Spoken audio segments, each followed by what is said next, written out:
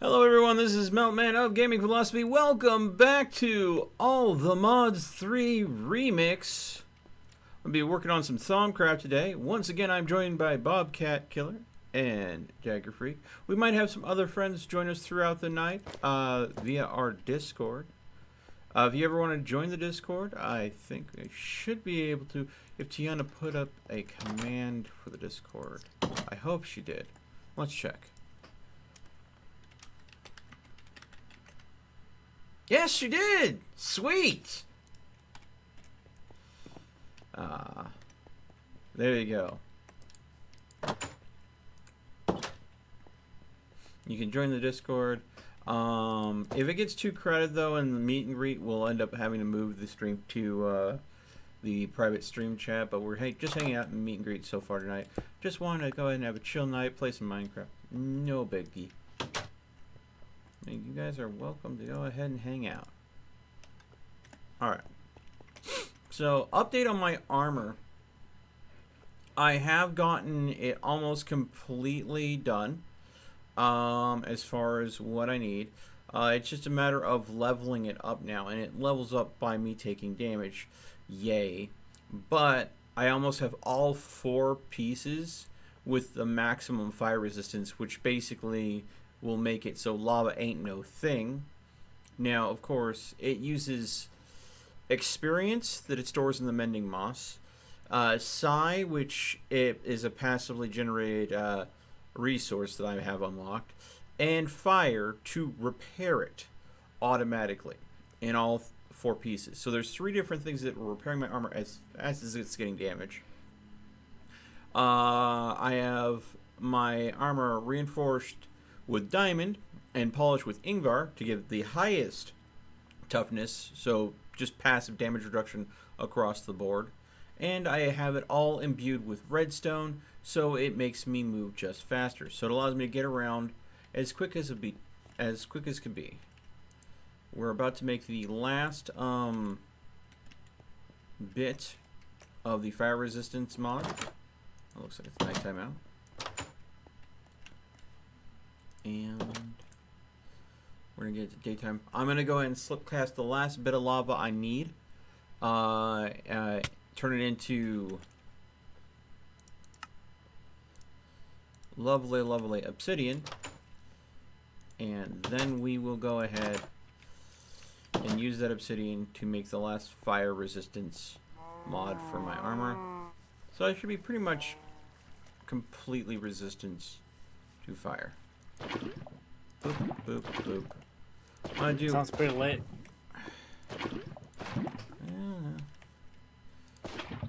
It's definitely armor that can help me survive a hot situation. It is nice and steamy.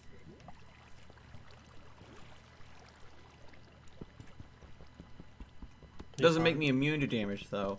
Only makes... Oh, what the... Go. Bad zombie. See, I'm set on fire by that, and I'm taking, like, no damage. Ooh. Server's having a loading glitch or two. We just restarted the server recently, so it should be fine.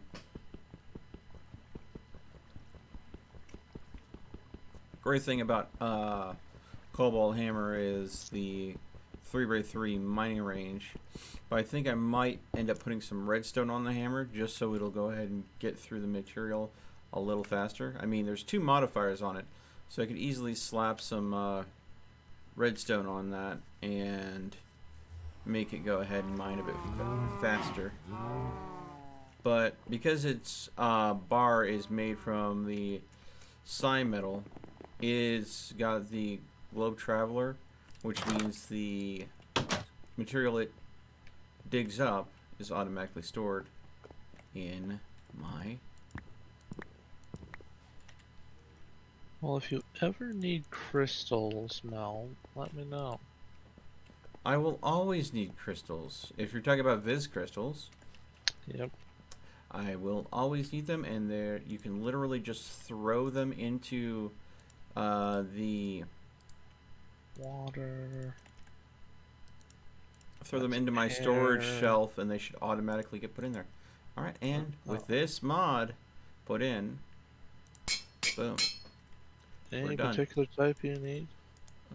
I'll take any that you find. There's not particular... Ord, actually. Ord is the lowest one. So my helmet gives me Take a while. 23 defense, 5 toughness. It stores up to 60 oxygen for me in a little air vessel on the front there, so I can effectively got more time underwater that I can breathe. And gives me a bonus to speed of 10%. Again, fixes itself in fire, fixes itself with psi, fixes itself with experience. My armor, my leg armor, again, 23 armor rating, 5 toughness, stores experience for repairing itself, and gives 15 bonus speed. My chest armor, 23.4 defense, 5 toughness, again 10 bonus to speed on that, and then boom, my boots, again same armor rating. So overall I've got a really nice suit of armor that not only protects me and repairs itself, it also makes me go really fast and kind of looks a little Iron Man-esque, but completely hides my character. The goggles from Thaumcraft that allow me to see mystical energies. My helmet. Yep, very much. I just wish that the fact that I put the dexterity red stone gloves on the armor, that my hand turned into a redstone gauntlet instead of the standard skin. That would have been a nice touch. But yeah, beggars can't be choosers. It's still a nice effect. Alright. So, I need to go and get some more lava. I used a lot of it up. So let's go ahead and go in here. There we go. Well, I'm in a lake of lava. Yeah. If you need any, by all means. Oh, I'm just filling up my... I'm filling up my reservoir real quick at the lake of lava underneath me. So it's not that I need any right now. It's just I try to keep the reservoir that can store 9 buckets in it topped off should I need lava for anything. Okay, so it's this way, then it's this way, and then it's this. No, a little farther. Yeah, this way.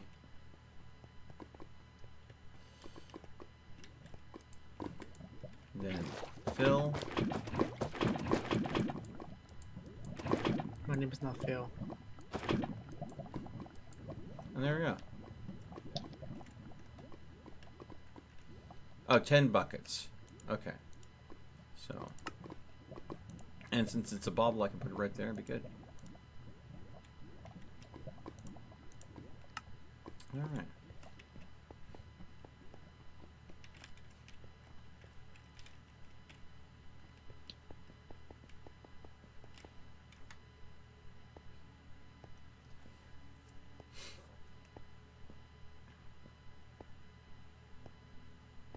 Okay.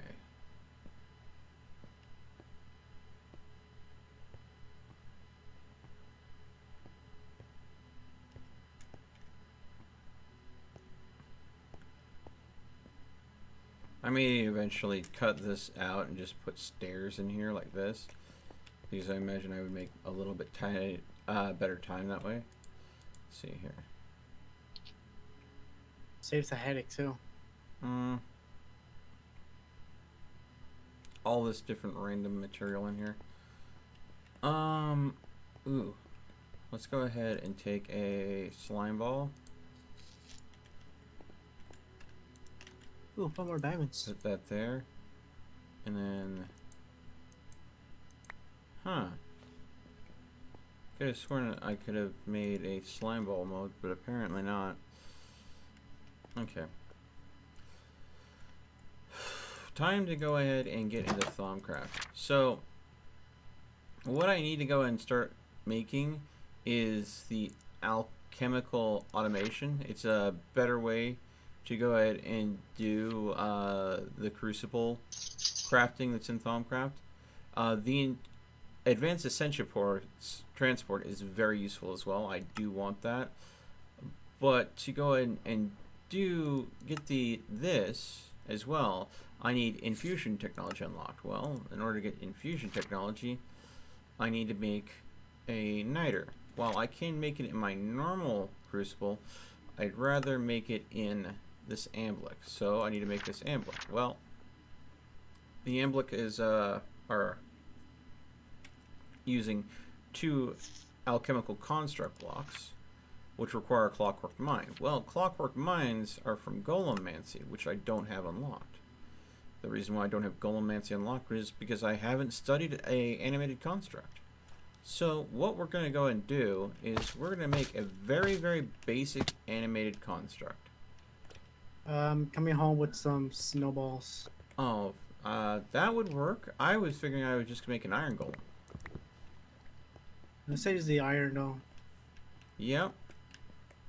But an iron golem is going to be infinitely more useful at defending us than a snow golem. Nothing against snow golems. They're nice and all, but they aren't very effective. There, you don't mind if I take a pumpkin off your farm, Oh, do you? dude, go ahead, dude. Oh, you Been know, throwing that shit since day one. figured I'd ask first. I think this is the appropriate recipe. Make a little tea and then. I messed up then. I need a couple more blocks of iron. It's been a while, folks. Yeah. Sure. Alright. To save a life. One there, and... I'm just trying to find the, did I do it wrong? No, you need, replace the pumpkin. What do you mean replace the pumpkin? Replace it and then put it back down. Oh, there we go. Yeah.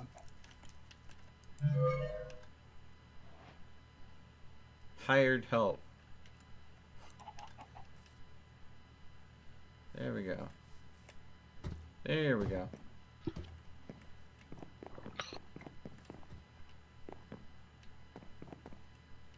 You make sure you keep the place clean, and if you see any zombies, tell them to get off our lawn.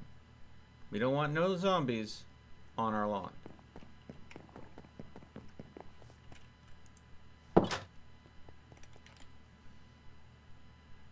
The plants don't like zombies on the lawn. Swear to God, if no one gets that reference, I'm punching them in the face. Oh, come on. I make references all the time. Sometimes... Also, you should play that game since I gifted it to you. Alright, so that's completed. We now have discovered Golemancy. Go in here. Okay. We need to discover, in order to get clockwork mines, we need to discover hedge alchemy. Hedge alchemy, which means I need to make tallow. So that is going to... I think I have everything down here, right? Let's see here. Do I have any rotten flesh in storage? Yes, I do. Quite a bit of it, actually. Alright. And an ignis crystal? Yes, I do. And there's water in there. So let's double check the recipe before we do anything. Alright. For magical tallow, you need 1 ignis in the crucible, and then you infuse that ignis into the rotten flesh to make magical tallow. So we are going to pitch our ignis in, and then boom. Magical tallow unlocked. Now for the complicated stuff. Apparently I've already got gunpowder. I need to do glowstone and an ink sac. Does anybody have some glowstone? that I Yes. might use. In my chest.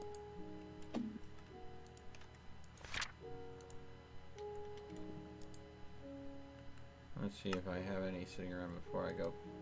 A string dagger, too much. Okay. Somebody nighttime touch. again? Which storage bin is it in?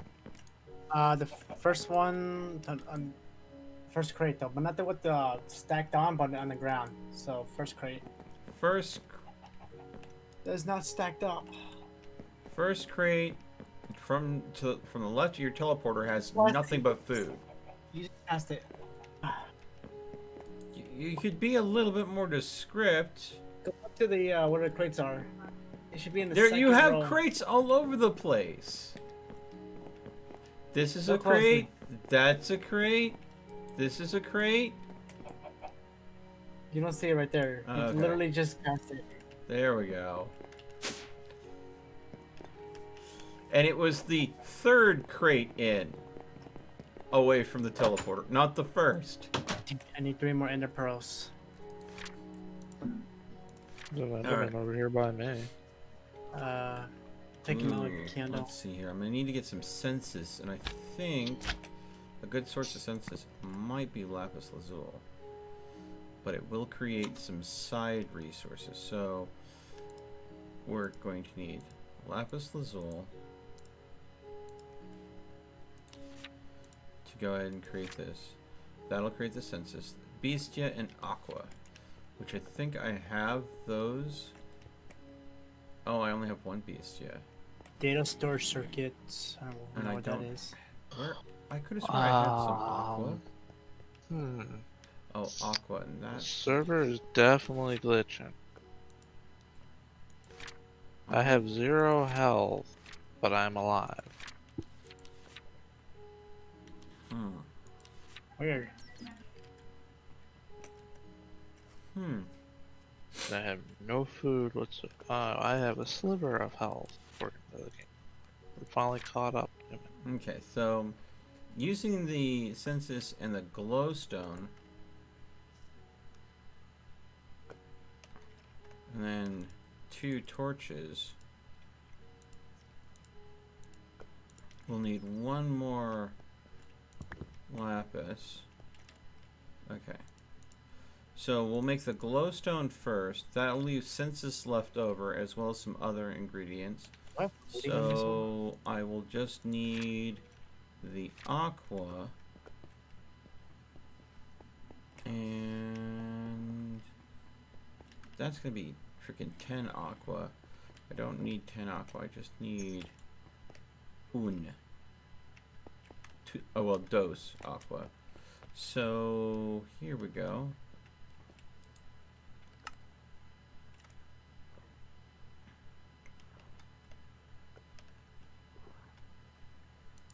We can use some slime balls.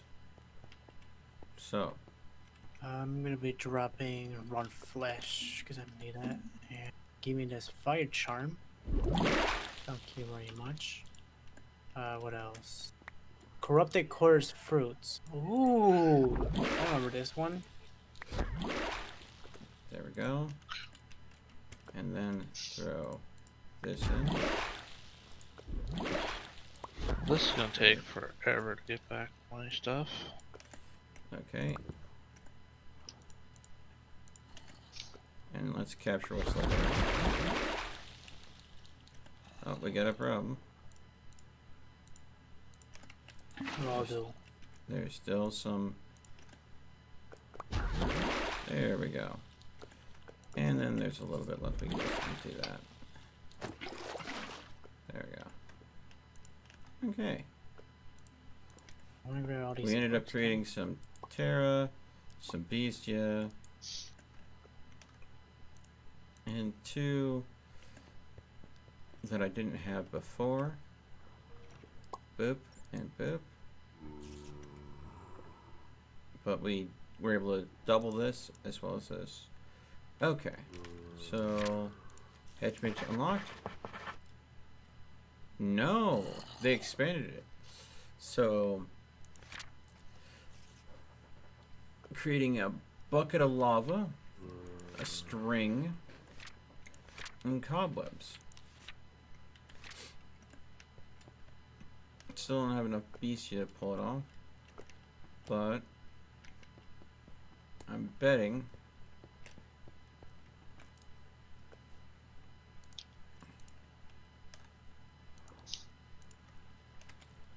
I think that's all the book to carry. Or I can carry a little more.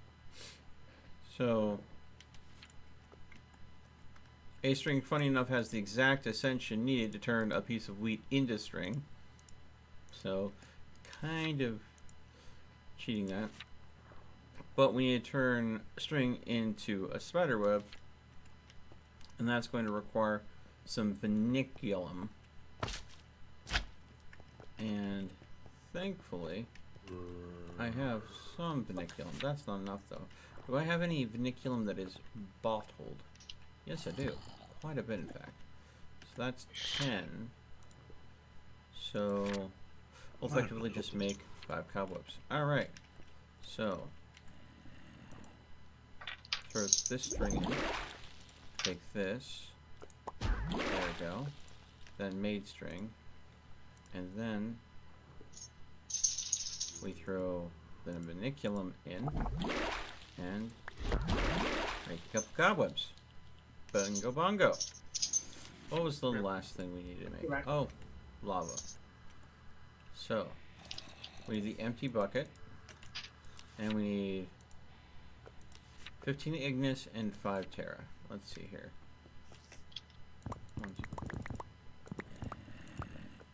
1, 2, 3, 4, 5.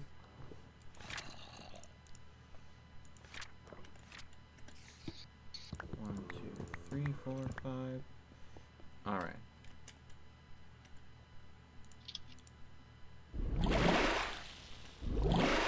And we literally produced a bucket of lava. All right. Hedgemage done. Hedgemage done. Okay. Which point we can go ahead and now complete Clockwork Mines. There we go.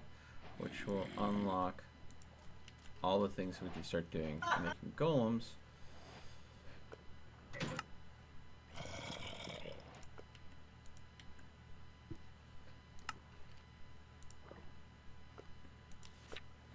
I'm surprised Sonia's not here tonight. Well, I'm sure she'll get here when she can.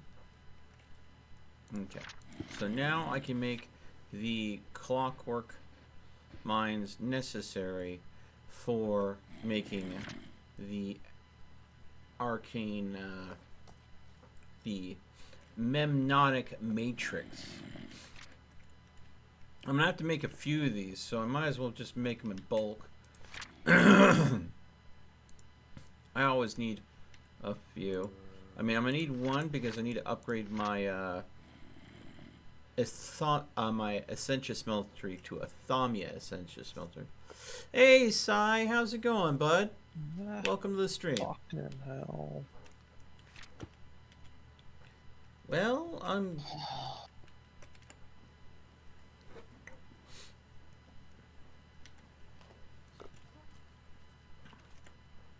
I assume that was accidental. Where my stuff is not easy to get back to. What armor are you using? None. Okay, if I made you a set of armor that would allow you to be incredibly fire resistant, would you use it? I would swim in lava instead of trying to freaking go around it. I still it's in a river. Resistant is not immune. 1. And 2, if you have that much lava that you're dealing with, bring a bucket and turn it to obsidian so you can just walk over it. Unless you're in the nether, at which point, build a bridge. Let's just say there's probably about 5,000 lava, if not more here. It would take a while to fill this all up with water. God damn it. Yeah, you just done it again. I need to take a break from what I'm doing.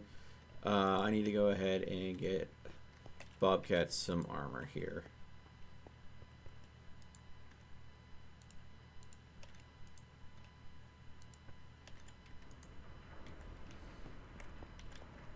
It is becoming apparent that he needs assistance. Let's see here.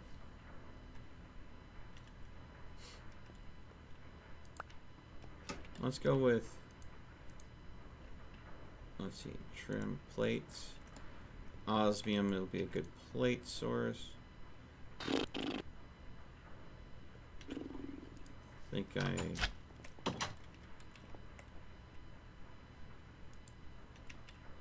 Did you go ahead and get Psi unlocked with Owl?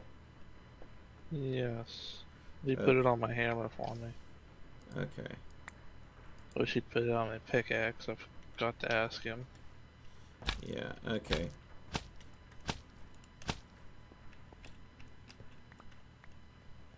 Silver, aluminum. I'm out. Got you some Ah, bricks. fucking hell. Literally water right in front of me. You think I can get out of the lava? You brought me a ton of books. Yep. There we go. What the? Who planted this tree? Holy shit!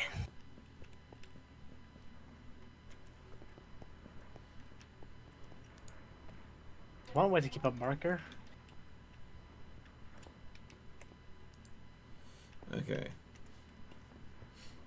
Like perfect for actual room and storage, but holy shit.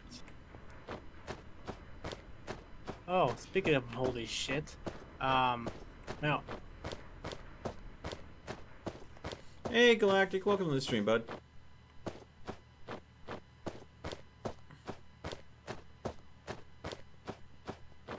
I'm glad that you're feeling better, Sai. I had a very rough day myself. Minecraft just feels like the right kind of therapy today. Here, I don't know if you can scan this one.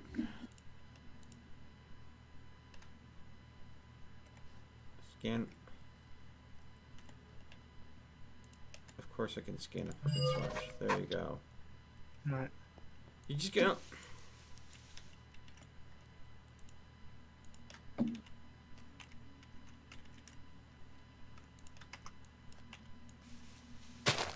Alright. What can I do with a sponge? No. You make very soft armor with it. But you need a lot of it. Antimatter operator. What does this mean? Vaporize in nearby liquid. Ooh.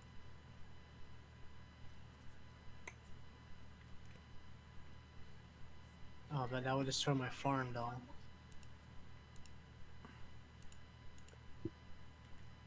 I'll think about it.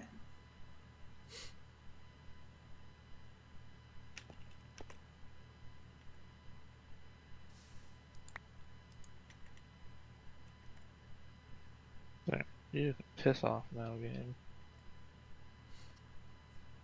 Okay.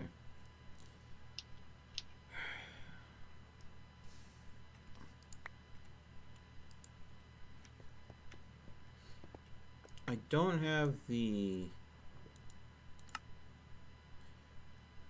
I might actually... No, I might have the materials to pull it off.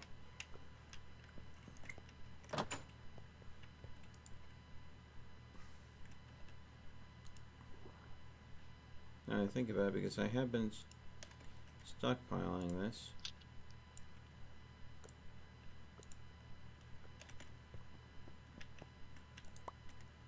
Okay, there's the 4 plates that I need. What do we make the trim out of for purposely fire-resistant armor? Oh, wrong book. Let's go ahead and put the Thom book down for now. Are you kidding me? Glitchy ass fucking game. It glitched me under where I had just placed water. Okay.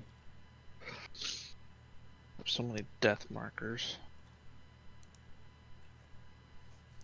Has anybody found any topaz? I think so. Last time I checked. I might have, but I'm not gonna be able to tell you right off. Well, I mean, if I were to put topaz as the trim on your armor, uh, you wouldn't need more topaz to repair it. This would just give you the effect of topaz. This armor works better in hotter environments. No, I don't. I did So, not. so if we had enough topaz, I could give some topaz trim. I'll do a default trim to your armor, and we can swap the trim out in the future if you happen to come across enough Topaz. topaz. Yeah, So no, keep that in the back of your mind that topaz would be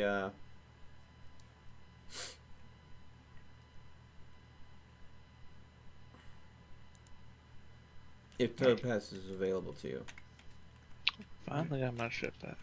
Can't I kill might that go ahead man. and use amethyst then, because I'm pretty sure I have amethyst, and that is supposed to go ahead and yep. Amethyst is supposed to be something that gives you the invigorating trait, so it should make you feel healthier. Let's see, can I do the trim this way? Because it's a gem. Yep, 1, 2, 3, 4 trims. So we got the plate, we got the trim. Let's go ahead and go here. There. And now it is a matter of the cores. Weird, I'm hearing a villager. And I'm in a mine. Mm-hmm. That can happen. hope the villagers is a mine. Alright. So basically I'm making a variant of my armor for Bobcat. But being that I've got a lot of the supplies already set up from making my armor, making his armor is going to be fairly easy. Soul sand, netherrack. So they got 1,200 netherrack. Okay. If you want more, I can get it pretty easy. Yeah. Nope. I'm good. Okay. So we need to make some magma mud. Magma mud.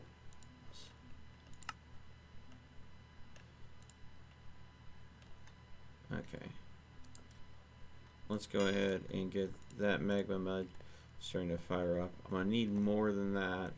So what we'll be doing is Oh yeah, that reminds me. I need to make a new axe. ow crap. Dang it. I hit my melon plant. All these plants come from the nether, so they set you on fire whenever you hit them. Well, you're immune to damage though. Yeah, well, no, I don't really take damage all that much from my plants because of how I'm set up. So I'm going to take the blaze powder I have. I'm going to make some more magma cream. I'm going to use that, make even more magma mud. We'll use that to make slime crystals. So these magma slime crystals will be the core, which means the armor is going to repair itself by being set on fire. Now this won't have psi metal in its construction because I don't have the ability to currently make psi metal, but again we can easily replace something like the amethyst for psi metal. What's it take to make it? What? What's it take to make it? For each material cost I would need 1 bar of psi metal. Psi metal is, you have to use the correct caster gun from psi with the correct caster spell loaded in the gun to turn iron into psi metal, because you're loading it with psi. And Owl would probably be the only one to know that. He has it all set up. I do not know how psi works. I've been told it is a very complicated mod, so that is why I am making you what I can now. I will apologize with how this looks with the amethyst trim. It's it's gonna be armor with a bit of flair to it, but it will wow. be effective. Alright, well, on the way over. I'm also dropping off a bunch of crystals. Yeah, just go ahead and should be able to right-click them on the gray drawer down the basement, and they should all go in. Yeah, it just means I gotta take them out of the chest first. Yeah, well, I'm busy forging your armor, so...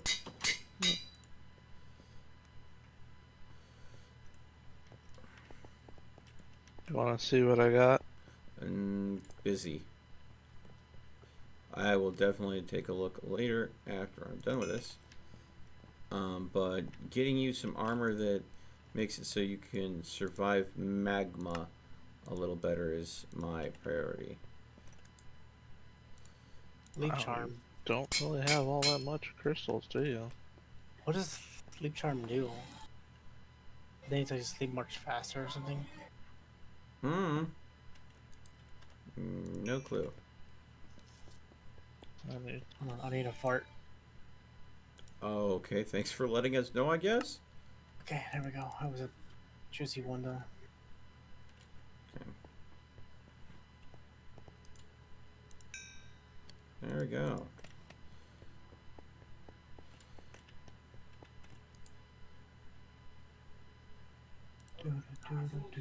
What else do I need? Do I need redstone? I get There redstone. we go. All Some right. redstone. Boots. All right. Now I'm gonna go ahead and put mending moss on all three so they repair naturally via experience. So they will repair slightly over time based on the experience the armor absorbs. Because osmium is used in the place, which is a nice hard defensive armor, that will go ahead and give you a well established. That means you get more experience while using the armor. So that will help compensate for the armor you're losing to the mending moss repairing it. Fire will also cause the armor to repair as well. So that, and invigorating, it says it makes you feel healthier. You might regenerate health a little bit in the armor. But now that is one stage of making your armor. The next stage is getting the fire resist modifiers on it, which is going to be a little bit more challenging. But through the ability to pulverize bones into bone meal and to bone meal blazing orchids, I can go ahead and get blazing petals, which can be turned into blaze powder. What I need, if you have any obsidian, that would be a great help to making these mods. I can go get it. Pretty easy to get it.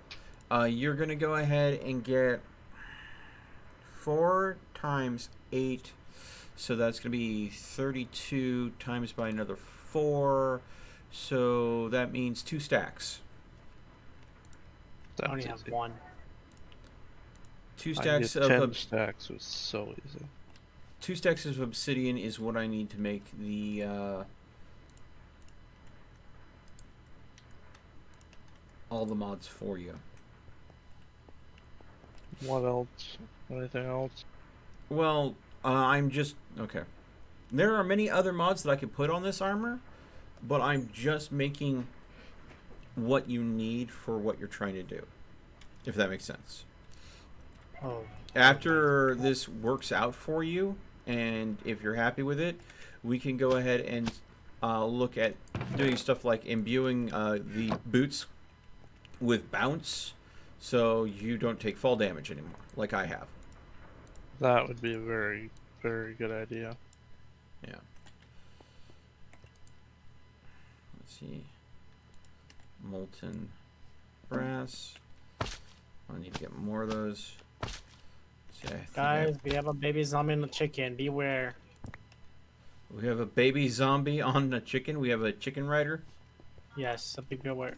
Beware. I will be wary of Colonel Bok Bok and his armed resistance. Ow. Viva la France, right?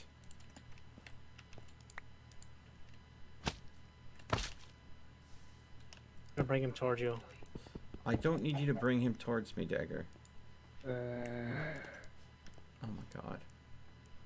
He is going after you, some fears. Could you not? yeah, enjoy the chicken. Oh, thanks. Mr. Cluckington. Mr. Cluckington.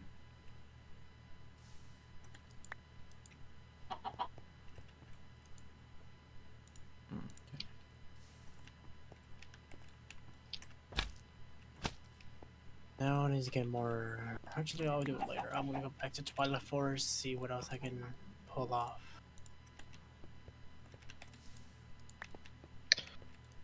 Yeah. Okay. Thanks for the warning, Dagger.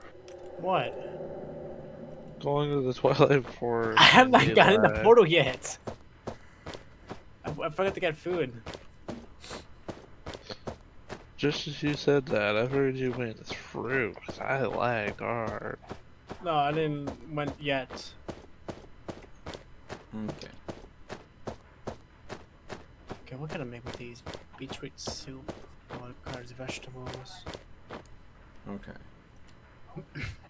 There we go. You okay there, Dagger?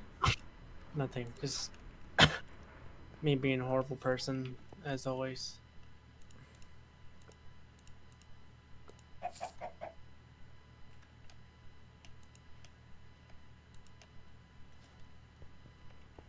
Tool bag for now.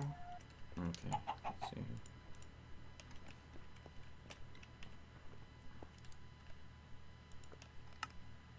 Alright, now I'm gonna go in the portal now.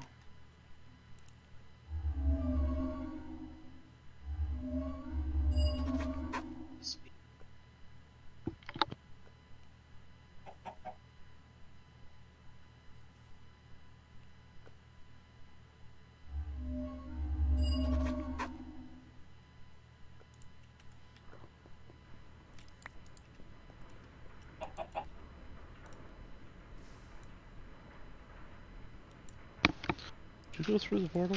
Yeah, He we just said he was going to. like 10 seconds ago.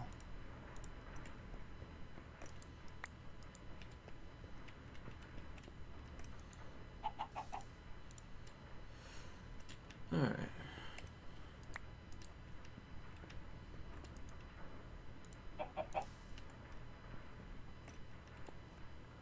No, get over here. I want a letter. Thank you.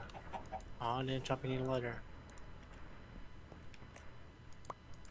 I'm gonna wait for that cow farm to be fed one more time in order to start piping them. There's some diamonds. How much Ingvar do we have?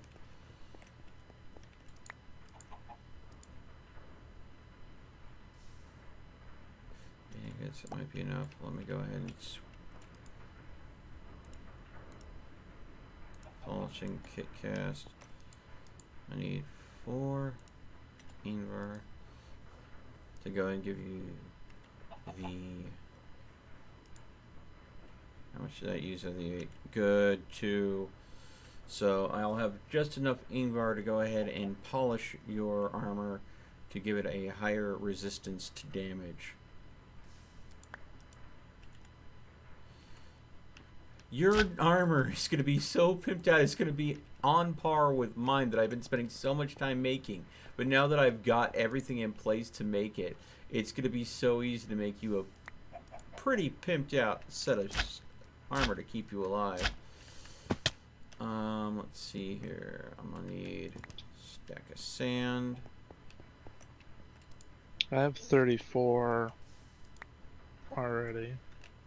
And just remember, 2 stacks is what I require to go ahead and get maxed I'm working out. on it. If I can mine it faster, it would be nice. But it takes a while to mine it. Ingvar polished. Ingvar polished.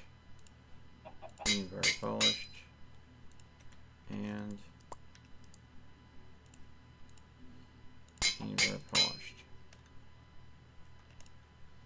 Okay. Diamond. Diamond. Diamond. Diamond.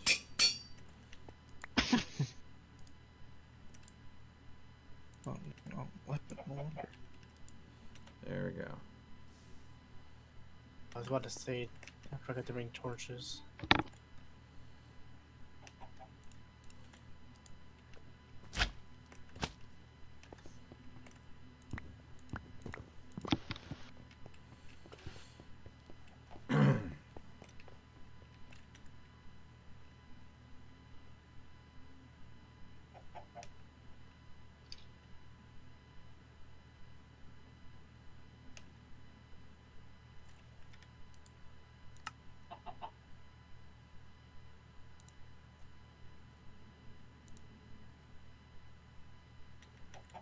Okay. I almost overdid it by rushing things. It's fun to rush things though. Even in relationships. No, no. I learned my lesson. I rushed into a relationship once, and it did not turn out the best. So, not gonna happen again. So, I found a way to do your armor better than I did my armor, based on doing things in a different order. So your armor will effectively be tougher than my armor can ever achieve.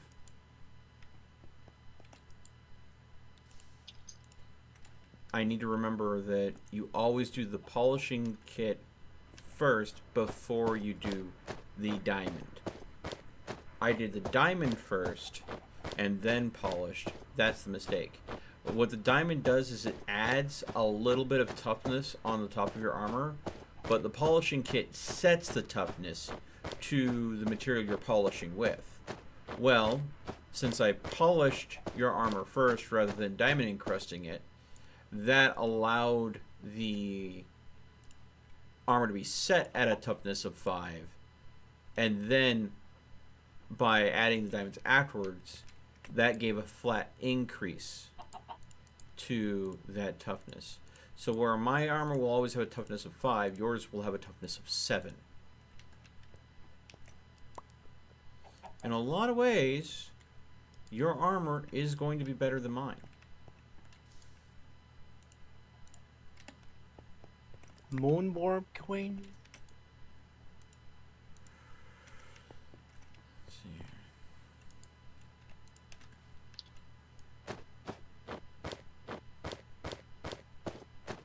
Once again, if I got to make the X, whatever.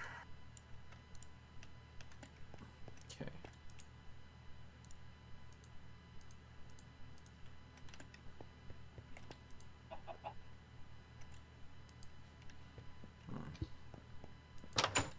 I need to go ahead and fetch some more bones from Dagger's little slaughterhouse.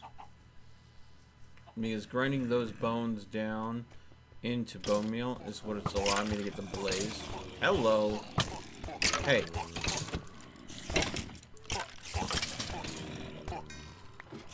It's what it's allowing me to get the blaze rods, or the blaze quickly.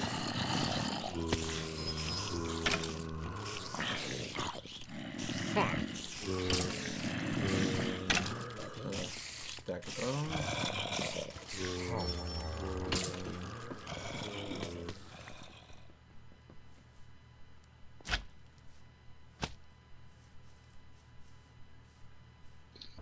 Not too far.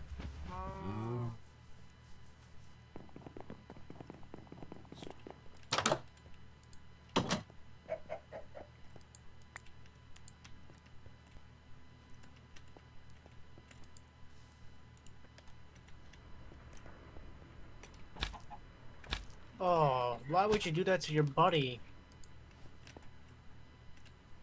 Why do I think Dagger's antagonizing the locals over in the Twilight Forest?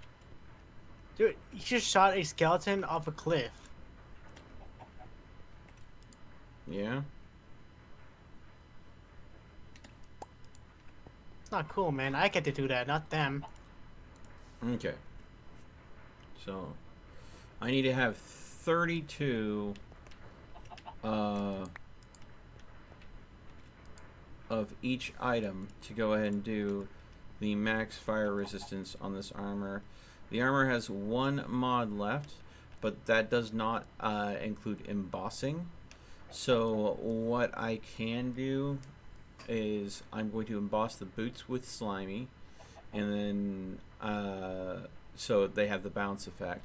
But I could still emboss the rest of his chest armor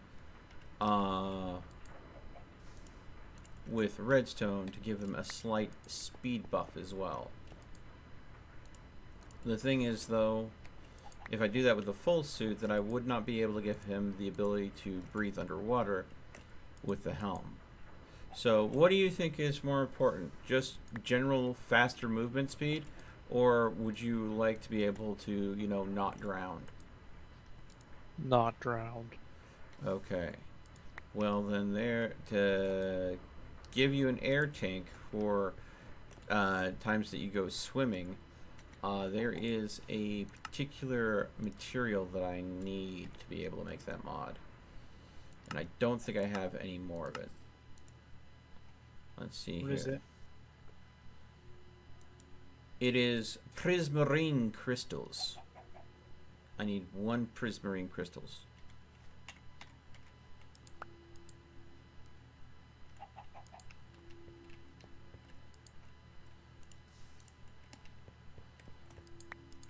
Almost there. Not sure if I have them though. Isn't that the crystals you get from under the water? Yep. I just need 1. I can go fetch it, but right now I'm quite literally manufacturing blaze powder to be able to make your fire resistance mods. There's a bunch of it over there near your place. Yeah. I'll go after it once I'm done getting all this. Okay. So I'm gonna have to I need to at least emboss your helm with paper and your legs with slime, so you don't have to worry about fall damage, and you don't have to worry about drowning.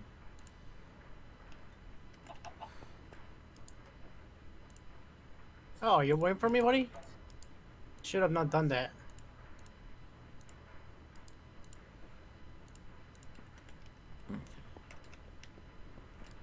Okay, I have the 32. So now I'm just at the point where I'm just producing the blaze powder, which, of course, even with using bone meal on a plant that produces petals that I can turn into blaze powder, it's taking a lot, because it is, for each fire resist mod, it takes 4 blaze powder, and I'm having to make 32 mods to get the maximum fire resistance on every piece of armor for you. But at this point, I need to wait until the bones grind down, so that'll allow me to shift gears and focus on getting the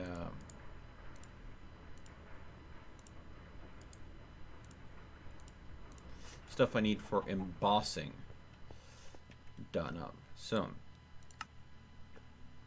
to emboss, I need a block of gold and 1 of each slime crystal for each piece of armor that I'm going to emboss. Well, we used up all the slime crystals.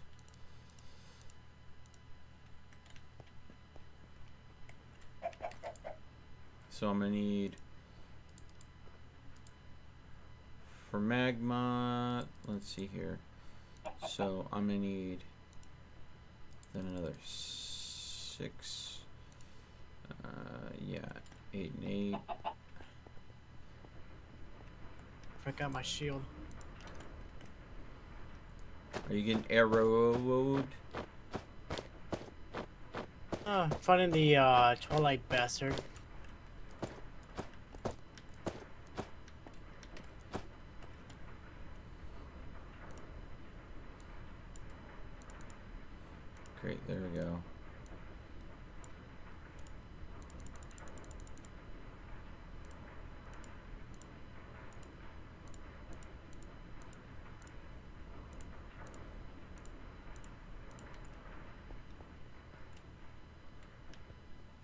Can't remember how to kill this guy though. I think I Okay. have to throw the ender pearls back at him or something. I don't know who you're talking about, so I can't really help you, Dagger. I'm sorry. That's Okay. why that lich. No idea. Quite literally. Alright. There is the...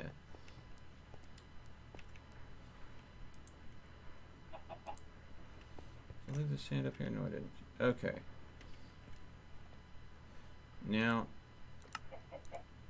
we need to go ahead and make the green crystal and the blue crystal. Materials green crystal and the blue crystal for the embossing. Let's see here.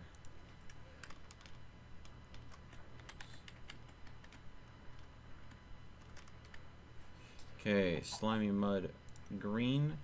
So this requires any sand, any dirt, and then 3 green.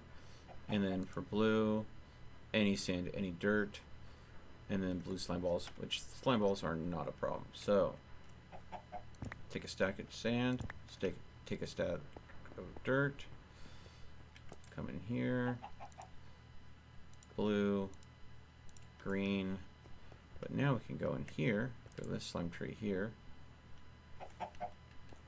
Oh. I might have a problem. Why?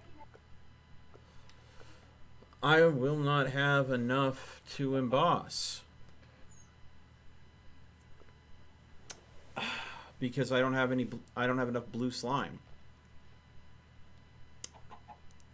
Shoot. Is there any way I can turn... Because I don't have a blue slime tree. I have a purple slime tree. I don't know what song it has. I have the magma slime tree, which is harder to find, but you have to go to the nether for that.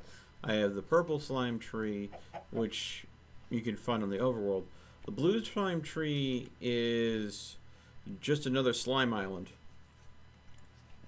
But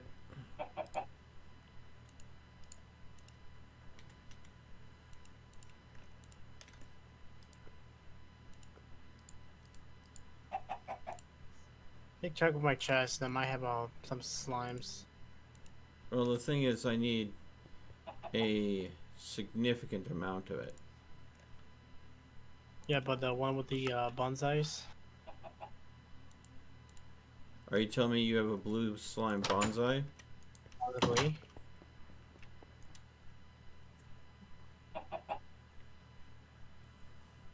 Okay, I'll check.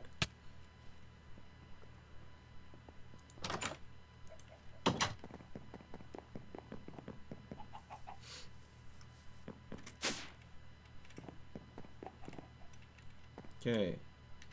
Oak.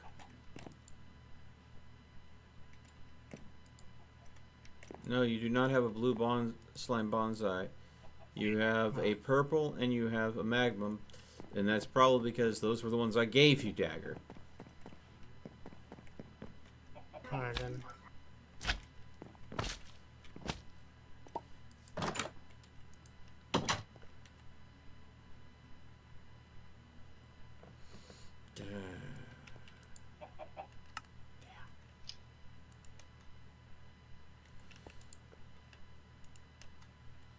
Can't remember how you killed this bastard.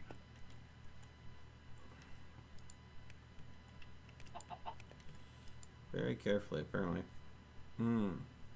So, the blue slime I had was gotten from killing slimes that were spawning at the slime island I got the slime tree from.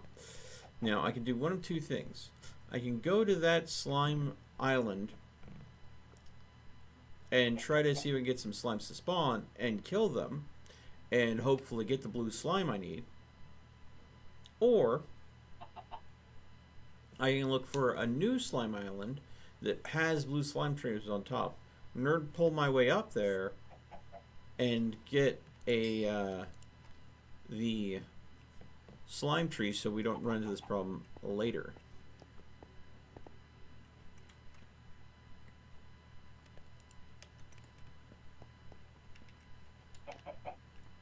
I know there's a slime island over here. I'm gonna go check it. Just remember that in order to be useful to us, the the slime tree at the top of the island has to have blue colored leaves. That's what you're looking for. If all the trees have purple colored leaves, then that's worthless to us because we already have bonsais with purple.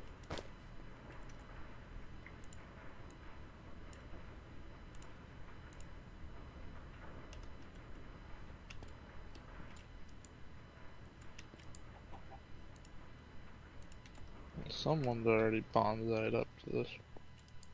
Or nerd pulled up to it. As you Is call it with dirt? Yeah. That's mine Was already. it So, there? So it's you already- wouldn't. So you've been over to Sonia's then. oh, there's not. That was probably Sonia.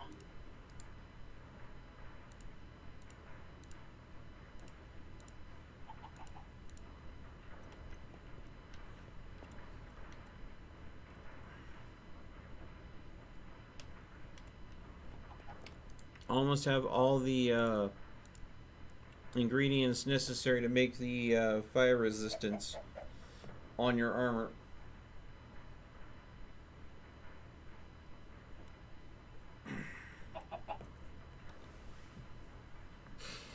All it's gonna need now is that obsidian. Yeah, I got plenty of that. And then, of course, blue slime to make the embossing kits. I have 3 blue slime. It takes 4 blue slime per emboss.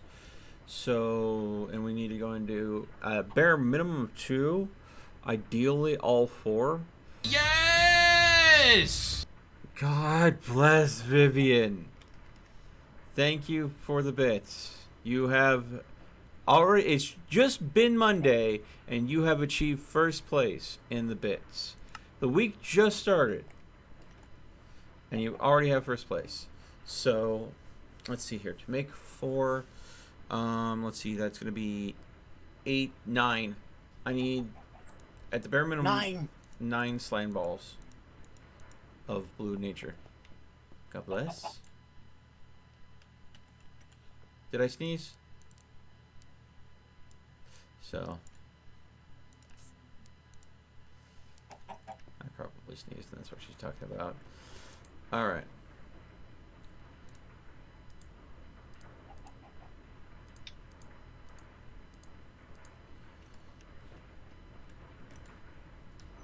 Alright. Boom.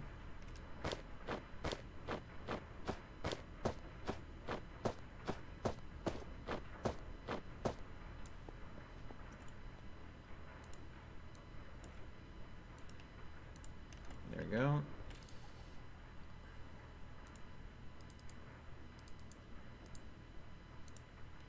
Alright, Just Make a found new a one. random zombie pigman on the surface. Whoa. thought they couldn't survive on the surface. Apparently they can. I don't know Okay. where the hell it came from. Okay, got all the blaze powder set up and ready.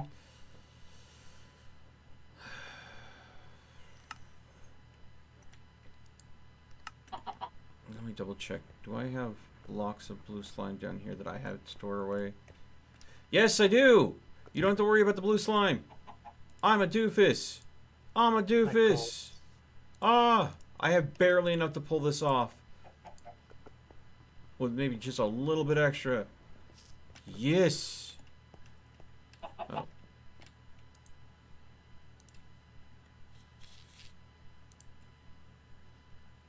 There we go. I have any strong.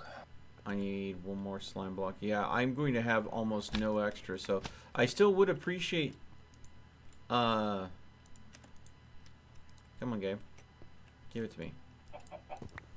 There we go. Still would appreciate go ahead and getting a blue slime sapling so I don't run into this problem again. But I had just enough with 3 spares. So, boom, it's gonna happen. Okay. So, I need to be able to make you... That's purple. Yeah. We have enough purple already.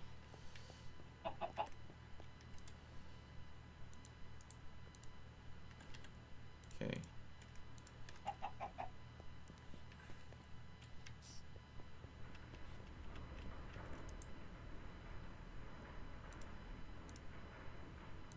Is it just normal slime balls you need, or does it say blue? They are literally blue. So yes, it is specifically blue slime balls that will be needed. This slime island has a bunch of these slime blocks, and they're green and blue. The slime blocks can be converted into slime balls. But the thing is, the slime blocks are a finite resource where the slime trees are a renewable resource. That's why I prefer the trees over the balls.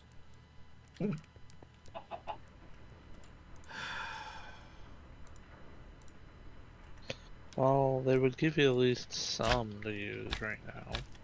Yeah, I'm using up my supply to get your stuff sorted. Let's see, 1, 2, 3, 4. But anything that you bring me will help.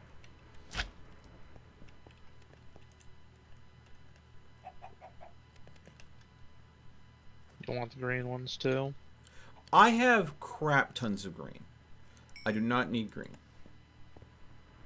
Only blue is the only one that I don't have a supply of. Alright.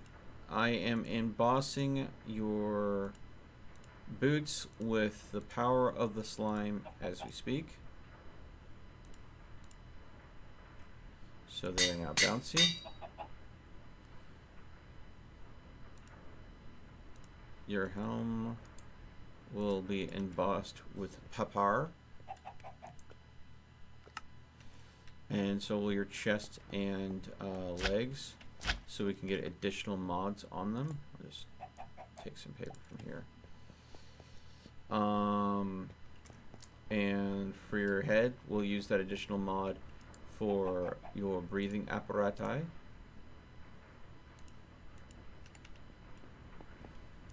Let's see here. Well, I have 32 blocks. Apparently I need...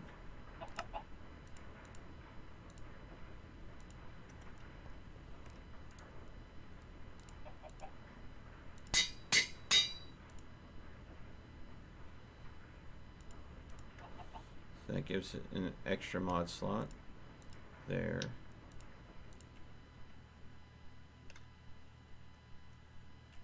I'll give that an extra mod slot. And apparently I need even more paper. It really doesn't matter because the extra mod slot is no matter where you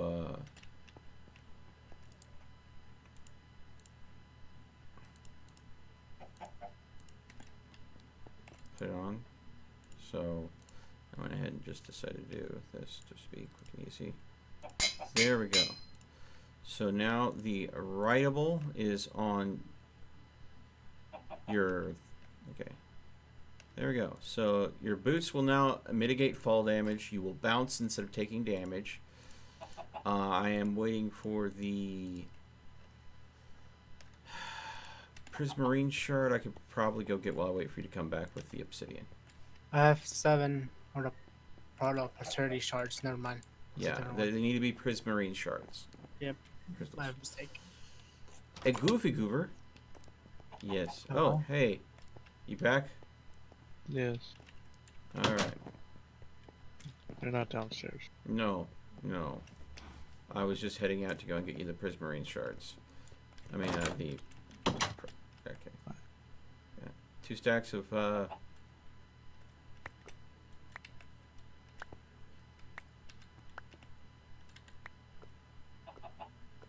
Okay. Let's go and get these.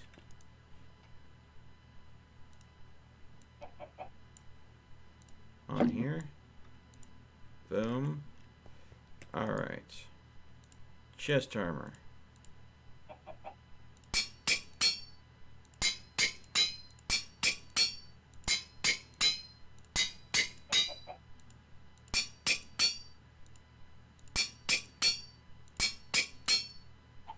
There we go. It aired when it was supposed to.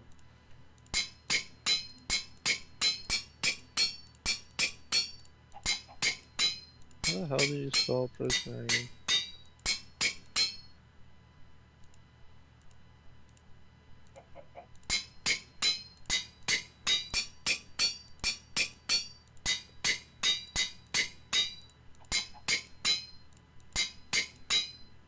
Did Discord just die? No, it didn't die. I'm just focusing on getting this done for you. Trying to find the prismarine. I don't know how it's. There we go.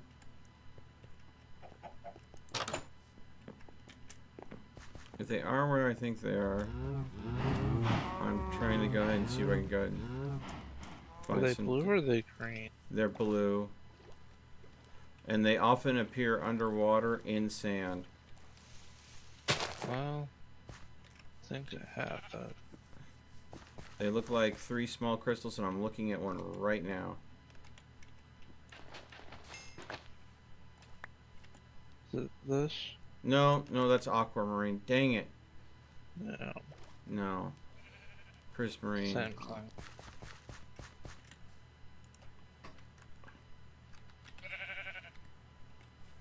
Okay. Prismarine shards.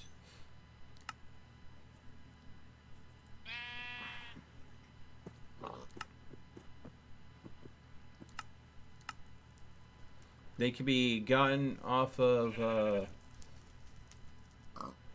guardians. So water temples are places you would find them.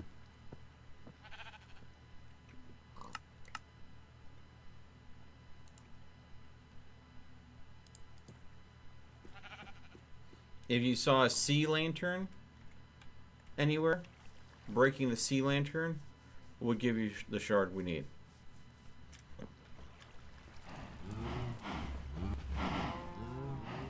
And those are those blue looking kind of glowing lamps.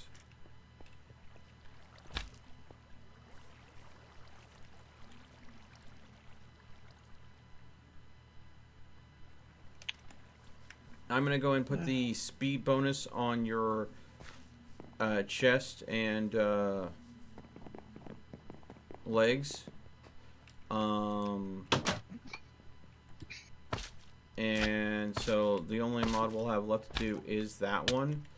Whenever you get the shards for it, we can do it. It only needs one.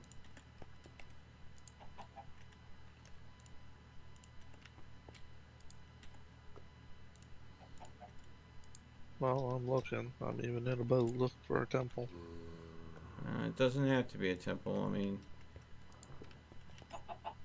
I didn't see any in the sand. yeah. It just has to be a place that has that sea lamp.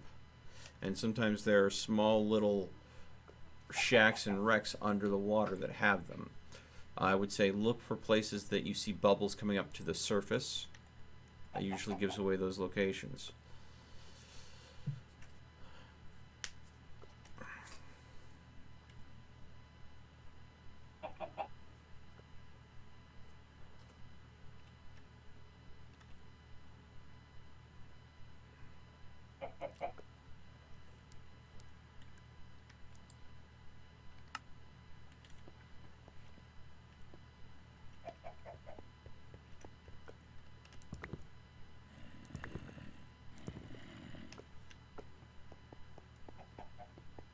This is probably going to eat all of my redstone up.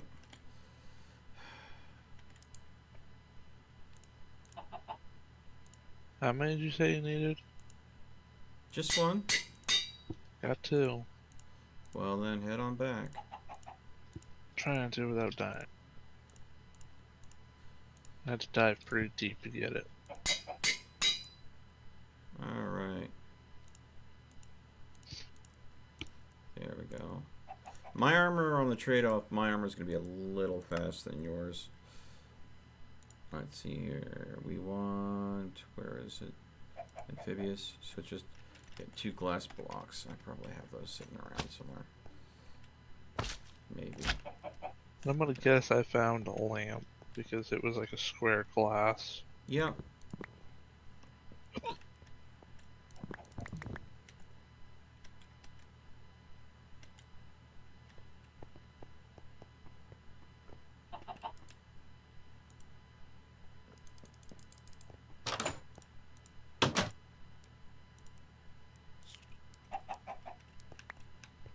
Okay.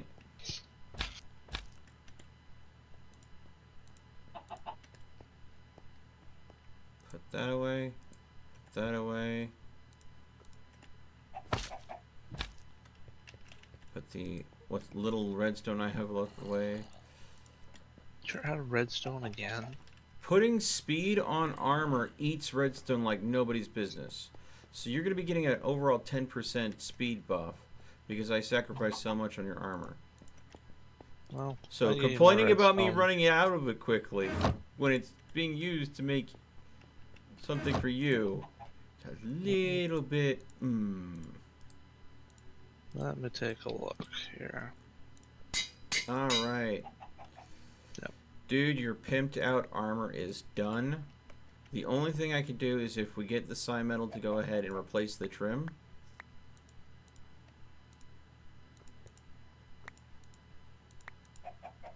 There you go. I gave him more redstone. Yeah, I saw that. Thank you.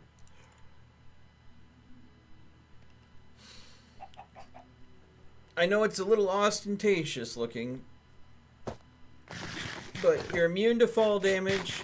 It'll take a whole lot for you to drown now because you've got 60 extra units of air.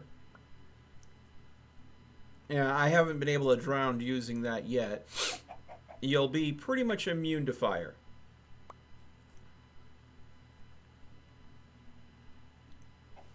And if the invigorating does what I think it does, you will likely regenerate some health when you take damage. So just keep an eye on your armor. Making the slime crystals to repair with is a pain in the ass.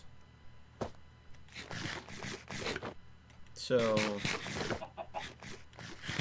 if it starts getting low in durability, the best course of action you can do is take a flint and steel, light a spot on the ground, stand in it for a second, just to get the tick of repair. What about jumping in fire? Or lava? Jumping in lava does more damage than it recovers. It might work, but at the same time it might not.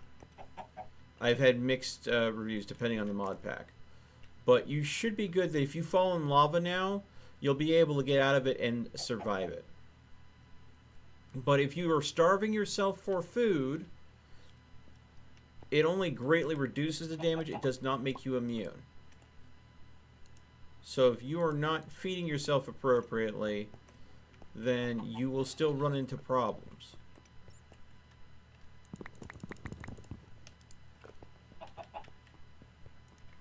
Make sense? Yeah, I haven't been feeding myself properly since I've joined.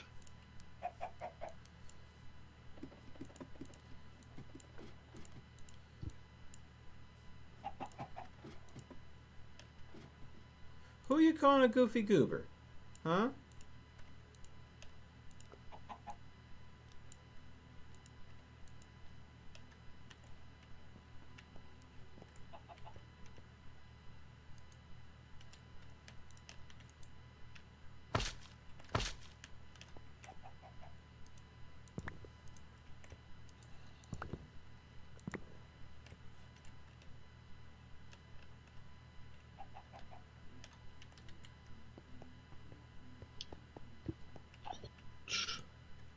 Okay, slime boots almost killed me. Oh, if you want to stop jumping, hold shift. But keep in mind, it will go ahead and mean that any bouncing will immediately stop. If you just bounce a high distance, you will take fall damage. Well, you know, Owl's bridge that he has? Yeah? I bounced off of it. Okay, and how was that going to kill you? Granted, it's over water, which I didn't think of. I quickly used my chains and grabbed the platform. Even if it was over ground, your slime boots would have just made you bounce. You would have been fine. You're immune to fall damage. Unless you're holding shift, you will take 0 damage from a fall from any height onto any surface.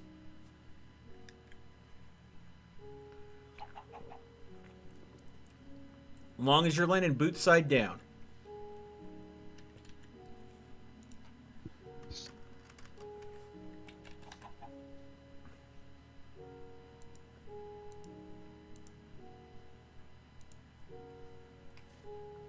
Okay.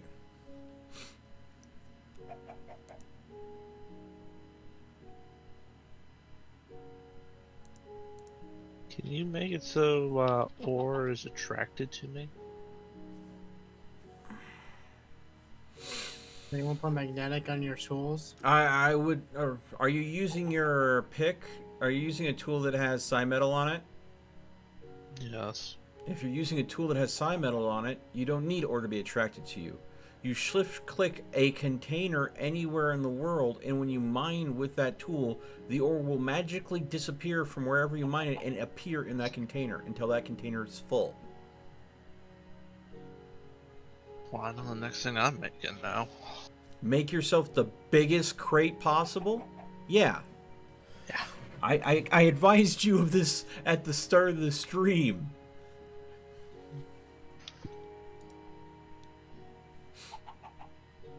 Oh. No one has gotten themselves a hand on a wither bone, have they? There's like 2 of them though, but I don't know.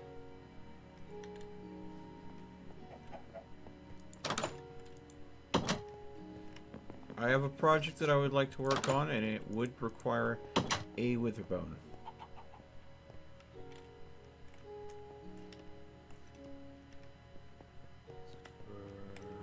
Do I have any bone down here? Oh, I do have a rib bone. We turn it into 5 normal bones. Can I make wither bones somehow?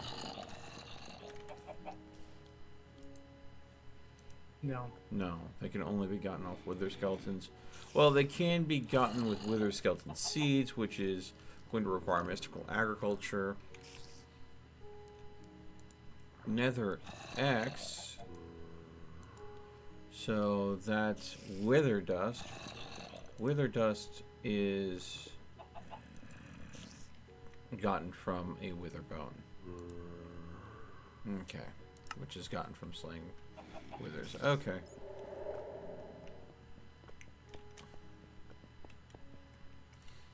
Alright. So if I want to go and do the next step in making my character fairly unkillable,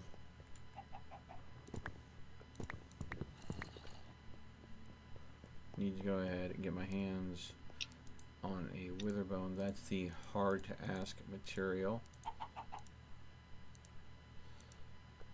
Make it easy to go to the nether and get them though. Yeah. Yeah, I Or the could. portal shut down.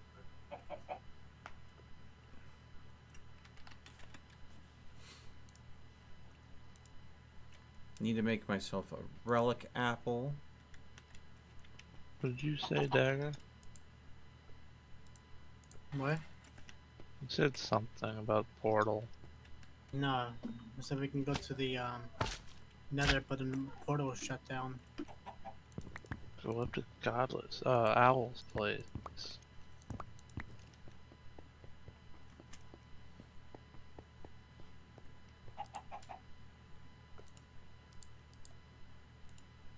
Hello. Hello. Oh great, it's Owl. Speak of the devil. We were literally just talking about you. Hmm. How's it going, bud? It's going all right. What am I drinking? Vivian, this is I'm not going to name their energy name brand because they don't sponsor this channel beverage, but it is an energy drink. It is the 0 calorie, 0 sugar variant because I try to eliminate excess sugar in my diet wherever I can because I think sugar is just plain bad for you. But yeah, I drink this one because it has stuff in it that's good for you, like vitamin B, ginseng, that sort of stuff. And it kind of helps me power through longer streams when I've had a rough day and maybe not gotten as much sleep as I. No, I use bean juice. I drink the bean juice when I'm just having a casual, nice cup of coffee. Energy drinks I lean on more when I have less total energy and need a stronger pick-me-up. And even then, the energy drinks are always like 0 calories, 0 sugar energy drinks because I don't want to go ahead and have sugar-related problems. There was a time in my life where I drank tons of sugary sodas, and I have the dentist visits to prove it. Anyways. Delayed, sir. Yes. I am trying to craft something unique that I've never crafted before from one of the side mods, and that's called the Bubbly Hearts Canister. But don't you need like a totem of dying for that though to go much No. higher? At the maximum tier, a Totem of Undying is used, yes. On the second to maximum tier, a Nether Star and a Shulker box is needed. On the second tier, a Golden Apple is needed. And a Yellow Heart. I don't know where you even get a Yellow Heart. I have a But, couple. Boss drop. I'm I sorry, have what? It's sorry, probably a boss drop. Okay. I have a yellow one in my chest that you can have. Okay, well then, that works. Because it's just a enchanted golden apple and the yellow heart added to the first canister. The first canister requires a relic apple, which I've made, the canister itself, which I've made, the red heart, which I have 8 of, and a witherbone. So the witherbone is the only thing holding me back, and then, of course, getting the enchanted golden apple. Which I'm pretty sure is not going to be too much of a big ask to get a hold of. I need to make myself a cleavage in order to get heads from withers. Go A- what? You mean a cleaver, not a cleavage. Those are two You're right. completely different things, Dagger. You heard what I said. Yeah, I did. I did. And he calls them the wrong thing because he thinks it's funny. Comedy reasons. Also gets Mel to correct himself. Anywho, I just made Bobcat a very sick suit of Tinker's Construct armor because he kept on dying in fire. But I did not have the osmium. I mean, not the osmium. The psi metal to go and make it so it infinitely repairs. So if the armor starts looking like it's taking a major hit and he's not able to keep it repairing from the other means that I've instilled in the armor, I'll need to go and get like 4 ingots to replace the trim on it. Right now he has an amethyst trim that's supposed to help him recover health faster, keep him healthy. But that could easily be swapped out for psi metal if his armor tends to take a beating. But Yeah. his armor makes him immune to fall damage and highly unlikely to drown, as well as incredibly resistant to fire. So 3 of the major hazards of Minecraft completely mitigated through overpowered armor that will level as it takes damage and gets stronger. So Hey Mel, would I be able to bother you for for 2 slime balls? what color? Any kind. I'm going to ask you what you need them for because then the kind might actually matter. Uh, If it's sticky pistons, yeah, I can give you as many as you want. It's for an excavate modifier. Excavate modifier. That All can right. it can use any, because it's a All right. I was gonna shell out a bunch of green. The chest outside my house. Oh wait, no. I can probably bring it up to you. I'm gonna give you a stack of slime blocks. works for Each me. block can be broken down into four green slime. So you'll be good for a while. Green slime is like the waste slime. It literally has not a lot of purposes, but can be used for a lot of different crafting recipes because it's like the Somebody's base experience. color. Somebody who Any? was messing around with portals managed to embed a portal in my walkway that I have to fix now. Yeah. I think I forgot to move that one. My bad. A block was broken on it. Yeah, So there the are portal several wouldn't be portals that have been disabled because people were trying to think with portals. My bad. I thought that I fixed that one. Till I remember that. Here you go. Here's your stack of slimy blocks. Cool, thanks. Whenever I eventually pick them up. Yeah. Mm. Servers being a little. I meant to scan your cocoa beans, but I think I broke one instead. You can keep them. Yeah. I didn't figure you would be too upset about that. I'm just, at this point, going through and scanning all the things that you have that I haven't bothered getting, or that you've gotten per chance that I have not gotten yet. Have you scanned my chest yet or no? I put excavate on this pickaxe for the sole reason of removing the rest of this obsidian. Why not just use a, Servers lagging. Yep. it's gonna happen. Oops, I damn stone.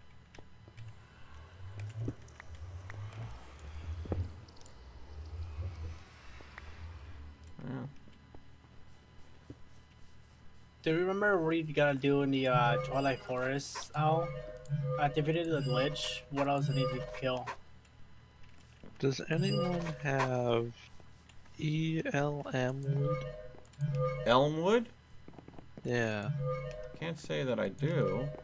I've got fir wood. I know Yeah, that's not that's- what you need, but I also have magic wood, or wisdom wood actually. You might be interested in scanning that melt. Cocoa wood as well is one of the things that can be used. What kind of wood? Cocoa. Cocoa wood? Why do you Yeah, need these special woods? What do you- because I'm trying to make a larger chest. This one I have a small one, but I don't have. You a mean large. coconut sapling? Or coconut wood? I tossed you a painter. What chest are you trying to make? I just tossed it to Owl. Are you trying to make the medium storage crate?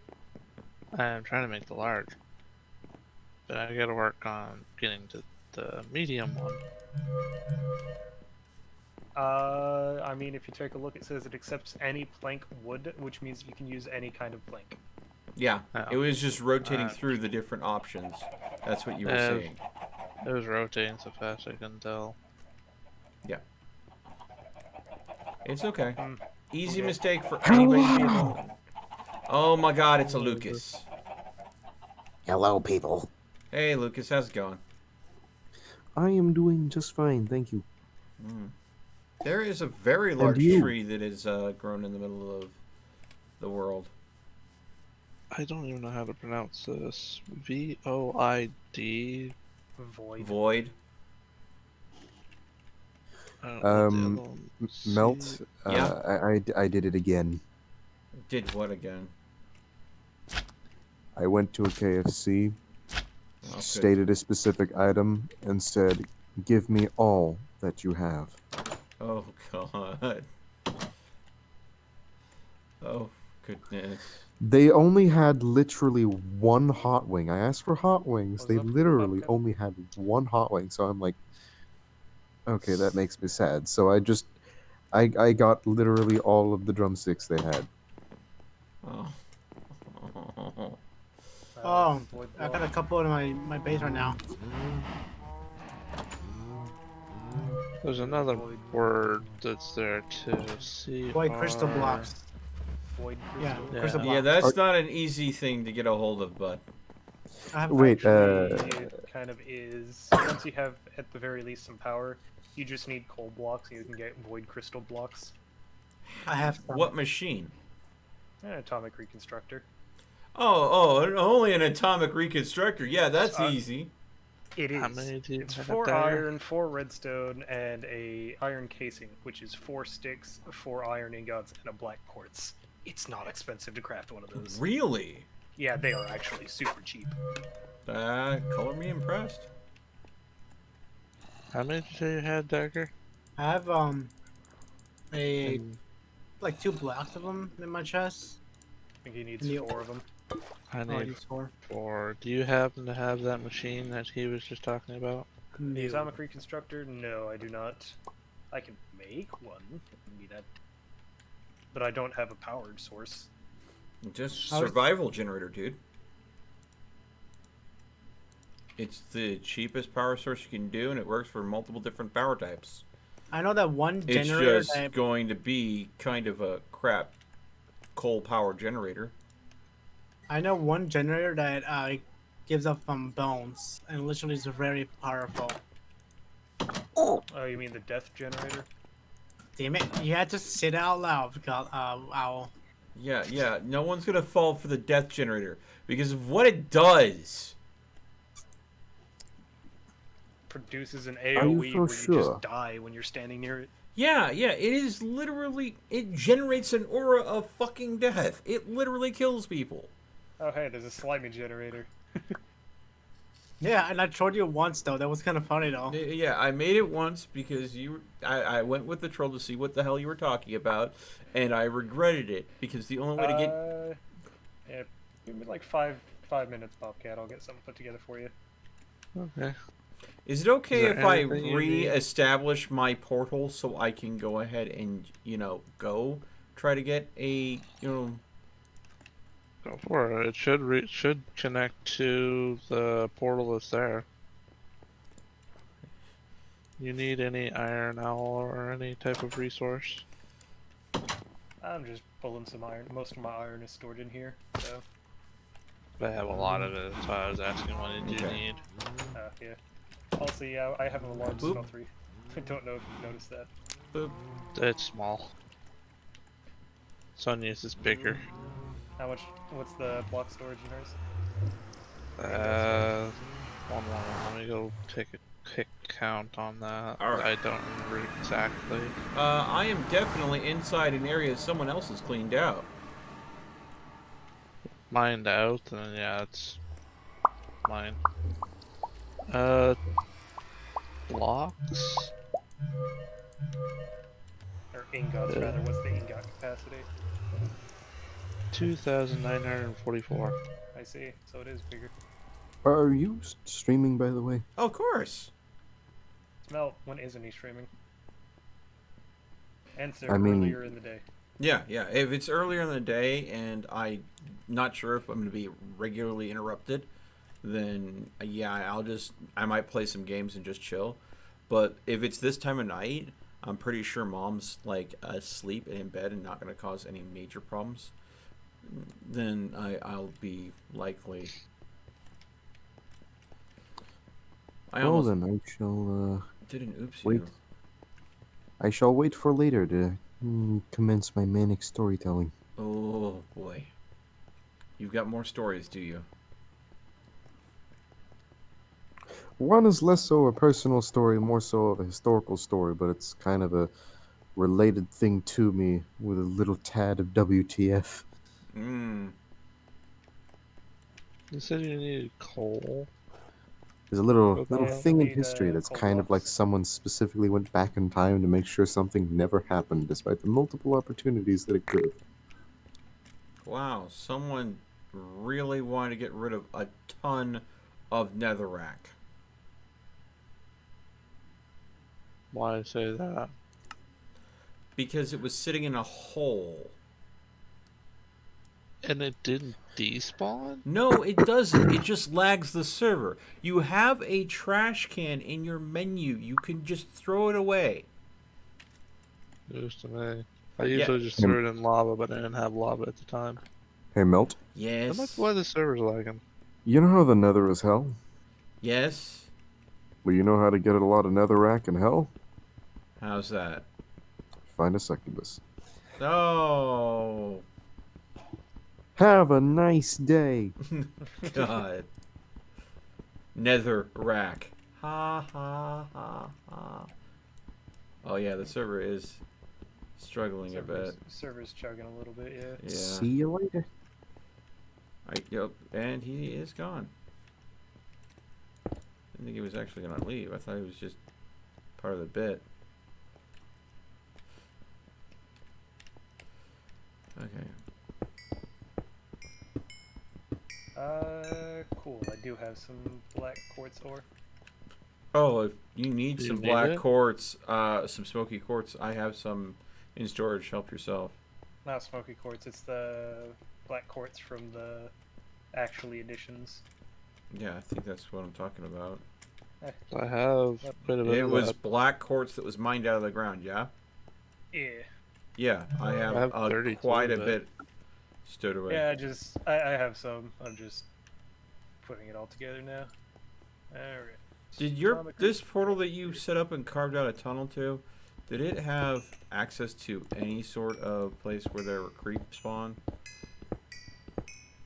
Because No. Great. If you go through where the portal was, go turn around and go the opposite direction, there should have been a double door. Alright, Bobcat. You still here? I am now. I just went and grabbed all the coal. Wait, I guess for the time being, I'll set this Do down you make right it? here. Dagger, I have no idea the words that just came out of your mouth. And then up. I just need to throw some fuel into there, which Let it just burn wood or something. I'm just gonna use coal because I got a few stacks of it available. Oh. Well. I wonder, since this is bedrock. So I just put it on the ground. Yeah, just drop it on the floor. You can. I would also drop the remainder in front of this block between this and here. Yeah, just drop it on the ground there. All right. Okay. So, cannot create a drop of infinity. Drop the rest of the coal blocks there. Convert the rest of them. Yeah, just leave everything there. Yeah. There you go. And you can mine that block out now too. Sweet. So, you were saying, how do I go ahead and get to the baddies? I seriously left all my wood. Oh, it's in my bag. Hang on, I'm gonna go make a muffle block because I hate the sound of the portal being that loud anyways. Alright, that's a medium. Okay, How do I do the other type of this block? that. What do you mean? The empowered? That's a different Empowered. process altogether and takes a lot longer. What's it need? So to get empowered void crystal, you said? Yeah. You need to set up an empower. How hard is that? Need a red or a Restonia crystal, which that's relatively simple. You can get that real quick. We'll also need a double battery, which will require Inori crystals, which Inori crystals are also easy to get. Advanced coil, which is gold, and a single battery.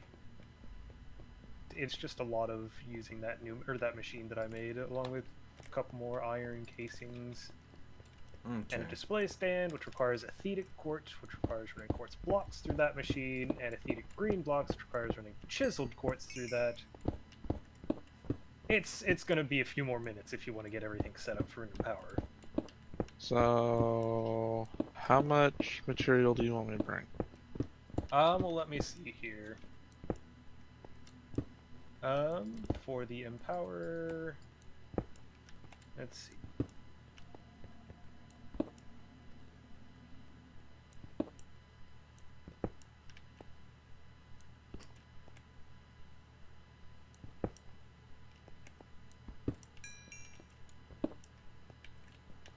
It's a lot. Hang on, let me actually like write this stuff down.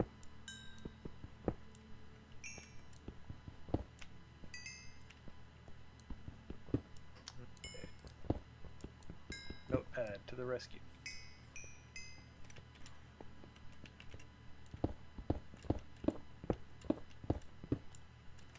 Ooh, nether diamonds. Trying to find a wither skeleton, but I have not seen a single enemy down here. To the point where I am now cutting my own path through the nether.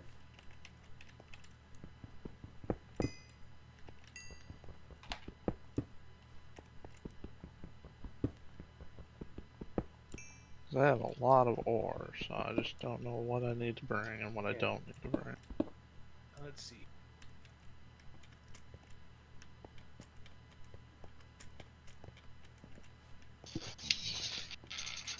I got access to a lot of ores. Yep, we heard Right. you. I can get even more if needed.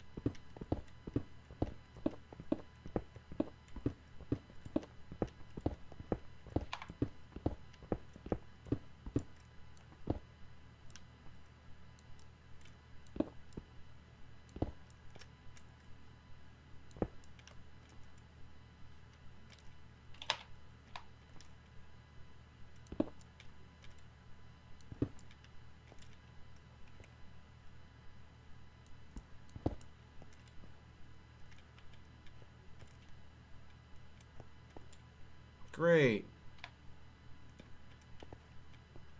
What? I thought my portal was close enough to my mark. The portal that you put down was close enough to my marker that I wouldn't have to worry about making a new marker. That, of course, was effing wrong. You need me to come through the portal and so you can set a waymarker? Basically, yes.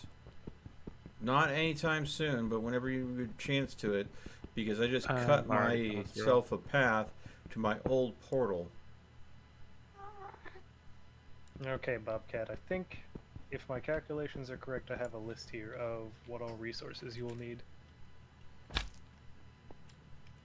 Can you Okay. tell me your I'm y-axis?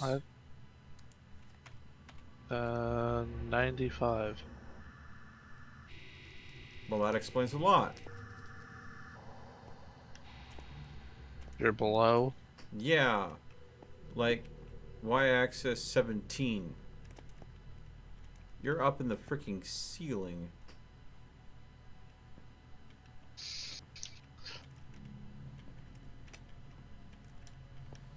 Okay, so I guess I'm making a very spirally looking staircase to get up there.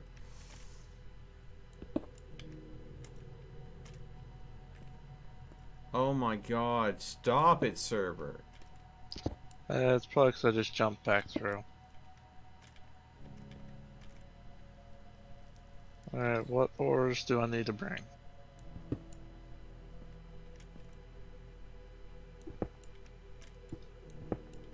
Owl. Okay. So, you will need 14 redstone dust. Redstone dust. Yes. Yeah. Just the same Okay. redstone that you're familiar with. Okay. So plenty of that. Yeah.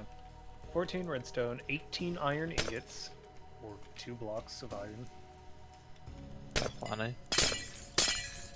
6 quartz blocks. Where's that That's ground? regular quartz. Got plenty. 24 gold nuggets, Got plenty. or the equivalent of a few iron, or 3 iron nugget or ingots. 5 black quartz, and that 8 sticks.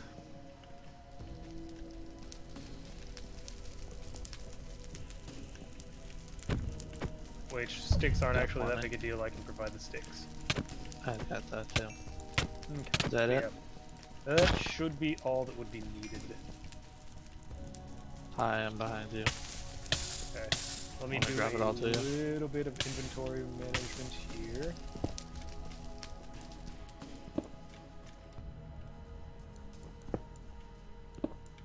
Silence the portal. Not completely, but for the most part.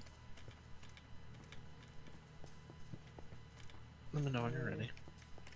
Alright, you can drop stuff to me.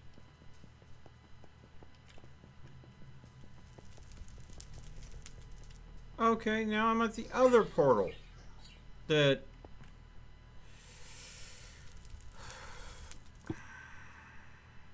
Which one? The first one.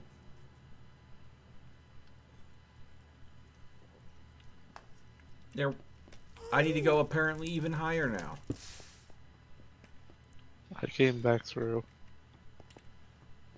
Yeah, yeah. I'm gonna Want me to end come up down having and a. get you? No, you don't need to come get me. I can come get myself. It's just, it's frustrating that we've had so many portals, and we've had to cut so many new paths because the portal keeps getting relocated.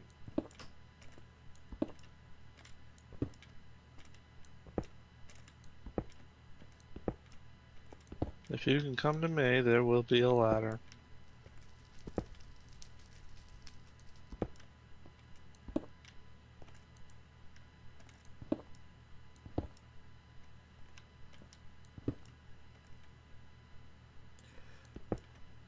Y of 82. You said you're at a Y of 96? Yeah, I'm at 61 right now. Oh, well, I'm above you then. So I'm down ladder.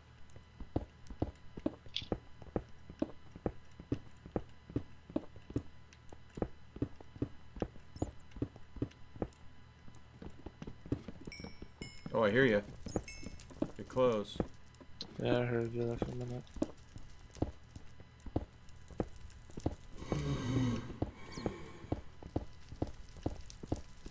Okay, I must have passed you at some point. Ah, you stupid flaming bats.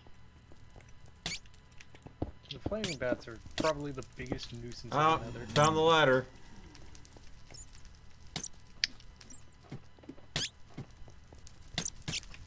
They made getting a cloche, or a guarding cloche, much more expensive.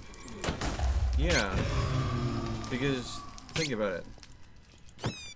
They made, But too, I can't tack back because I'm got this frozen. stupid glitch. Frozen glitch. Yep. Yeah, notice that it doesn't always trigger, but when it does, it will trigger 100% of the time when you go to the nether.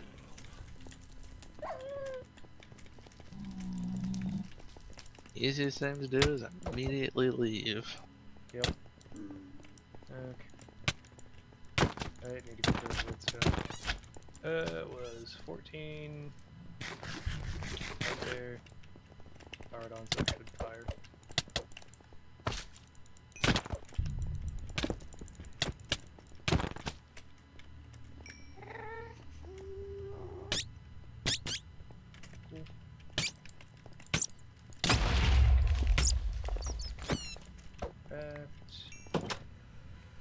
Well, that was fun. I almost died.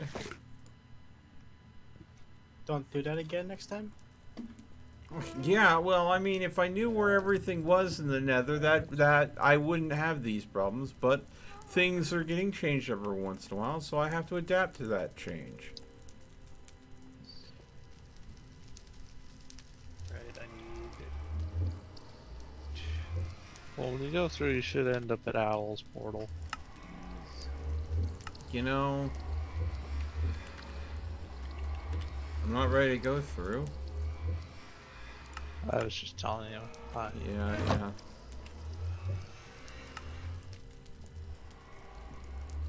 Are you mining for things? No, I need a wither skeleton bone. Oh. Well, have a good bony time. Are there any Nether fortresses near this area? No. Nope. No, but you can hunt them in the soul sand biome. Yep. The fact that the server is lagging so much is making fighting impossible. Because the trolls are like going super speed. Oh, that's a regular speed. Yeah, they're pretty fast. Okay, well, I got them all eliminated, so... They have There's really stupidly high detection radius. Oh well. While you're doing that, I'm gonna go grab my other containers.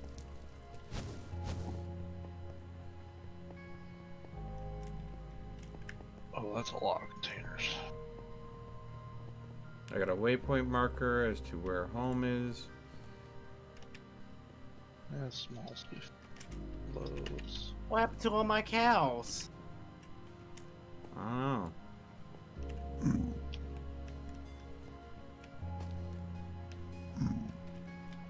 Oh god, actually, in order to go through with this process for empowering, There's an Enderman in here?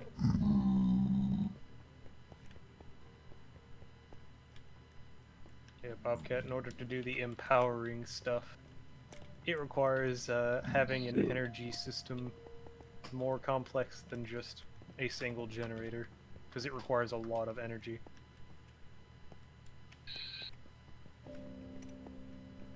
And it also requires me having a way to move energy around consistently. Because it needs to run to 5 separate things in order to empower stuff. So, not like you can make 5 separate survival generators. No, Per a survival machine. generator wouldn't provide the energy needed nearly fast enough for the purposes of doing this. Alright.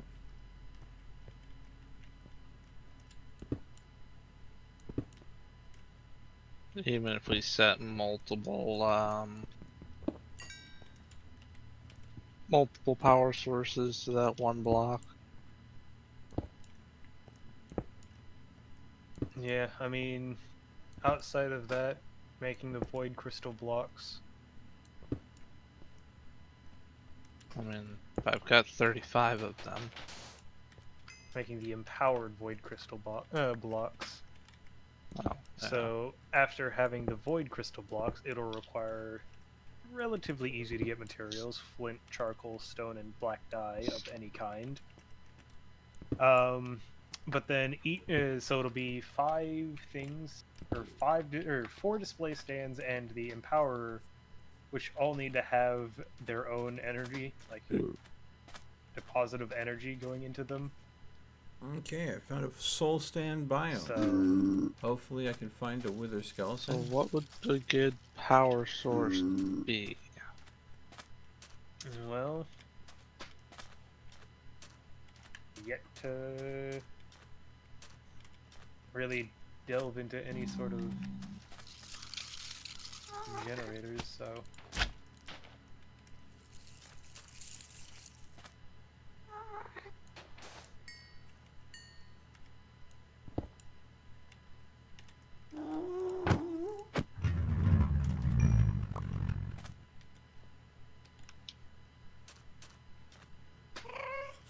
Oh, that wasn't a mistake. I killed one of those spin sprout things just to see what would happen.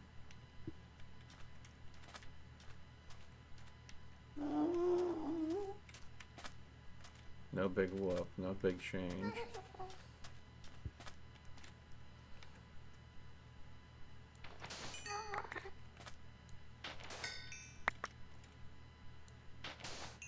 Okay, I was about to say, do I have any flint?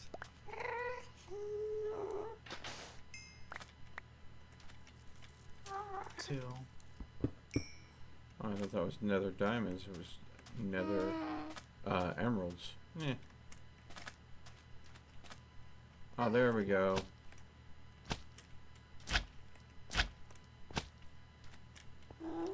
There we go. Just got one interested.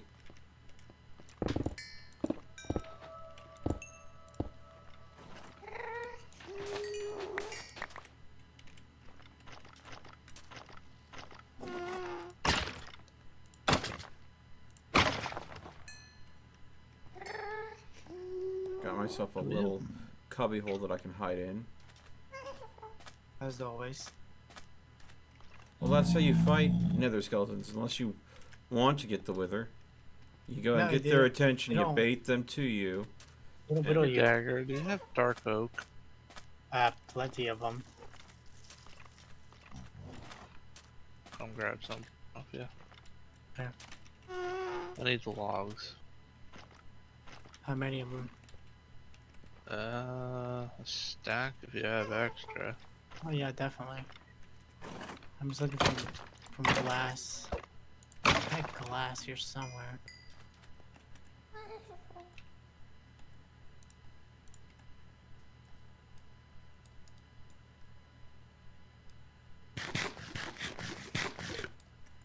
Oh god, Where it is. something annoying, play loud. Hi. I'm down below you. Can you go up the elevator or no? See if you I'm can not even gonna try. try. Dagger, I don't feel like having to reset multiple times. Alright, how to many fix stacks do you it. need? Just one. Fuck are you? I'm right in front of you, Dagger. You sure? Just drop it. Okay then. Invisible Man, just pick up a fucking. Okay, you know what? I'm not gonna complain. It's the server. Yeah. I restarted it like 2 times today. Oh shit. Nope. I do not want the wither. Thank you, but no Stop thank going you. so hard.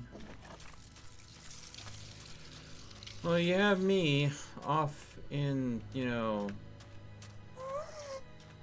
the nether right now, so...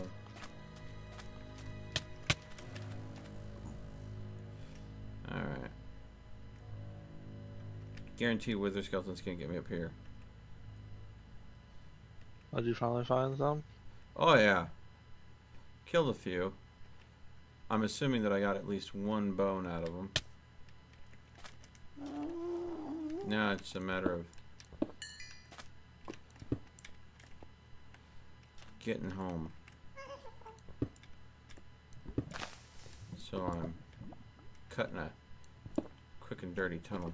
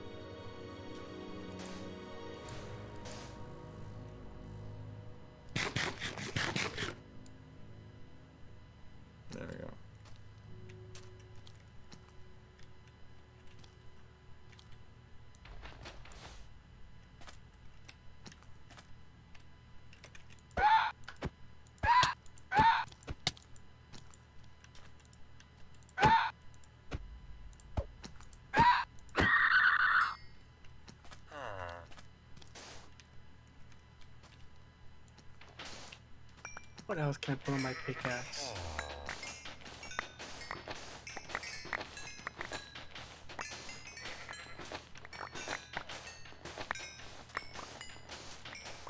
I'm trying to There's put probably a the- lot of stuff you can throw on it. Yeah, but I'm trying to go to the Twilight Forest and get those what's it called? Silent leaves or something?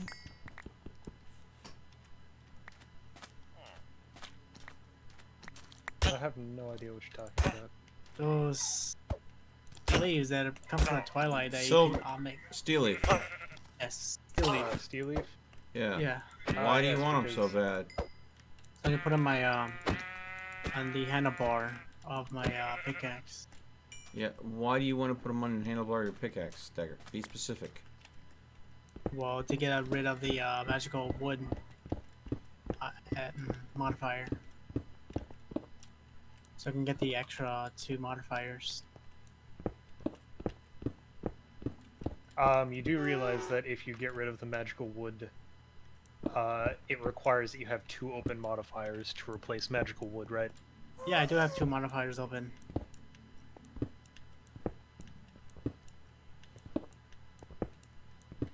Okay.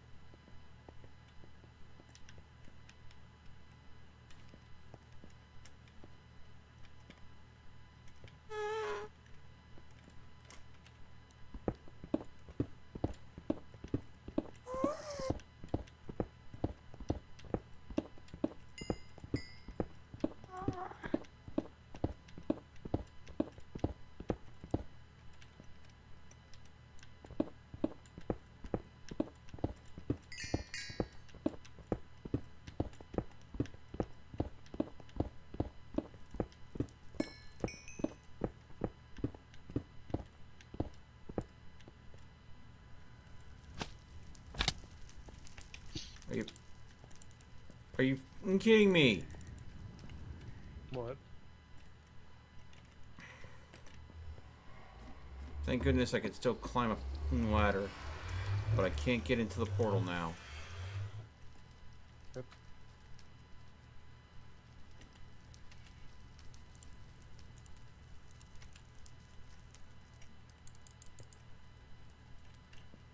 At the bottom of the ladder, there was a wraith waiting for me. I came down, jumped to get to the ladder. It whacked me once, and infinitely frozen. Fun. Yeah, wraiths are the bane of my existence. That infinitely frozen bug just absolutely needs to die in the most tragicest way. Like, you know. Jeez. Yeah, honestly. You know it has feelings, right? I would rather a dot that doesn't end than that. Because at least then I could go ahead and get back to base, grab a bucket of milk, and disable it. By removing your ability to eat, attack, and even jump is infinitely worse than a non-stop damage over time effect. Yeah, oof indeed. So the only way I can get rid of it is disconnect from the game and reconnect. Ooh. Because that resets the buff. And it's a glitch. Yep. It's not supposed to last forever. It's supposed to last for like 30 seconds. Yep. So, like I said, I would rather a infinitely glitched damage over time effect that did like maybe 2.5 hearts every so often than that, because that is survivable.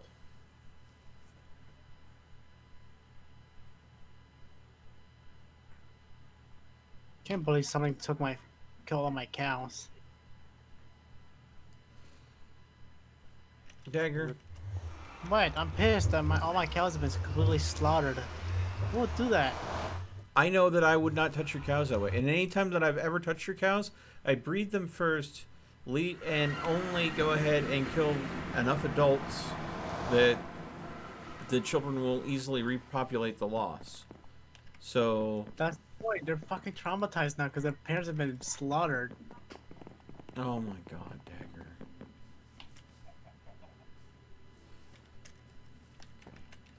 Whoo, doggy. There you go. Hey, how's it going? Hi.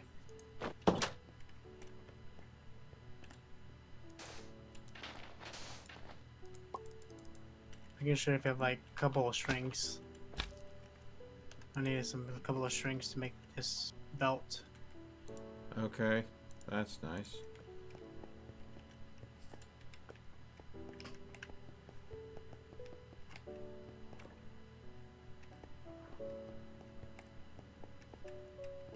Yes! Got the bone! No.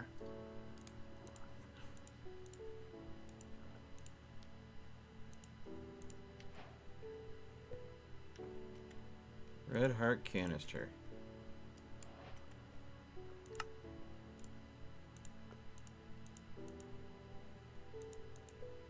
Okay, let's see here.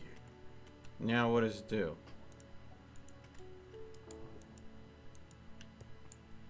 Bobble gives you extra health. Yeah, I know that's what I thought it did. The thing is, I can't equip it in any bauble slot. I think you need the amulet, don't you? Do you need the amulet? Or maybe have you tried right-clicking with it in your hand? Right click, nothing. Left click, Nothing nothing. happens. So maybe I do need the amulet, because that isn't the... I did make a heart amulet myself, so Good. if you're not against giving one of those to me, or I can give you this heart amulet. It wasn't that expensive to make, if I'm being honest. Some Yeah, no, glass, some string. I have, since I went through and got the wither bones, I can easily go ahead and make another one of these canisters now, Yep. since I do. So it's easy to replace. But I can make the red heart amulet, and then I'm assuming you somehow slot the canister into the...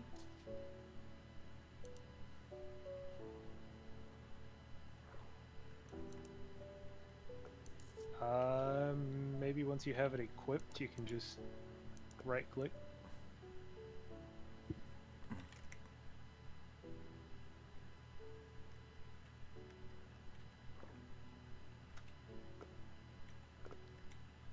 No, and the recipe accepts any heart canister.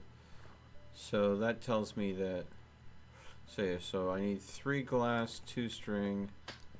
Alright. Where's my string at?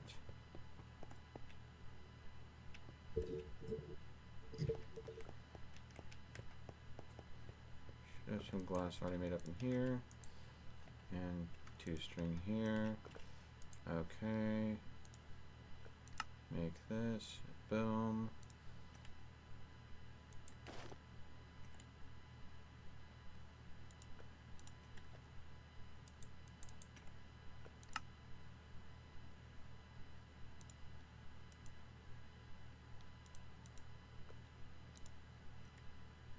Okay, so now I have the amulet around my neck. But what is the amulet doing for me? Because I don't have more health.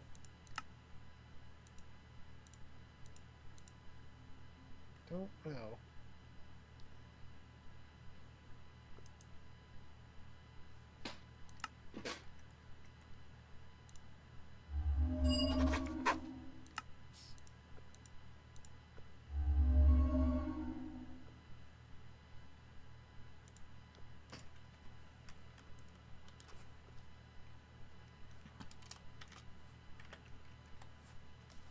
Okay.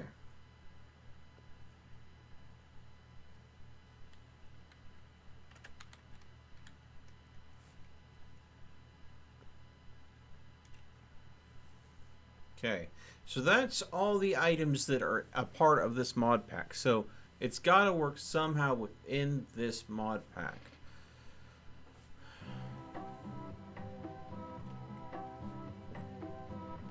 Do I have to eat a relic apple in order to go ahead and unlock the ability to use it? Maybe.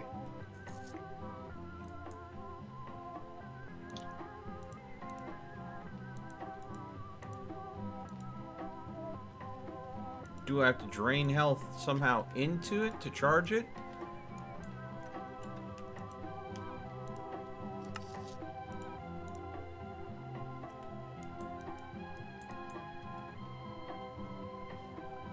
I'm gonna have to look this up because there's no books in the mod pack itself to show how it works. So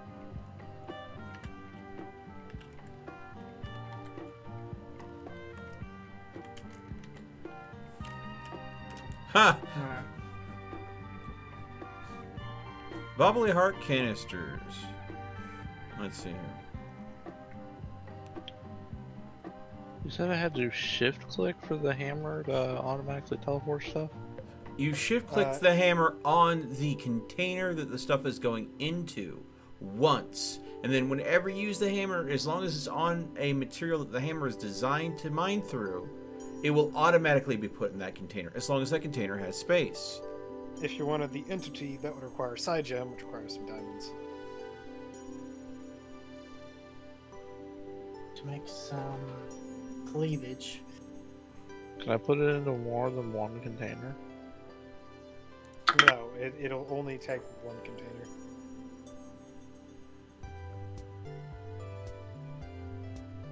Yeah, I bought some a new headphones from Razer to listen on the go. Why are you talking as if this is a sponsorship? What happened? I mean, I'm not sponsored. So apparently, once you have the amulet on, there is a hotkey you press to open up a unique menu that allows you to slot canisters into the amulet.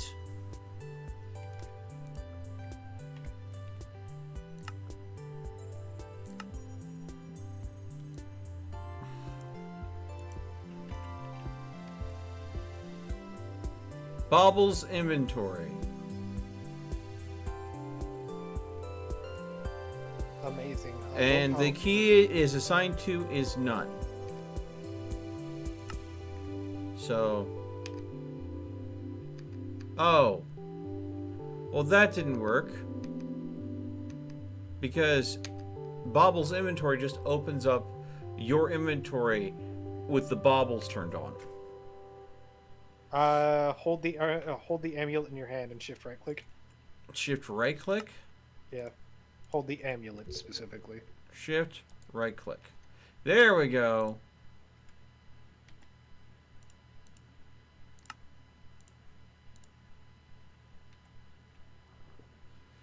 And there we go. All right. So by putting one heart canister in there, it gives you a full heart, so it gets you 2 extra hit points for the red heart canister. So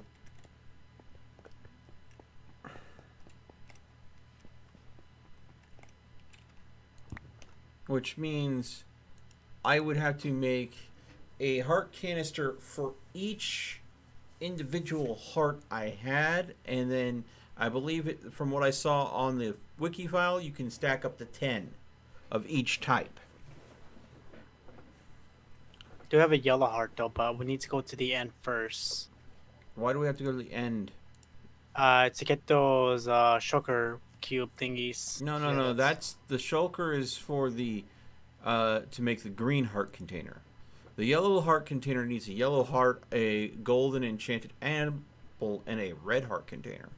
The super golden apple or the regular golden apple? The It's gonna be super the enchanted, the best one. Okay. Okay. Alright, let me. No, don't yell at me. I have sense. I said the enchanted golden apple. There is the standard, and then there's the enchanted. There's only 2. Yell at me. What? You need to listen. Listen. Hey. Listen. Oh. Slaughterhouse edition. Oof. You Yeah, wanna go to the slaughterhouse? I would love to go to the slaughterhouse. I have no idea what you're going on about now, Dagger. Right. Okay. So, but you know what? I'm gonna say this. I don't think I'll be using the heart canisters. Does it barely go out? What? It would go ahead and allow me to have a higher maximum health, but, and here's the caveat, but there is better options for me. Because I can go ahead and make, through Thaumcraft, the brooch that causes my food bar to be infinitely filled, or the brooch that causes my health to automatically regenerate constantly if there's Viz energy presence. And to keep that brooch charged, you need to be having the Viz amulet on, which stores Viz from the environment. Otherwise, you have to manually charge the brooch. So, I'm having to choose between baubles here. I'm probably going to go ahead and choose the Viz amulet over the heart canister amulet. So, that being said, Delay, do you want my heart canister amulet?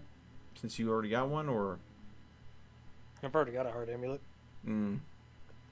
Dagger, What is Bobcat, anybody want to go and chime in about this? Not already. Guess I'll be taking it. Alright then. It'll give you a little extra heart, but if you want to get more heart canisters to put into it, they're not hard to make. You just have to hunt down specific materials. It'll be in the chest outside my door. Yeah, I'll come by in a while. All that work for something that I'm just not going to even use. I was interested in the mod, so I wanted to take a look at it, but, you know, after taking a look at it, it's like, this is cool, but not my scene, bro. Not my scene. Have you taken a dip in lava yet there, Bobcat? Not yet. You may want to do it in a safe place to see how well the armor reacts. To you putting a toe into magma, so you're prepared for when it happens accidentally, you know? Your call, though. That's easy to do. I got plenty of lava around me right now. Yeah. Better to go ahead and have it happen the first time when you're prepared than the first time when you're unprepared. At least that's the way I look at it. Delayed, you said that they made cloches a real pain to get a hold of this time around. Yeah. That doesn't surprise me, considering this has the plants mod in there that has plants that literally grow petals that make blaze powder that are easy to get a hold of. If they're clochable, then there's a variety of resources that are hard to get that would be just easily able to be farmed. So it's probably a balancing reason. Yeah, I mean, what is it? In order to make a cloche, we'll need a circuit board, 2 kinds of glass that are labeled as grow glass, which are greenhouse glass from Actually Additions, or colored lens of green from Astral Sorcery. Is growth. We'll need 2 kinds of any of the hardened glasses. A growth essence, which requires having fusion crafting, either through the Empower from Actually Additions or Draconic Evolution fusion crafting. It will require 5 million RF to craft 1. 2 treated wood planks and an amplifier electron tubes. Step 1, but treated wood though. Well, I'm leveling up my armor by swimming in lava. Yep. That's the way it works. Just leveled up. Again. Yep. Just watch your food level, because if you're taking damage Oh yeah. and your food depletes, it'll stop regenerating what little health you're losing, and it's hard to eat while in magma. Well, I'm eating it right now. That's got to be a spicy snack then. Oh yeah.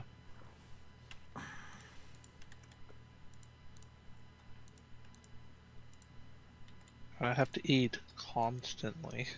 Yeah. Pancake. That's why, rather than doing the heart canister thing, I'm going to go ahead and go with the amulet that regenerates health constantly. That way it's less a hit to my hunger meter. Through Thaumcraft. So you guys can have a huge health pool. I will just have a health pool that slowly regenerates. Okay. I keep on getting distracted. Today has just been a day of distraction for me. Boys. Okay. Quicksilver. That's what I need. Quicksilver.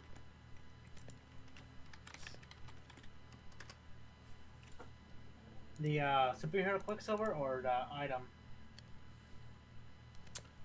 What do you think, Dagger? Superhero? You'd be wrong.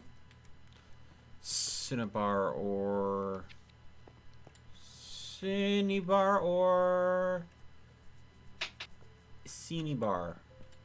Cinnabar. I could have sworn I've mined up some Cinnabar. Where is it?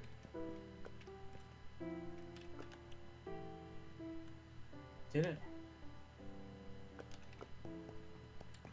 Cinnabar? I haven't mined up a single bit of Cinnabar ore. Has anybody come across Cinnabar ore? I've come across some Cinnabar ore, but it wasn't the Thaumcraft Cinnabar ore. Uh-oh. Might just be rare. Think Cinnabar is a reddish ore, right? Yeah, What color is it? Reddish. It's reddish, and it's kind of got like 3 circular-looking clumps Nah, only on the outside.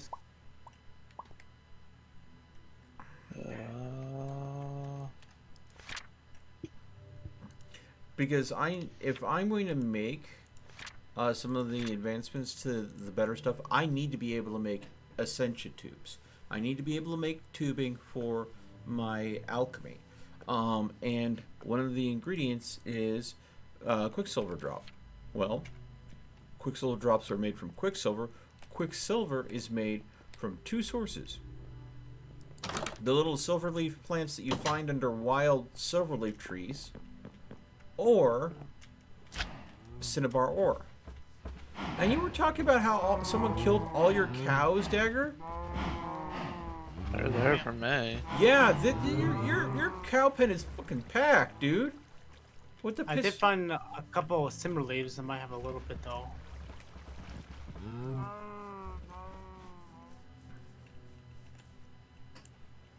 Let's see here. Where is a simmer leaf?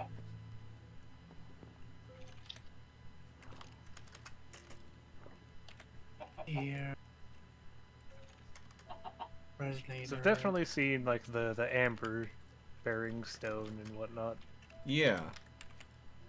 Oh, yep, there you go. Simmer leaf. Yeah. Ow. Why'd you do that? What? You'll take no damage, are you? No, I took What? damage. I Silver just- are. Yeah, shimmer leaf. Shimmer. Okay. I'll take a look down in my mind to see if I can't find any Cinnabar. Yeah, because, I mean, there's no way to reproduce shimmer leaf. It's a very limited resource. So, yay. So, normally I would have a, Spell out that one and out. what, the Cinnabar? Yeah. CINNA bar. BAR. Yeah. Sin A bar. What? There's just a patch of glowing mushrooms growing in this cave now. Yep. These weren't here the last time. Just sprout up overnight. Looks like you can make it into seeds. Need some quicksilver first. That's the issue.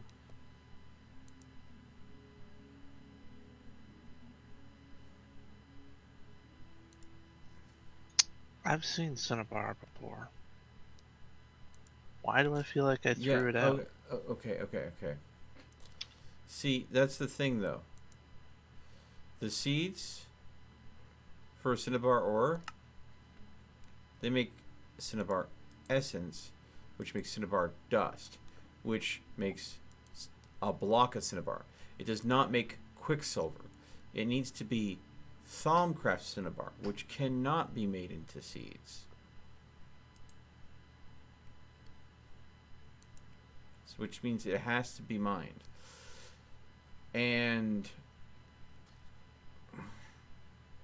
it has a chance to spawn between 0 and 60, a Y of 0 and 63. Its highest chance at a 0.11% chance is at a Y of 20. Well, that's where I'm mining, so... Yeah. I'm gonna go look at my mine real quick. I'm pretty sure I've seen it. I just haven't either mined it or I've just thrown it. Yeah.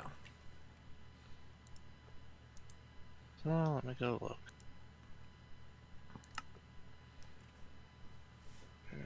I will tell you, if we do find some, I'll be doing what I can to stretch it out as much as possible, which means I'll take the raw ore, I'll convert it into a native ore, and then I will put that native ore through a pulverizer. So for each ore block, instead of getting 1 quicksilver, I'll get 3 quicksilver.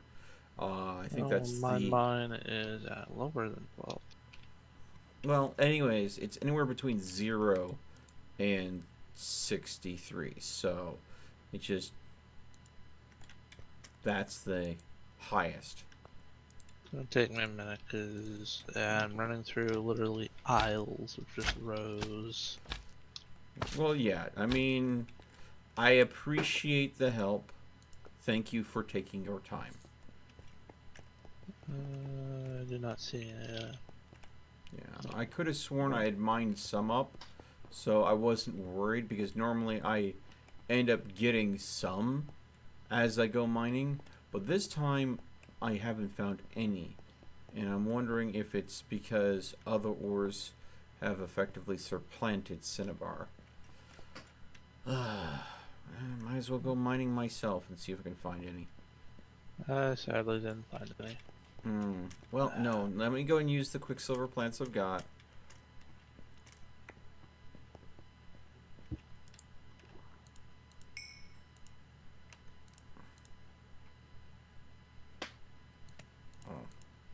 I looked in all levels. See. Okay. My food There is we way down. Okay. So, we need to make ascension tubing, and that's the only thing I'll be using the quicksilver for, so, wait, hold on.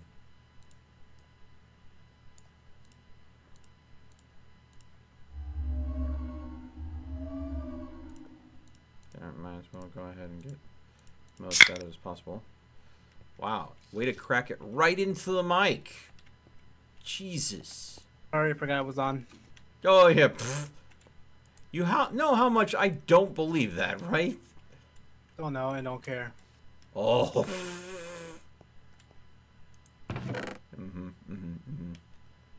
Don't know, don't care. All right. Ascension tubes. I need to make a bunch of these. I need alchemical brass or any sort of brass nougat. I have bronze, aluminium, brass. Can these be turned into nuggets? They can be turned into bars. No, they can not be turned into nuggets. Not brass nuggets, at least. I need alchemical brass or brass. That's copper. I can use the copper to make brass.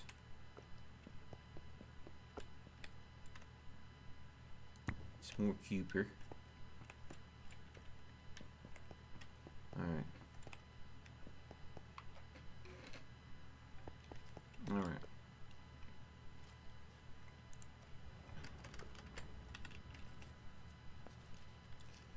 Okay. Molten brass, alloying, it is copper and zinc. Where could I get zinc from? Yes.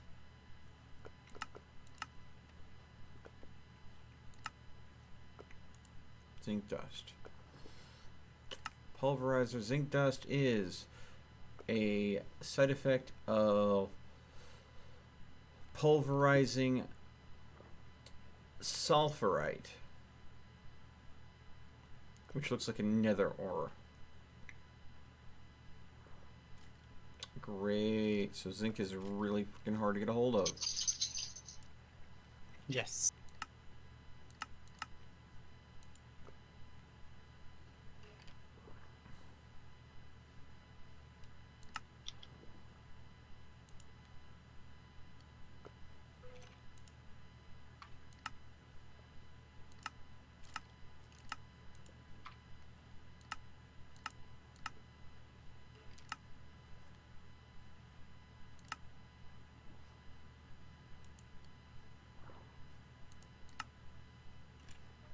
Okay. You know, I want to watch more Grey's Anatomy. Fuck it. Oh. It's also a side effect of putting tin ore through the industrial grinder from Tech Reborn. You need tin. If I had an industrial grinder, I could use tin. But I don't have an industrial grinder. I'm weighing the odds of what's going to be easier for me. Trying to make alchemical brass or trying to make real brass. If I try to make real brass that's not out of Thaumcraft, it'll still work. But I have to make extra machinery to do that. Whereas I have everything I need to go ahead and make alchemical brass. The downside, of course, making alchemical brass is the risk of creating a little bit of flux as I do it. So I think I need to go ahead and just bite the bullet and make some alchemical brass. And let's see here. So alchemical brass requires me taking a bar of copper, throwing it into the crucible where there's 5 instrumentum present. So I need to harvest instrumentum in droves. And what has instrumentum in droves? Flint. Instrumentum and terra. And flint can be gotten from gravel. And gravel is a very easy resource, as I have 300 of it. I wonder if I pulverize gravel if I'll go ahead and get more. Probably. Flint. Actually, a pulverizer would lower it down into sand. What's the chance of getting flint from that, though? I think it's like 75% maybe. I'd have to double check. Gravel. Run it. Pulverizer. No, it's a 15% chance. Oh, well, that's not worth my time. Is it? Not worth my time then, is it? Nope. Alright. Not worth the time and resources that you'd be putting into it. By the way, how fast does Psi recharge? Relatively quickly, all things considered.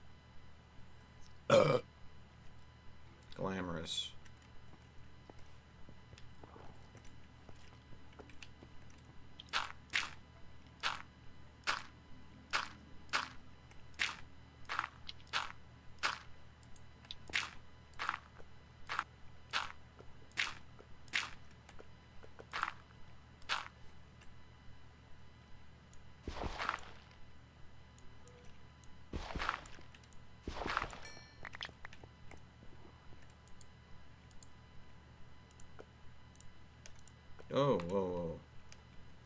Not what I was looking to do. Okay.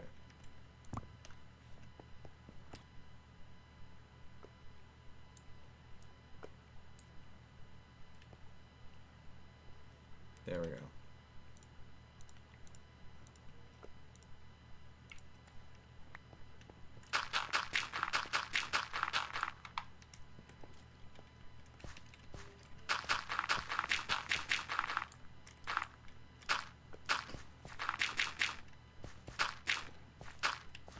Steel. Okay, how much steel do I have?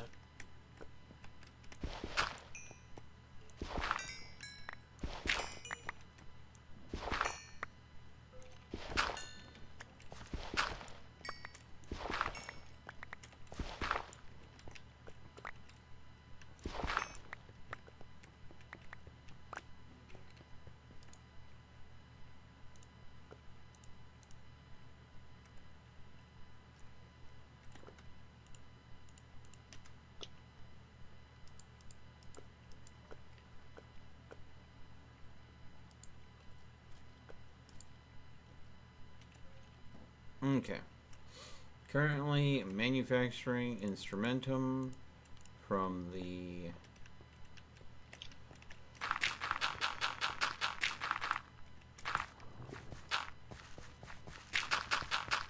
flint supply that I have.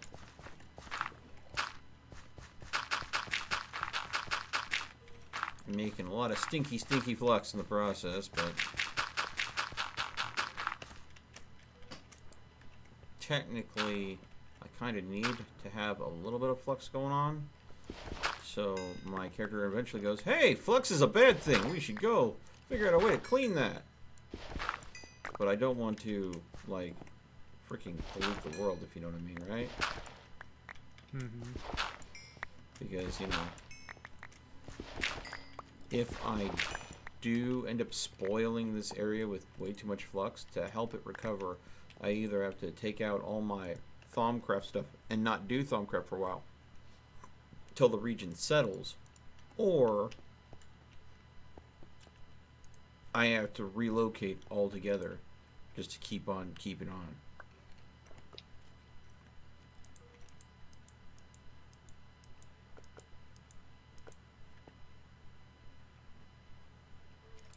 Okay, I think that's going to be enough. I'm not going to throw any more into it. Let it go ahead and all cook down. Okay, so each one of these vials of instrumentum holds 10 instrumentum. I need 5 to go and convert. So this is basically 60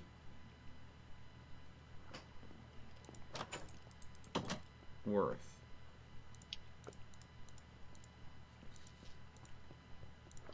So I'm going to go ahead and make a I'm going to do a very stupid thing. I'm going to make a mass batch of instrumentum. Normally you don't do this because things go south when you make this much, but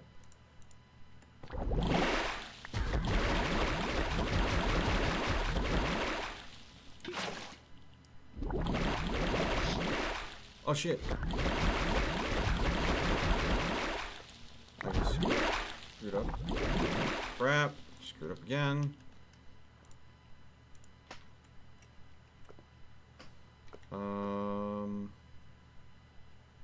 Crap. That's gonna be a lot of flux unless I can figure out something to do with that.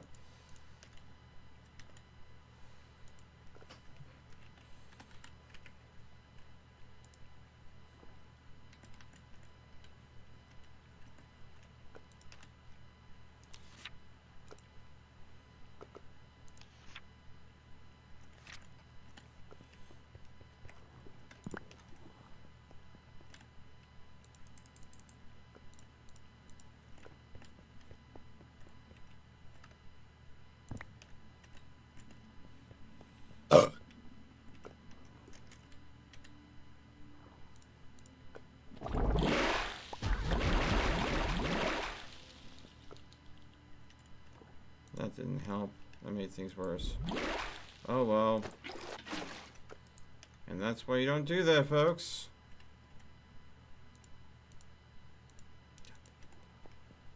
kicking myself. I knew that would have been stupid, but I did it anyways, didn't I? Yep.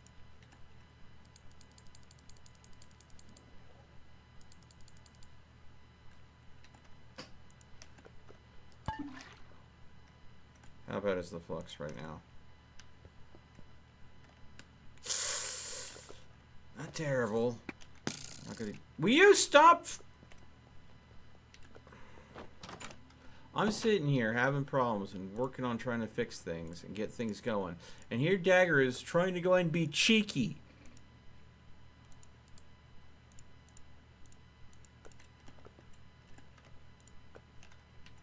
I was watching some TV.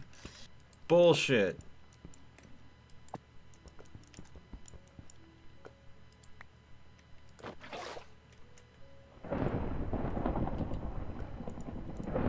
I can't mine.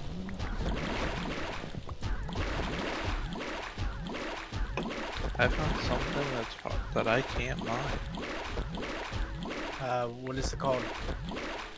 DEP DEEP space HIVE. Type it in chat. A deep hive. It's a hive. Oh. Yeah, You need to use a scoop on hives. Bless you. It's surrounded in redstone. Yeah. Yeah. Oh, you're in another. No, this is not in another.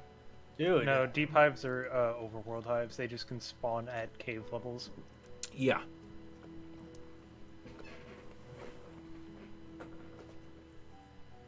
The It's- warden should be added to this mod pack. Ooh, that would be interesting. Oh no. Ooh, that tickles. They're very mad at me. What, the Deep Hive residents? Yeah. Well, yeah. Interesting. Well, you should tell them to buzz off. I don't I'm know still if redstone. there would be any real interest in playing vanilla just for one mob, personally. I mean, for hardcore.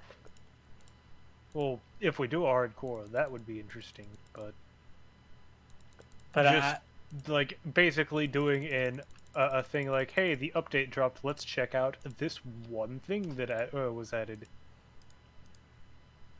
but if I were to do hardcore right now, I have to turn off PvP for obvious reasons. You'd have to do what now? Turn off PvP for obvious reasons. In other words, Oh. he doesn't trust us. Likewise, Dagger. Likewise. Oh, just in case we hit each other. Just in by accident. case we hit each other. Yeah. Love you too, bud. Love you too. I mean, in hardcore mode, that would actually be a genuine concern, though. I understand that sometimes some people are more inclined to attack others, but in the context of hardcore, that is actually a genuine concern. Accidentally hitting, like, especially in the middle of like fighting a bunch of mobs. Oh yeah. Oh yeah. You Like- imagine what would happen if we were fighting a bunch of mobs and I accidentally used that flux cloud spell, and one of you guys died because of it because you couldn't get out. You guys would be livid with me, wouldn't you? I found another cave.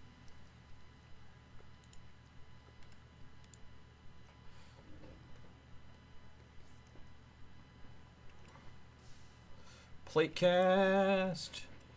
Now I can make as many of these plates that I need. So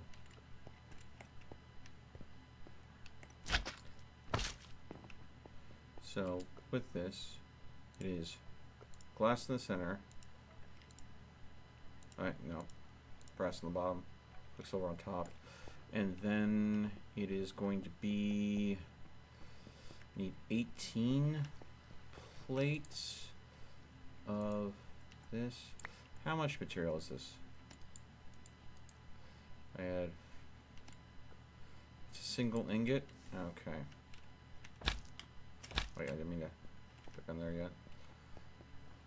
Go here, pulverizer. There we go.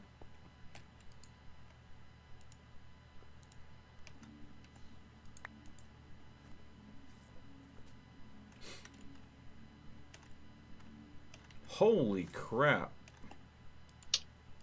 Well, someone should have been checking their math on things. So a iron plate from Thermal Foundry that's made from one iron ingot. One iron ingot has a metal essentia of 15. An iron plate that is made from the exact same amount of metal is 53 metallum.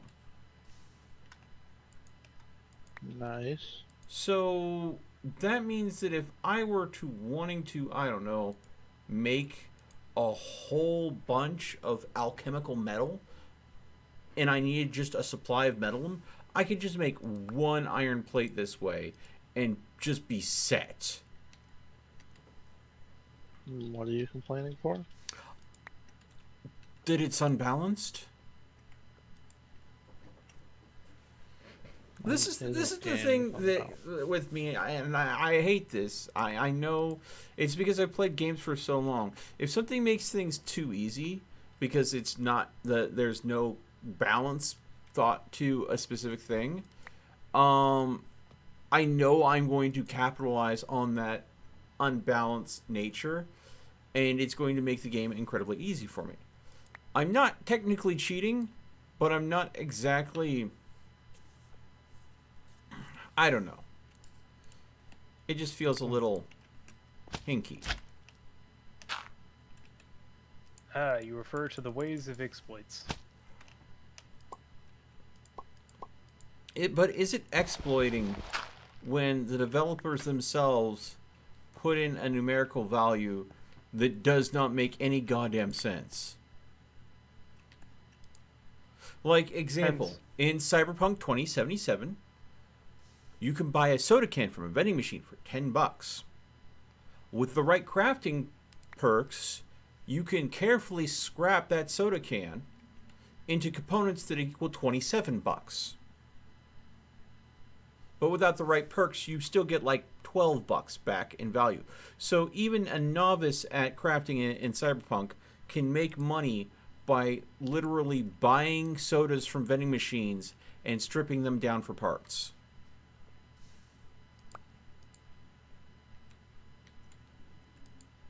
Man, these deep hives are incredibly nice for getting redstone. Ooh. Yeah. Because they're surrounded by redstone blocks. Yep. I found 2 of them, and I'll update you on how many redstone blocks I have after 2 of them. I have 15 from one, but they kept attacking me, so I couldn't get all of them. After 2 of them, I have 50 blocks of redstone. Yeah. Leave them alone, they'll make even more. I wonder if we end up having someone focusing on the bees. I think Sonia was going to do that. If harvesting them and making a hive, a beehive, if it's going to just regularly produce redstone. It would. That's how they work. And, you know, of course, because they're domesticated, they wouldn't be dicks that, you know, kind of try to sting you over and over again. Boingy, boingy, boingy.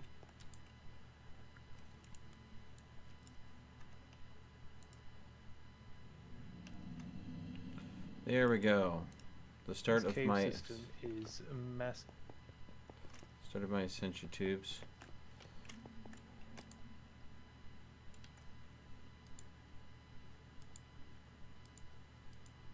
Oh, come on. Really?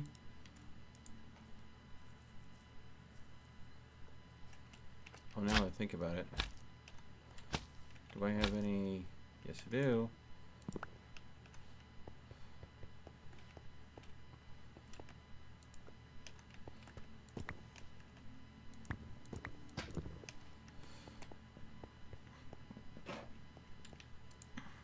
just go ahead, throw all those in there. They'll melt down quickly.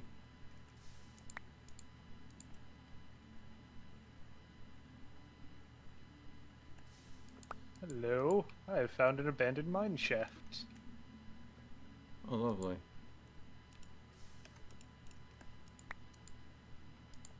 Also, I have learned that through a misclick, if you right-click on a cobweb with a torch, it deletes a torch or removes a torch from your inventory and deletes the cobweb. Ooh. So basically, uses the torch up, burning the cobweb out. Yeah. Makes sense. It's nice that you have an option other than using a sword on it. Yeah. Because, I mean, come on. How often do you run around with a sword? I am running around with 2 swords on me. Hmm. Are those your primary weapons? The cleaver that I made has been, yeah. Well, the cleaver you made for a specific purpose, I'm sure. To be a weapon. Oh, and not to go ahead and collect heads. Nah, because it's got side metal. I have the ability to easily reproduce side metal. I'm going to put it on everything.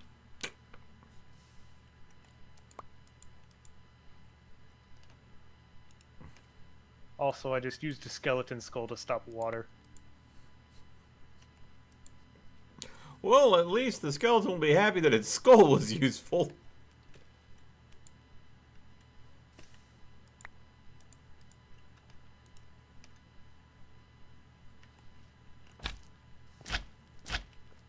What happened? I tried to use a spell, and got frostbite too, which has frozen me to the spot. Oof. So the spell is Ice Shroud that these scrolls are. Gotcha. Oh, you're going electro blobs, huh? I found a couple of scrolls.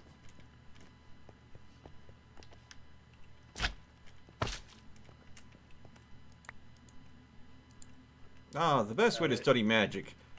By just trying random things to see what they do. I mean, that's how alchemy works, right? Pretty much. Oh, I found an interesting bug. How's that? I held right click while standing in the lava while eating food, and then I hit E to open my menu, and it's doing it automatically.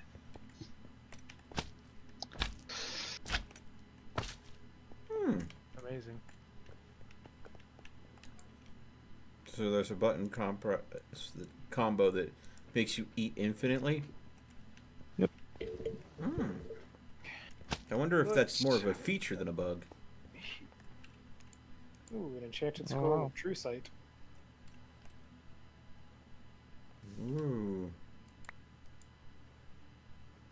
I can see clearly now. Knowledge of death, magic writing. Some more torches. Nice, because I was running low. Toss that stuff in there. Take the Curtis quartz with me. So I'll be using that at some point.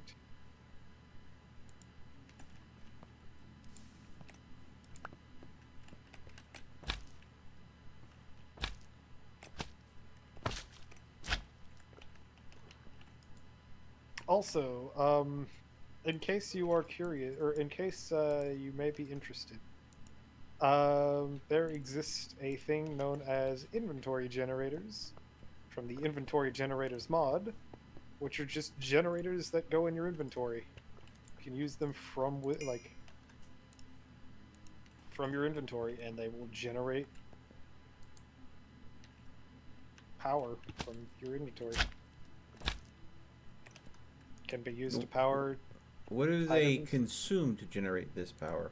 That depends. They're generators based on the like the survival, furnace, end, death. Those generators.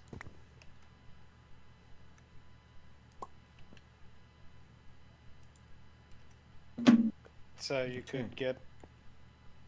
I have a furnace generator, so I use furnace fuels.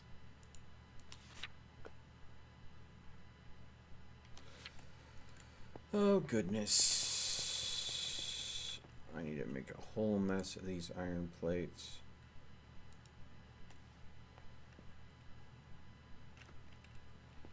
Man, True Sight is like night vision, but better.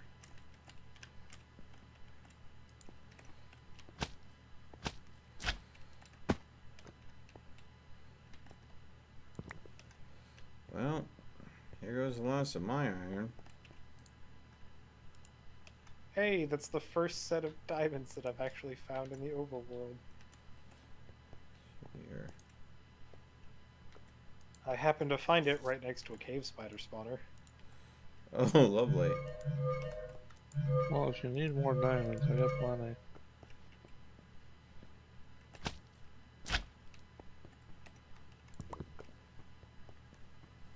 Right, I forgot.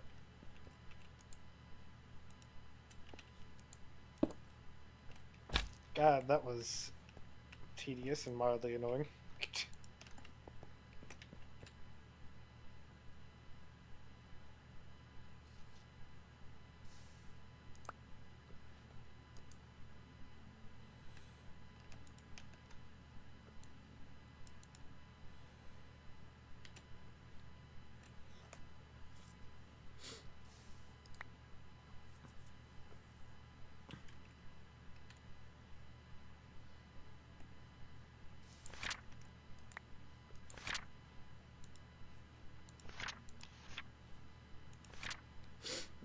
So, I'm gonna need to create a bunch of these iron plates.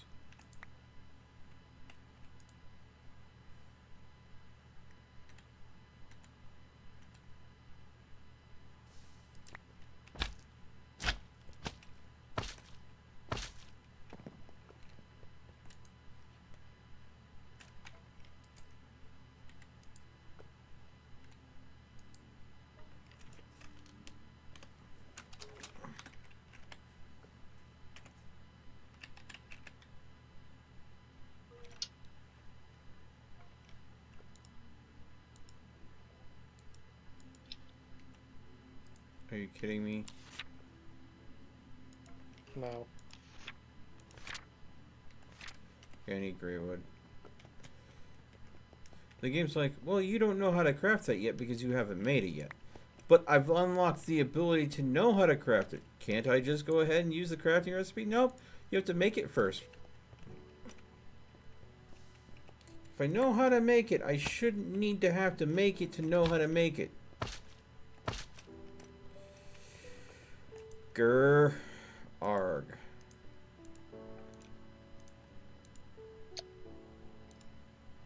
Well, I have to take a break from mining. Full inventory. No. My hammer hit broke. Ah, But it is slowly repairing itself. From 0. It's up to 17 already.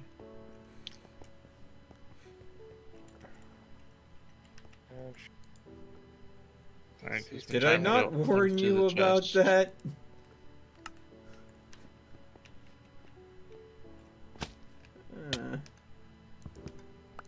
Warn who about what? Bobcat about breaking his tools? Why? Still repairs.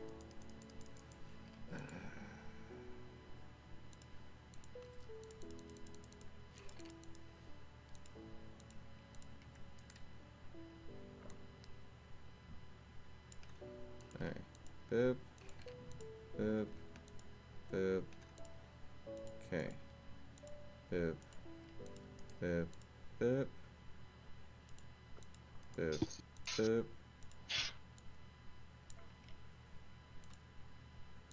There we go.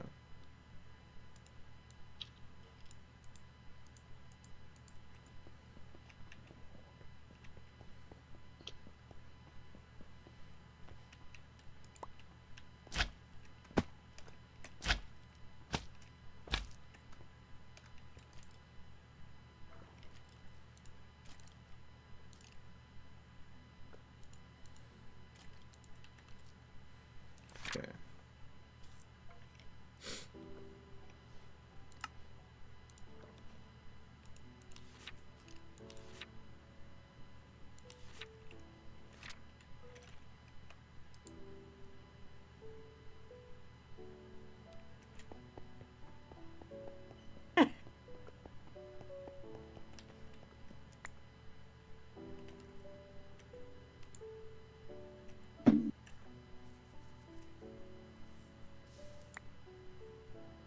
Yeah, I kind of wish that you could attach like a heat sink or something to the casting basin or casting table on the Tinker's Construct to pull heat away from whatever you've poured so it cools faster.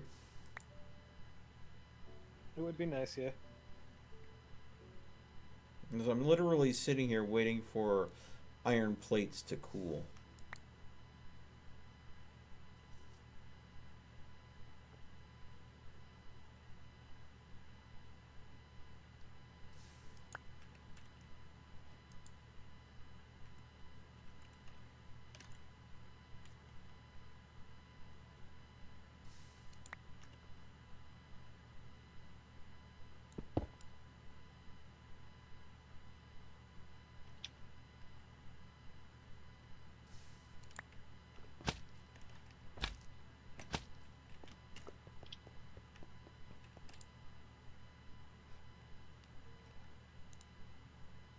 No, still not going to let me go ahead and just try to do it from the inventory. Okay.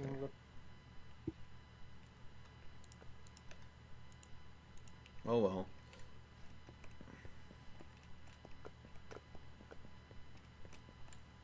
Okay.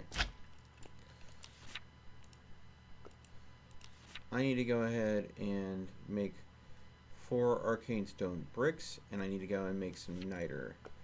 Niter is a very early recipe.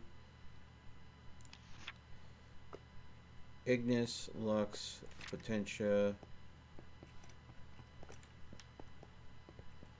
See here, where is my coal?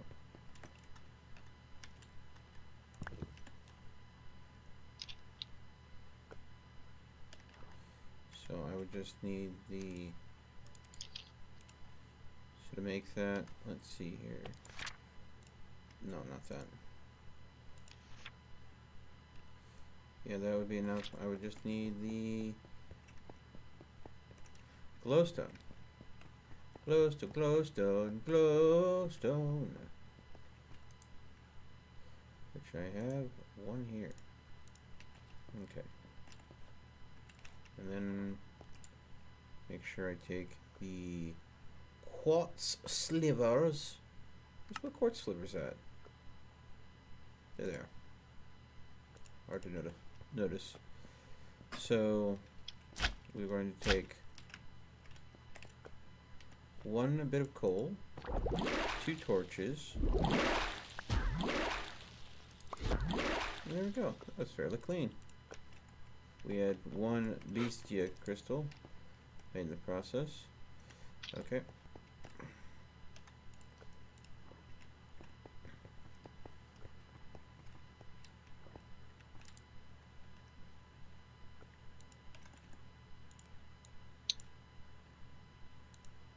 There we go. We have the worded stone brick now.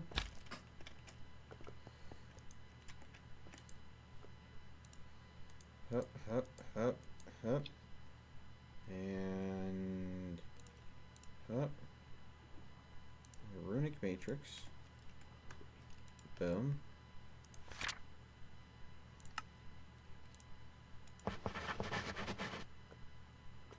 That completes infusion.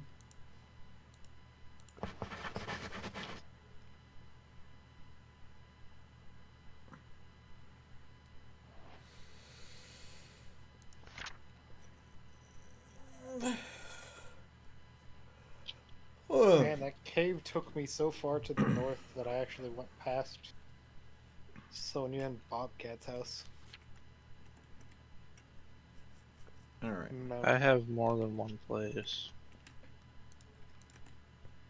Wow, you went pretty far north. Okay. Put it back that I'm not using.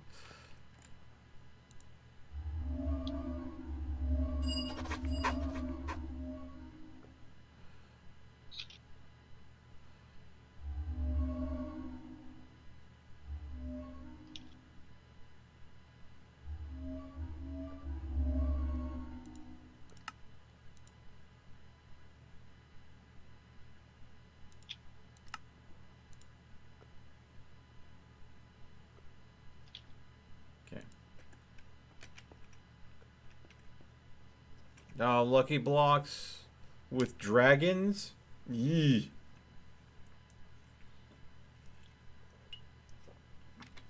That would be interesting. Terrifying, but interesting. There we go.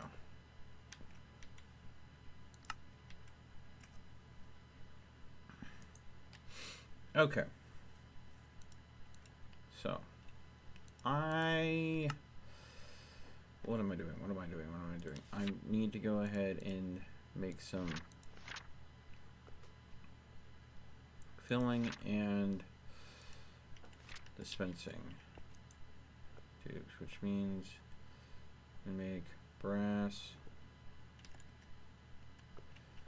I need a tinker's hammer, I believe, which is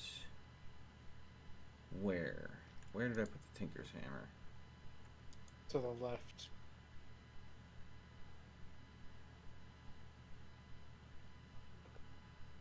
I'm blind today, aren't I? Always. Hi. Hello. Hello and goodbye. You said it's on the left?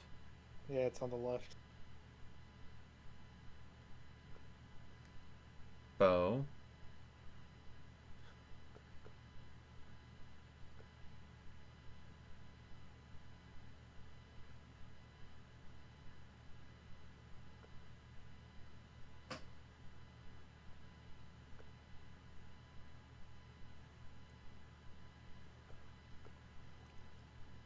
I am not seeing it on the left side at all. I'm seeing chisels. What is it you're trying to... Tinker's hammer.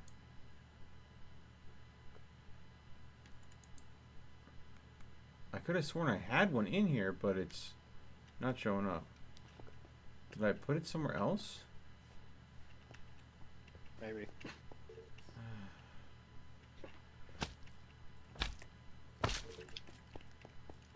I don't think you ever did answer me on a good power source or owl. As of right now, I'm not too terribly sure. Oh, Al, I do have a bunch of spell books that are kind of filling up in my storage. If From you would like to come in Electroblobs? to appraise them. I'm not doing electroblobs. Oh, okay. I just happened to find some scrolls. Hmm. Scrolls are free use spells. Okay, so what I need to do then is... Yeah, okay.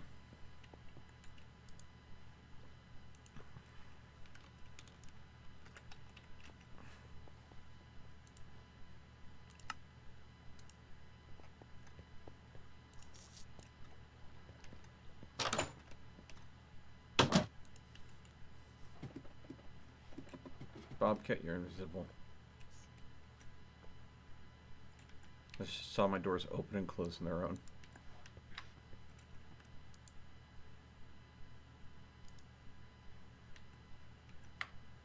Yeah, you weren't the only one that said that I was invisible. Dagger said it too. Yeah.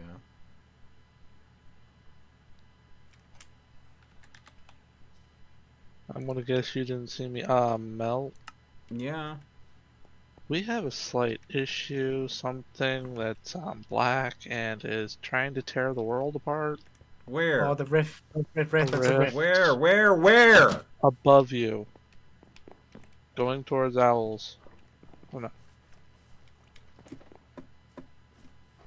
Way up here. It's all the way at the top. Describing a rift and then telling me where I it is. couldn't remember the name of it. I didn't Oh. need you to tell me the name. I need you to just tell me where it is. It's up here. It's up here. I'm standing above it. Same.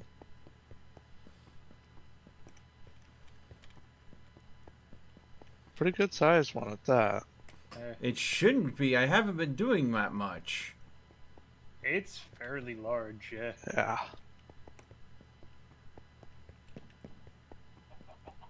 It's literally on the edge of the mountain over here. And it's Looking out gotta over the big be, I would have to say, 6, 7 blocks long, if not longer. 'Cause it's curved. Hold on. To your left here, Milt. Did I pass it? Over here. Down here.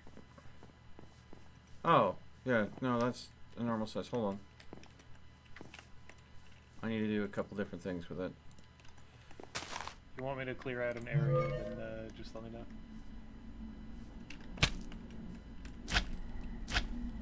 Yeah. I suppose as a responsible thaumaturge, I shall stay and observe the anomaly until it depletes itself.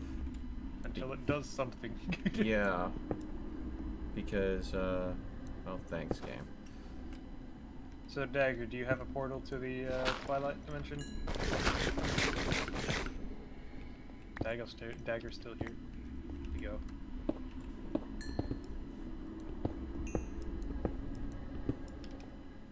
Dagger, Yo. do you have a portal to the Twilight somewhere? Yeah. Yeah, if I So can right see next it. to the old one. Over here.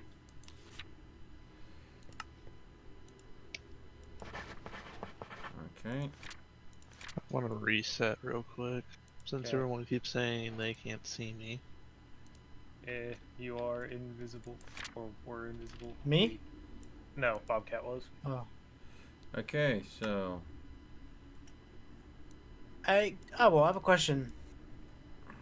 I completed about like 2 bosses, the Naga and the Lich and the little hill guy. Would it be the same for you, or get through it? You'd have to give us the trophy or the specific items to get the achievements. Okay, alright. Come right back and I'll give it a trophies. I don't know if it's necessarily just trophies. Let me double check here. Twilight Forest.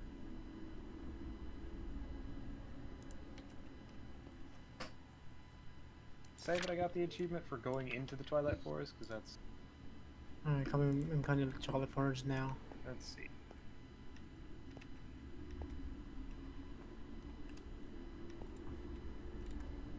Where'd you go? this is probably the result of me having that big oopsie with the alchemy when I was trying to do a mass batch of alchemical brass. So again, entirely my fault. You're the only one that's doing it, Here you ain't go. it? First thing I need to do is. How's the kill armor treating you, by the something way? What's Fine. up? It's Alright. leveled up pretty high. Well, what Had to do go you kill have it something. to? I tossed you my feet. Advancements. Oh, adept. That's good. Oh no, they've changed it, so you actually need to And kill that's them now. all of it So at that level. Yeah, it levels basically at the same rate because it Wait. gets experience whenever you take damage, or it has So to you got protect you from damage. We got to kill Mine's just a rank above Yep. that, a custom. it's actually checking for them So. being dead instead of just. Yeah. Here, I got I a could map over rank it here. up very easily because I have stacks and stacks of What? food that I Map. have, which I'm gonna Uh. grab and then jump in lava. So Yeah, okay. I can that's see why about I'm thinking of going with something that uses Fallen Viz in to a either hole. keep me fed or to go ahead and regenerate my health. That way I can go ahead and compensate for the fact of not needing to eat food. And that way it's just a non-issue. a large So loot you're mound. talking like being a vampire, not needing food. No, it's more like using Viz energy to produce sustenance out of the air and then eating that. Basically magicking food. So it's more like a Star Trek replicator than vampirism. Because I'm not actively harming anything to create the food. I am just siphoning the base energy source that is available to me. So is this thing supposed to keep getting bigger, or will it eventually Oh no collapse? no! It is stabilized now. It Dagger, likely I don't won't need your get help for bigger this fight. unless someone introduces more flux to the environment. And of course, I'm up here. I'm not doing anything that's creating more flux. So It'll feed this is on where you the fought yours. flux until Yeah, there's not enough to keep it stable. Then it will destabilize and basically consume itself and maybe drop a corruption seed. At which point I scan the seed, destroy the seed, and that gives me even more information for Thaumcraft. Can't use the seed in something. You can use the seed to create a corrupted biome. It will slowly corrupt and convert all that around it to taint. A taint biome. So Dagger, Don't is you there any need reason to why you're make following one me? of those eventually? I don't know. Bored. You can if you need to get a hold of certain resources, but I have ways of getting those resources without resorting to taint, and taint is risky. So, but to be able to I will need to eventually create these rifts on purpose to harvest crystallized taint from them to use for like if I were to make void or like some of the dark thaumaturgy stuff, I would need it for that. But I've got really good tanker's armor. I don't know if I'm gonna go ahead and go into that sort of thing because there are problems with that sort of thing as well. Welcome back, Lucas. Hello. Hello. I cut a Hello? hole in the world. Rather, I tore a hole in reality in the game. I'm watching Netflix. I'm I waiting say no. for my rebuild.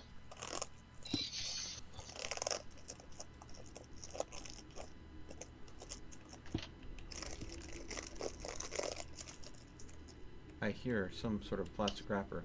So right exactly where the rift is formed, there's only 11.1 flux at the center of it because it's consumed all the flux generated. Off to the side in the surrounding area, it is a little higher, but not more than like 10. So, yeah. It's gonna take a while to. No, Okay. no. It shouldn't take a long So- time at all. I'll be right back. I'm gonna need to watch all the Back to the Future movies and take a physics exam. The fuck is going on here? Well, alchemy.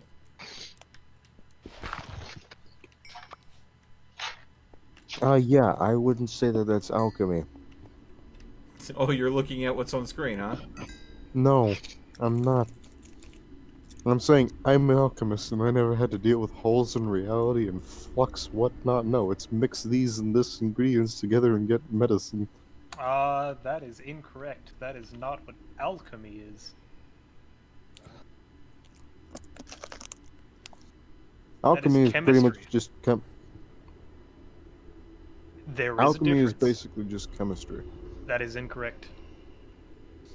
Okay, to be very specific, I was practicing thaumaturgy, which is a branch off of alchemy that tends to go ahead and be more magic based and less real life based. And it's a game, Lucas. We've discussed how games do not exactly replicate reality.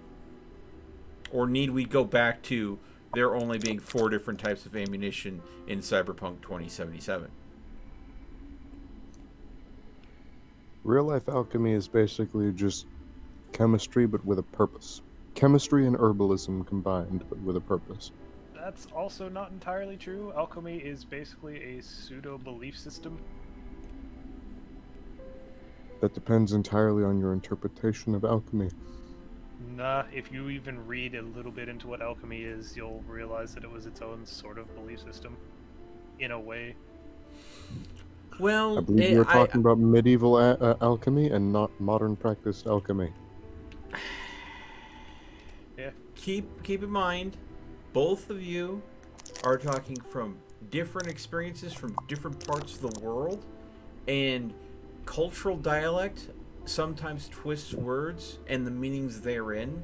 So it's literally possible you guys might be saying the same words, but it could be a little bit of a case of an apples and oranges based on cultural background on what you guys think those words mean. So I think this is one of those things where there might be a little room to agree to disagree on this one. Yeah? I'm going based off of my personal experiences from learning alchemy in France and being taught by my mother. Okay. So, Yeah, we are speaking of two different alchemies then. And that is all I was trying to point out.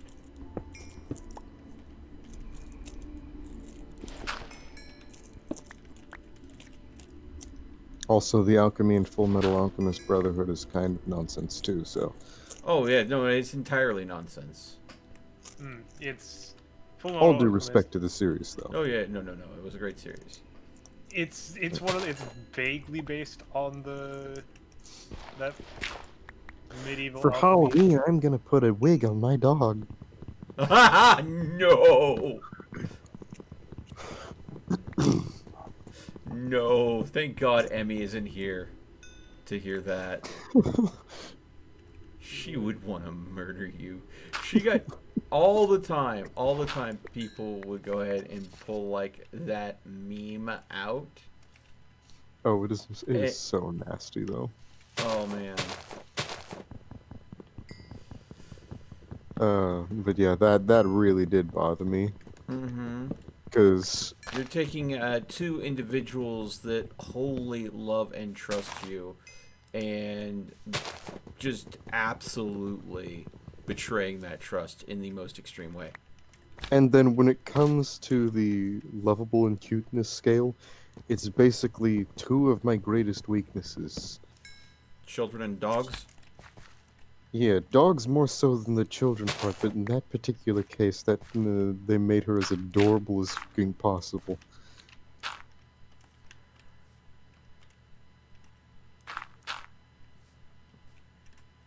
Too many skeletons. Jesus Fucking Christ. scary Get out of skeletons my and face. shivers down your spine. Shooting skulls of mysterious soul and seal your doom tonight.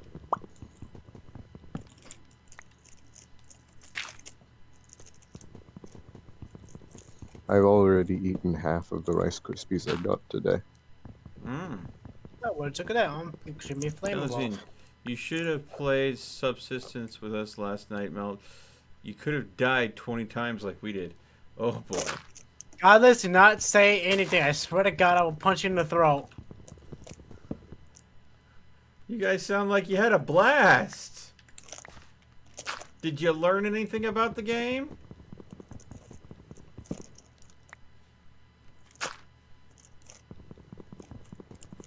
Fun fact, hippo milk is pink. And milk from Star Wars is apparently green. And blue. How could you forget about blue milk from the original trilogy?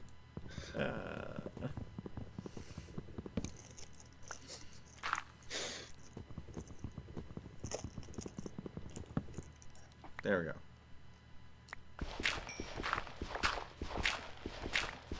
You know, one time, I can't remember what it was for. I think it was for my birthday. My mother made me cereal in my Star Wars A New Hope bowl with blue milk. She put food coloring in the milk to make it blue. Ah, That was awesome. the rift is starting to destabilize. We just had a wisp spawn.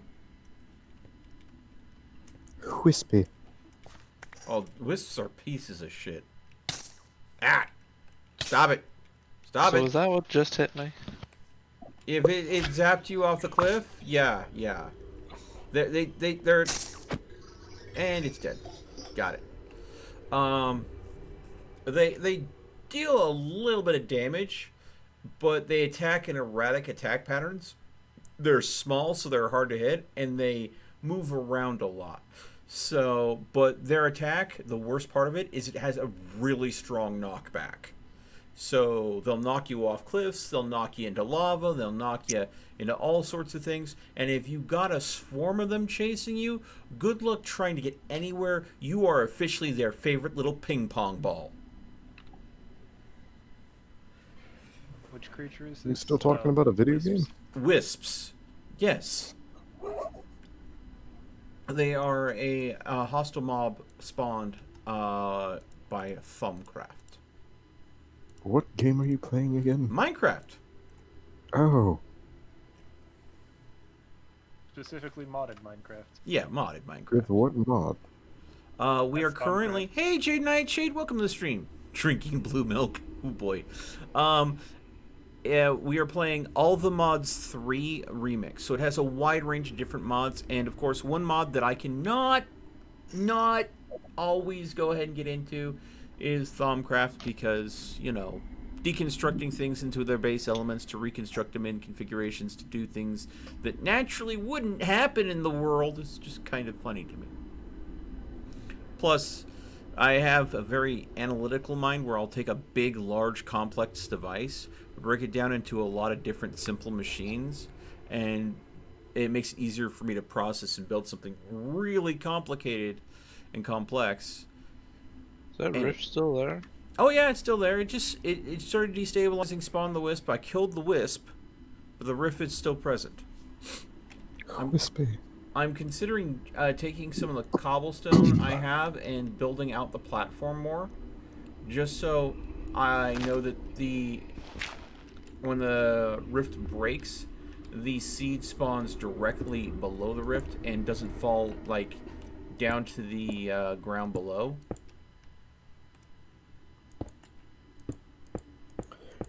I have a question. How exactly does that hole work? What? Okay. When you are not careful with Thumbcraft, you create a lot of waste energy known as flux. Flux leaks into the environment, and when it builds up, it kind of is like two tectonic plates building up pressure against each other until you have an earthquake. Only instead of, you know, ground shaking, reality tears as a way to release that built up pressure. Now, Okay, so where does the DeLorean come in? this isn't time travel though. Time travel is moving across one of the accesses of the 4 dimensions of reality. That being Doesn't time. really do much damage. Well, that's because of the armor I made you. Take the armor off, then go and poke it. I watched back some Grey's Anatomy. But the little bit different? DeLorean time machine functions off of Only a 2 flux hits. capacitor. Yes. Different kind of flux, though. The flux capacitor was bending... Well, then you build a time machine out of a DeLorean. I don't have a DeLorean to build a time machine out of. 1, 2... We're talking about completely different fictional versions of flux. Don't feed bobcats! The Bobcat feed the rift. He's feeding materials into the rift, which is going to cause it to stabilize and last longer. Feed the Yes, rift. okay. You literally just went ahead and made it destabilized even more, and I got a debuff from that. You have induced flux phage rank 3. Thanks. Feed the rift. No. Bobcat. Bobcat. Bobcat. Yes. Good job. Literally, if you feed it, it can grow and get much larger and much worse. I do not keep in want to mind, have this guys. tear into Bobcat. I don't want this to tear into Owl's base. Yeah, I was gonna say, keep in mind that this is less affecting Melt and more affecting you. I'm trying to be a good neighbor. I caused a problem. I'm babysitting the problem so I can fix the problem. Like a good neighbor, State Farm is there. I see a tear hole in the fabric of reality. We can give you insurance for that. You're right. Anyways, Unfortunately, that falls under the act of God clause. yes. God, I am so glad that I decided to Well, take how a do you get momentary, God insurance? Do you have to get that from a priest? Act of God clause? No, most insurance have an act of God clause in which they won't cover you if they deem it something that is, Not their problem. yeah, Basically. i.e. if lightning strikes your house, and... But what if I have lightning insurance?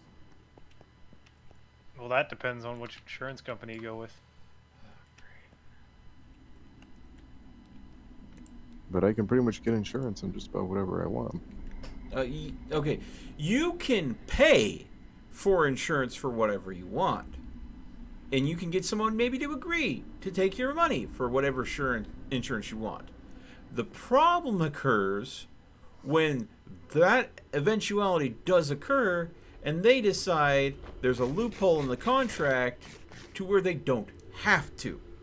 Because they'd rather keep your money than give you money. That's how insurance always has worked. Hold on, but let's since even the ask born if since homeowner is an atheist, is it still an act of God? ooh.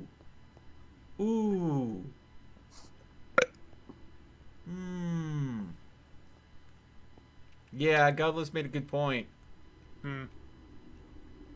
If the homeowner is an atheist, is it still an act of God? Well, you go bring that back to the court.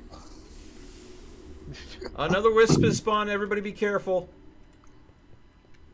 My hammer chest is filled up. How do I know this? Because the lapis that I've been harvesting is dropping to the floor. We live in a world where you can buy insurance on your leftmost snickerdoodle. Yeah. How the hell do you kill a wisp? You beat it with something sharp. You make it wispy. Might I suggest a whisk for the wisp? You heard him whisk your wisp. It is dead. Get whiskey. Yeah. Oh, by the way, they tend to drop viz shards of various different elements. Yes. Those This are is what it dropped. Let's see. Ooh, an Ordo. That's a really useful one. The hell is an Ordo? An Ordo is type of viz energy. All things in Thaumcraft, everything in the world, has innate energy in it. Stop throwing freaking Bobcat! Seriously! You are fucking trolling everyone. If this thing goes critical, it's not just me that's gonna launch your ass. It's gonna be everybody on the freaking server. I mean, You see, Bobcat, the big issue is it can spawn taint seeds, and they don't have to spawn above ground. Yes! You see, hold on though. If you convert to Odinism, you can feed the rift as an act of patronage to Loki. This is not a religious thing. This is a game mechanics thing. I'm just making jokes. I know! Well spoken. I just wanted to go away so I could go ahead and get back to what I was doing. This is a major time lag for me. Oh. And, you know, it doesn't help that it's not going to go away. So are you saying that the rift is lagging your time? Oh, God. Maybe if you ask nicely, it will go away. Rain, rain, go away, come again another day. Yeah, sure. That'll work. Rift in Voltaren space, go away. Rift in space, go away. Don't fucking come again ever, Jesus Christ.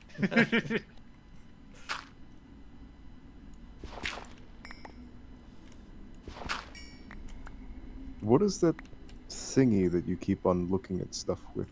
What do you mean? This? No, the thing that looks like you tried to make a monocle look like a Stargate. That's the thermometer. Hey, I found spore. The thermometer. I'm not even going to ask. It is from Thaumcraft.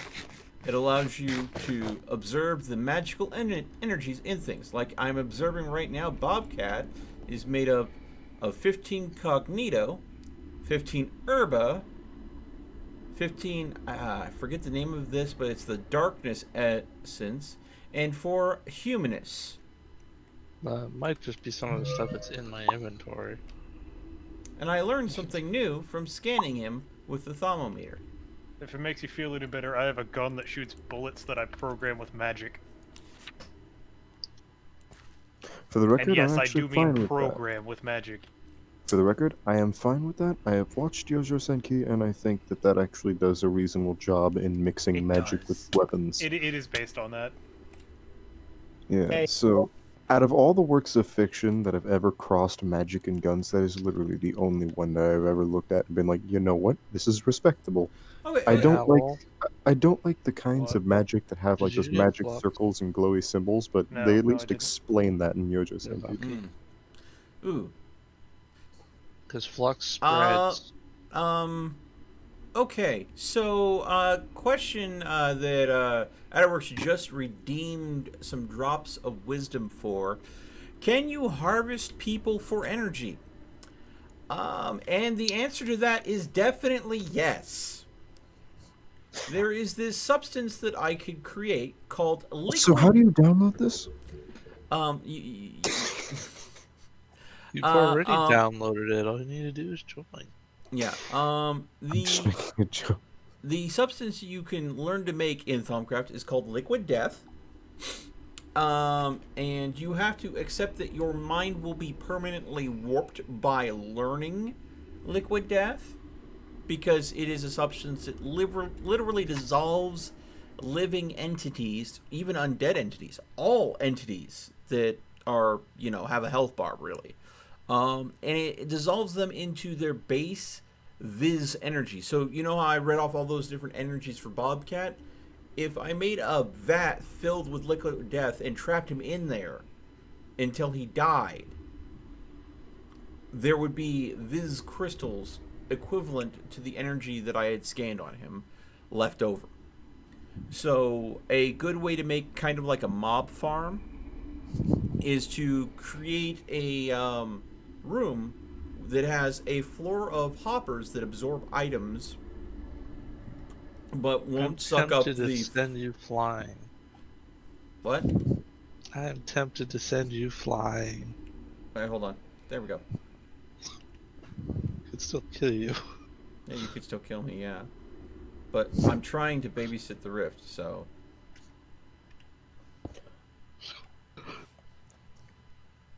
I broke one block. Kinda- Send you flying into What are it. you doing? Are you doing like some Attack on Titan BS with those? Yeah. grappling- No, I have a unique item that is called a diamond hook. So basically, you can make a chain spider web. Yep, basically. The diamond hook allows you to make up to 4 chains at one given time. You could jump to cancel all the chains, but basically is a way So to... basically, Spider-Man but BDSM. Spider-Man meets Attack on Titan. Alright, I gotta go check. See if my Found beat is spore, done. wherever that does. Anyways, but yeah, you create a hopper in the base to collect all the crystals. You fill it with enough liquid death, and then you basically go ahead and create an area where enemies can spawn, and put things that shove them into the vat, and you can go ahead and just create a whole lot of Viz crystals from creatures getting liquefied and slowly melting. So I could There's, probably, if you there's did the that, I acid wouldn't have to be example. constantly getting crystals for you. Well, it would get crystals that are related to those entities. Some entities drop crystals that are useful. Some entities drop crystals that are only useful in specific certain circumstances. But rarely do they drop base elemental crystals. Those are the kind of Viz crystals that spawn in the world. Like example, how you're made of Herba, Cognito, Humanus, and then the Dark Element. Those are the only element there that is... Sounds like a wisp spawned. Yeah, that was an effect. Either that or that was delayed using magic. No, that was definitely delayed using magic now that I know about it, because the sound that happened right before it had effect was the sound of his gun being fired. How do the guns in that work? Depending on which ones you're talking about. His magic gun doesn't have ammo, it uses magical energy. And he programs the gun however he wants using a device. So... Correction, I programmed the bullets. The gun is just a gun.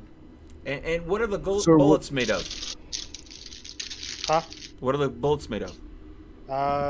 Magical dust and iron. Okay. So, like a tactical Harry Potter wand mixed with a gun. Yep. That reminds me, there was something I was going to ask you, Lucas. What is your opinion of gun blades? Now, I don't mean like a bayonet. I don't mean like a bayonet that is mounted on the end of a rifle. I understand precisely what you mean, but there are quite a few different variations and designs of gun blades. Mm-hmm. As in, there have been revolvers where the barrel is part of a giant knife. There have been knives that contain a hollowed section that have a single shot of 22 or 9mm. There have been, in the case of the Japanese, they made very interesting Nambu pistols with an attachment on top that essentially turns it into a saber katana, where a katana blade is coming out from the top using the barrel as a crossguard. And then there have been historical examples all throughout Europe where there have been barrels directly in line with the blade. So you'd really have to be a bit more specific about that. In general, I think that it is... How they're portrayed in fantasy. How they're portrayed in fantasy. I would say a lot of the time the fantasy, everything in general is a lot of the time over the top and ridiculous. Particularly guns in fantasy usually just end up being cursed beyond degree. Oh yeah, like revolvers that never need to get reloaded. Yeah. Hey, I just saw him fire 8 rounds from that 6-round chamber. What's going on there? Or guns that shoot out just like you load it with regular bullets, and then it just every single bullet that you shoot out apparently now has the destructive capabilities of like 10 pounds of dynamite. Like, if you're imbuing it with magic in a similar way as is explained in Yojo Senki, then that's okay. That's adding a... It finally poofed. What finally poofed? It released flux and a damaging aura. Taint poison. Ooh, lovely. Good thing that taint poison. Yep, taint poison. I did see some taint spawn, but I am not seeing any sort of taint seed in the area. Is there any above? I don't know. I'm not over there.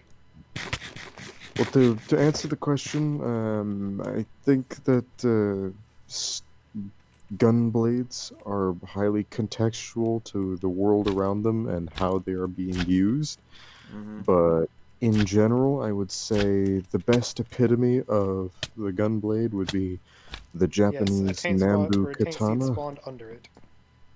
Where? Like, I murdered it. Hey, Melt, have you watched... I wish you hadn't, but okay. Was there anything that dropped from it? Yeah, something dropped down below. Where? Well, if you have my current position, it fell below Yeah. me. I got some Viz crystals, but that's it. Why'd you do that? I fell and I couldn't hook something in time. Why'd you do that, though? Wait. It wasn't intentional. Aw, I don't learn anything from scanning your grave. Damn. Not all my friend died. Oh, I I would don't learn expect anything to get from at least scanning your- Mortuus out of Ah, that. he'll be fine. He's gonna respawn. You'd expect to get Mortuus out of that at the very least. Maybe Exanimus. Yeah, no. So the only thing that dropped was a couple of Viz crystals. I was hoping to scan the live corruption seed, because that unlocks a lot of information. Corruption seed sounds like a plot device from a hentai.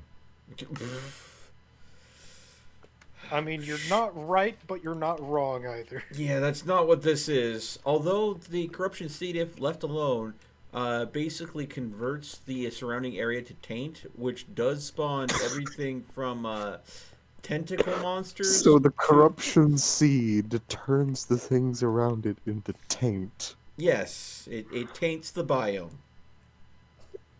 There's a side of that I don't think you're I know. hearing. I know where you're going, and I am.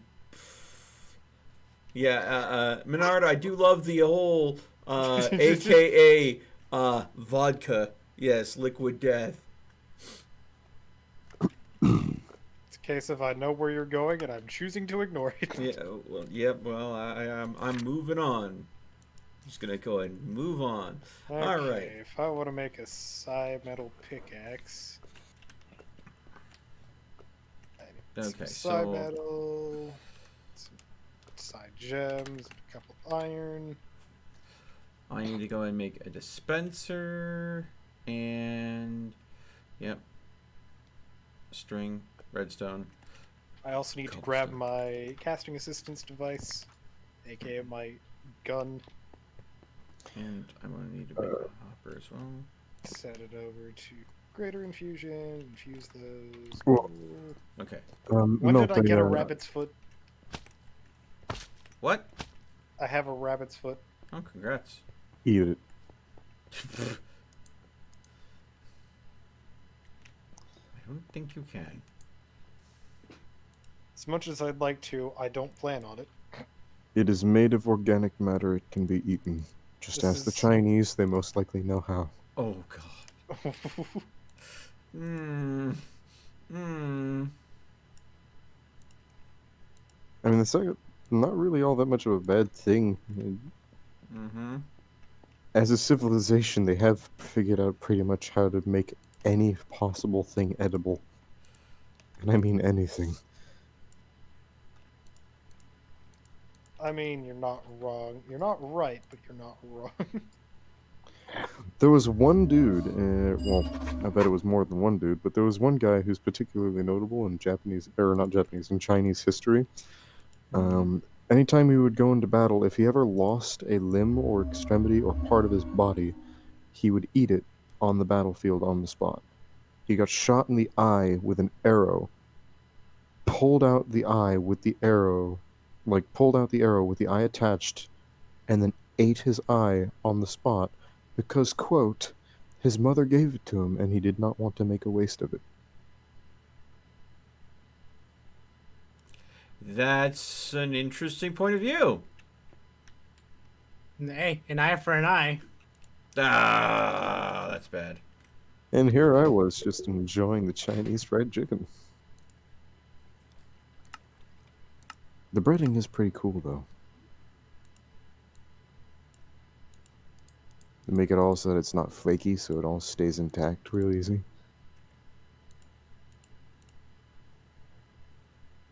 And I'm getting hungry again. I wonder whose fault is that? Mine. 'Cause You don't know when to stop.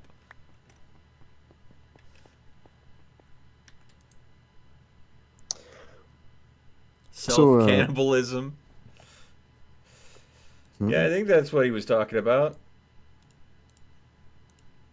That would be called auto-cannibalism. Ooh, that reminds me of a particular Marvel light novel I read a long time ago. The title was Live Wires, and it was based on the life model decoys that exist in the Marvel universe. Life model decoys were bioorganic robotic AIs designed to imitate high value personnel to throw off would-be assassins. At least that's what they were designed to do originally. And what did they end up doing? Well, a few black bag, off the books company thought, well, if we can make them as good as people, we could make them as good as super soldiers. If we can make a life model decoy that can mimic everything that Steve Rogers, aka Captain America, can do, why not make 1,000 of them? Why not turn them into programmable, ready to go ahead and go super soldiers that we can launch at an enemy, and because they're not actually born, they're made, we could plausibly make them look any way we want, so they could look like anybody we want. So it's not us that did it, it's this other nation, because those clearly aren't American people that attacked you. Whoever those fictional characters are, I like them, and I would probably be working with them. Yeah, well, the problem is the scientist in charge of the Livewire program did not like how the corporate overlords were telling him how to do his job. He saw the creations that he was making almost like his children. And all the suits that were paying the bills wanted to do is to know, are they going to be effective? Will they be deadly? Will they follow orders? And will there be no chance for them to go ahead and fight against the chain of command? They were worried about the AI super soldier robots going rogue, basically. Of course... I mean, the Terminator movie still exists in the Marvel Universe, right? Yeah, I believe so. So, yeah, that would be why. Yeah. And of course, the scientist in charge says, okay, well, they have a... Yeah. The scientist in charge said, okay, well, we'll make a hierarchy of things that they must do. And the first rule that they must always obey is to be 100% loyal to Project Livewire. Under that very brief explanation, there's an asterisk that says, keep in mind, this is a gross oversimplification of what this rule actually does. Please make sure that you read the text documents to see how Project Livewire is defined.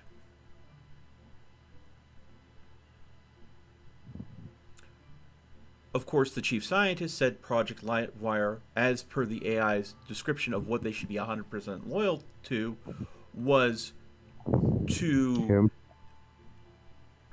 Basically, no, but kind of yes.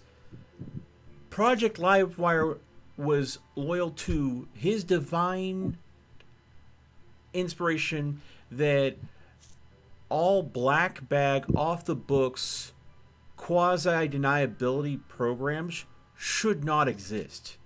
And Project Livewire's goal should be discovering and dismantling all programs therein, taking all equipment, tools, and capabilities from those programs, integrating them into themselves for better job performance.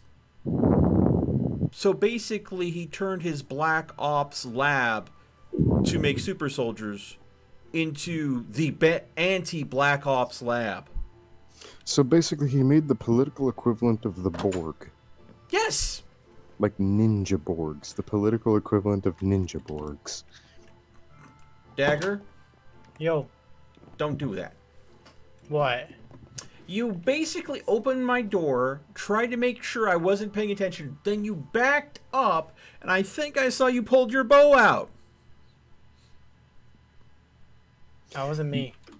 By the way, Melt, I did want to ask you if you've ever watched the show Star Wars Rebels. Don't think so. Because the main weapon of the, well, it's really no secret that one of the main characters, Ezra Bridger, becomes a Jedi. Uh-huh.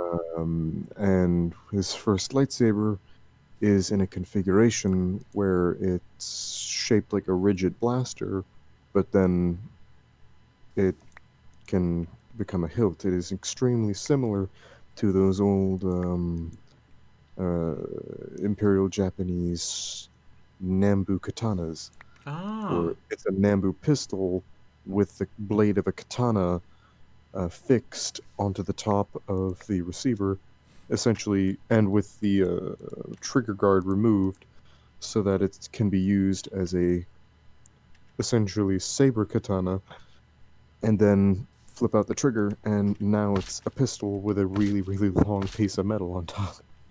Hmm. Okay. Interesting. And from my recollection, I believe those were all made on custom order. Oof. I believe, but I also think that they were popular enough that they were like produced in certain number. I'm not absolutely certain about that, but I do know that many of them existed, but I do not believe that they were a legitimate army production thing. I Hmm. think from what I can My game remember, just I think it froze. was one of those. There I we go. think it was one of those just like popular, popular requested items, Hmm. if you will. I get what you mean. Kind of like the well, I guess that might be a little bad of an example without context, but the MP41 in certain cases. Hmm. It was a variant of the MP40, just remove all of the lower receiver and replace it with the lower receiver of an MP28. So it saved production time since the same company already had the parts to do that. Except it wasn't formally adopted by any branch of the government, so it was pretty much someone had to go and buy it for themselves to be able to use it. Hmm. It wasn't formally adopted until quite a while later.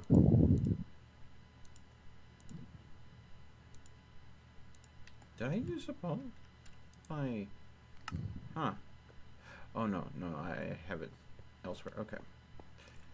Um, that is very interesting. I was kind of torn. I thought, of course, in fantasy culture, the whole gun sword thing was kind of cool. But at the same time, it didn't make a lot of sense to me because here I am looking at a situation where someone has, for all intents and purposes, a device that is a big giant effing cleaver that's already going to be pretty heavy. That's on like the spine of it, like a revolver that has been merged with the spine. And of course, the spine of a blade is gotta be the strongest point of it. Um, so I thought, well, aren't you weakening the spine that way? But that's when I started learning about things like barrel hardening. As you fire like a cannon or something, the first time you fire it is the most likely time that it's going to break because the metal hasn't hardened from use. And as that cannon gets fired, uh, it forces the materials to compress in a way that it is more readily used to go ahead and enduring that kind of shock. Am I right in that statement, or am I misled in some point? That Um, I mean, if you're talking about really old cast cannons, there's some truth to that. But if you're talking about like a modern pistol, or well, not modern pistol, but if you're talking about like a modern gun in general that is used out of milled or forged pieces, then I would say that that is not entirely accurate because Okay. most barrels today is just you just take a tubular billet Hmm. and you cut it into a barrel with a barreling machine. Well, see, Adderworks just put in the statement tempering can only be lost by weapon usage. So tempering is a form of hardening steel or metal, often used when making a blade through the forging process.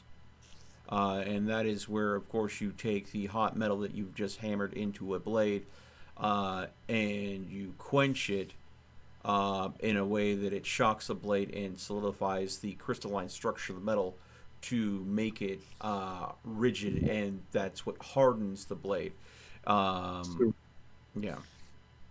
um, funny thing about this particular subject is that it combines two great passions of mine, and one is a familial passion. Is that before I even got into gunsmithing, the entire reason I got into uh, guns at all is because my family is really big on weapon collecting and antiques, and we are associates and friends with modern swordsmiths. Mm-hmm. And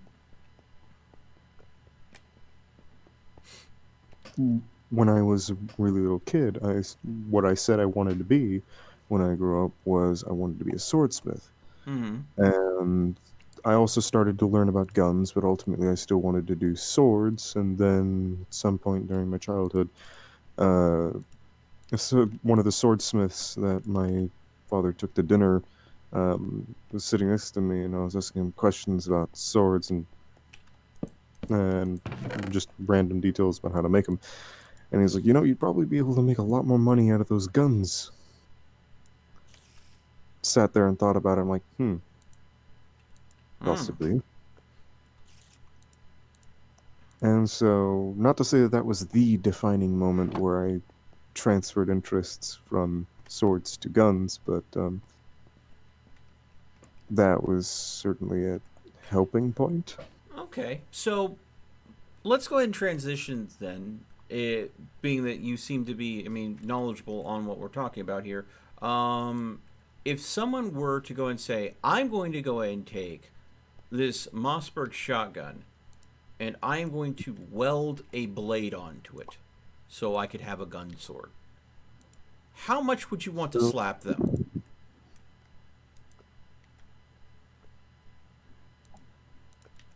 so say again with the because a Mossberg shotgun is like, are you talking about like a super shorty or what? Just a standard Mossberg. Well, the barrel of a shotgun is 20 millimeters in diameter on the inside, Mm-hmm. at least. The thickness of the overall steel around it is varying depending on who manufactured it.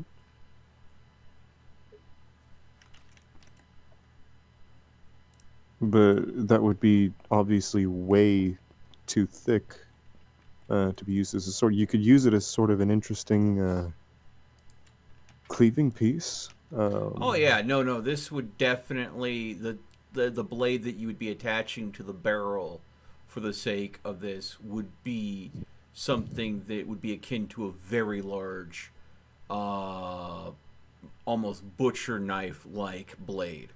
I mean, I would prefer that they would have it be attachable and detachable by lugs or by some other means of attachment. Mm. Welding it, that's No, just yeah, certainly welding it interesting too. straight onto the barrel. Well, that's the thing. Most shotguns, well, like how Disassembling exactly are they going to the put it shotgun onto the as barrel? much as Because possible, then directly welding under the a. barrel of the shotgun though, there is the tubular magazine. Mm-hmm. Because 12 gauge doesn't really like any other kind of magazine all that much. Yeah.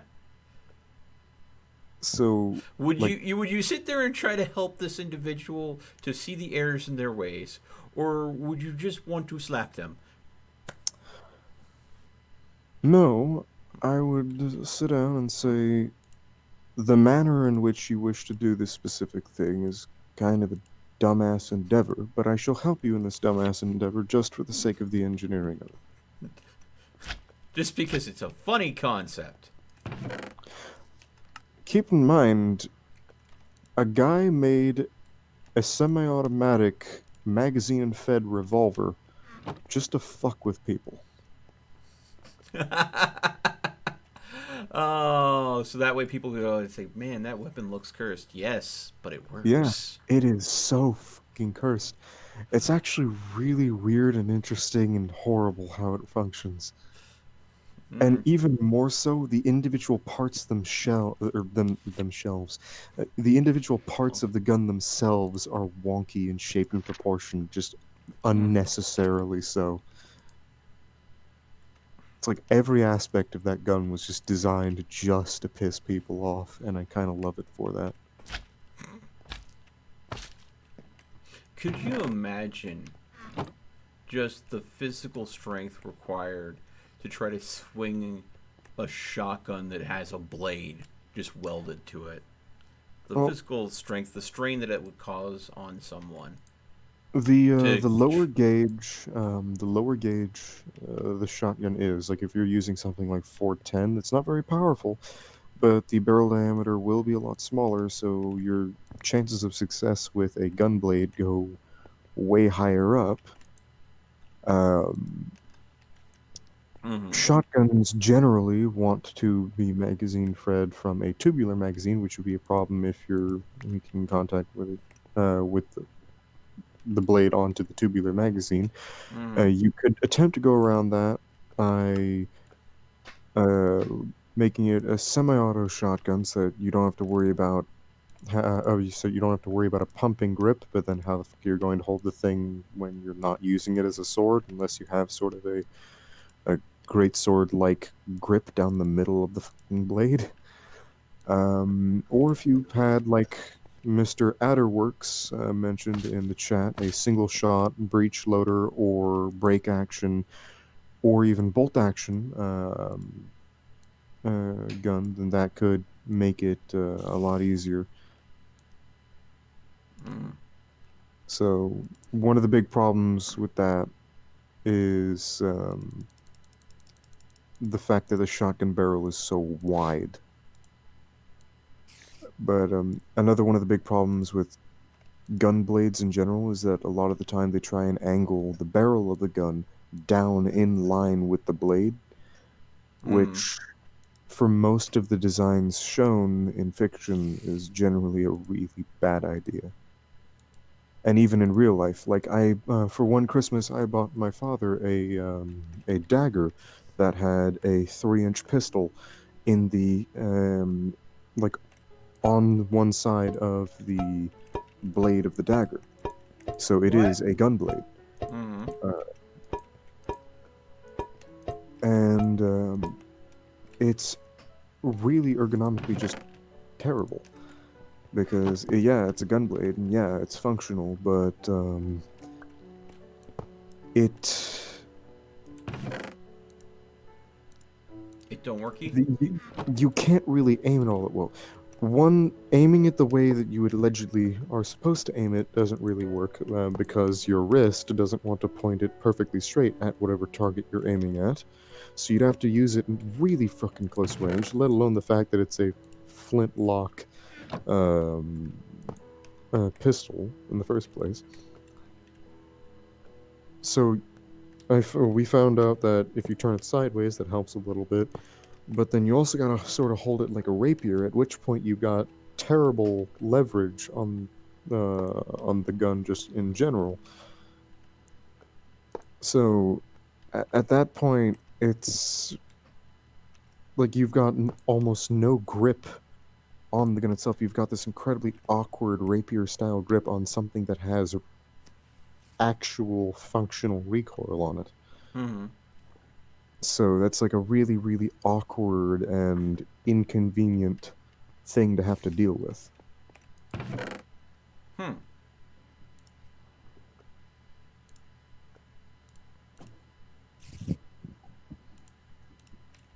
Oh, by the way, I also have a rapier.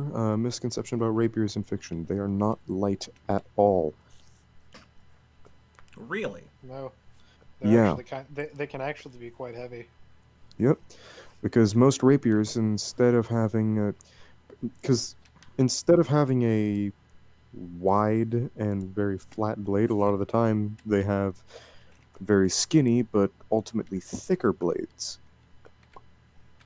As well as the fact that there is a lot of metal all over the hilt between the various types of guards usually put onto them. So literally, both of my cutlasses are lighter than my rapier. Like, it's heavy as all fuck. So seeing like those fantasy movies where some guy with a rapier goes "Whee, whee, whee," like he's just playing with a toy stick, I'm just like, he broke his wrist 4 times doing that in real life.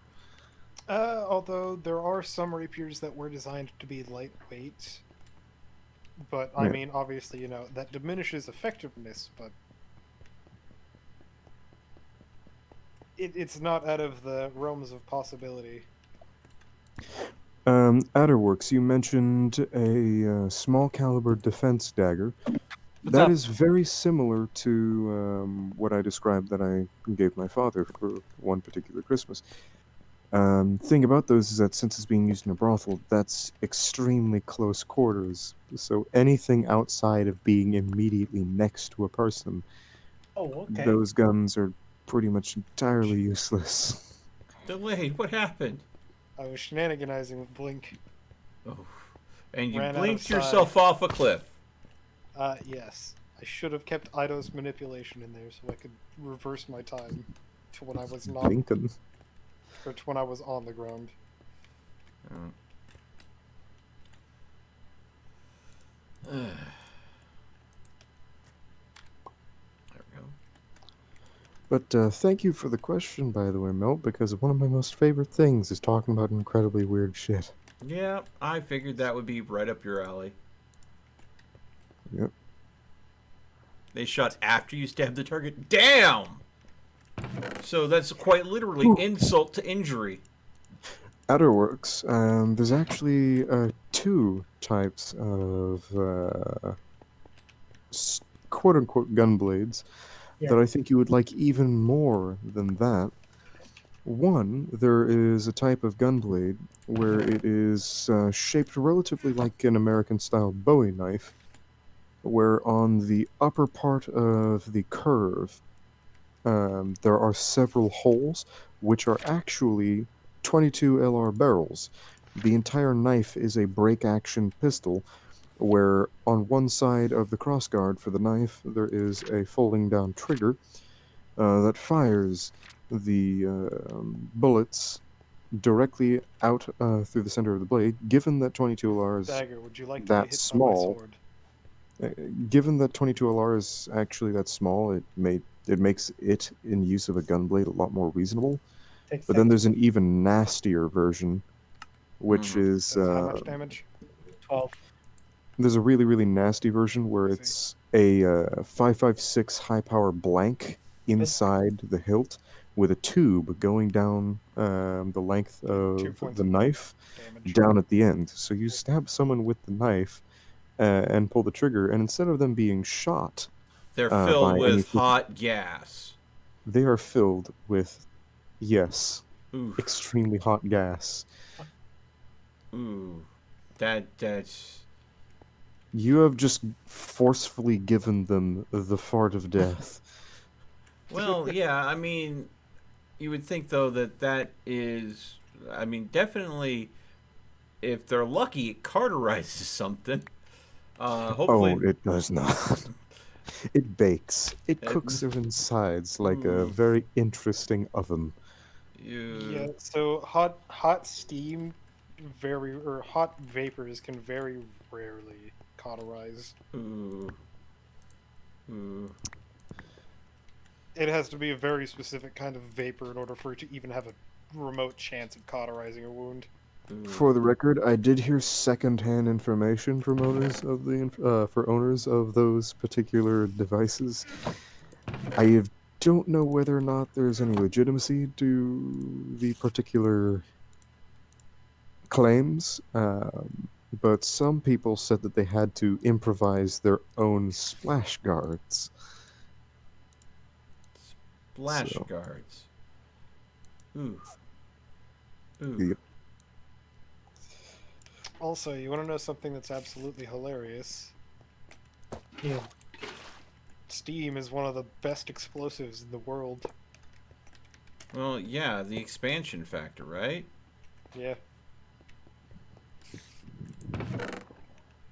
You're taking a very high compressed source and you're making it a very expanded source, going straight from a liquid to a gas.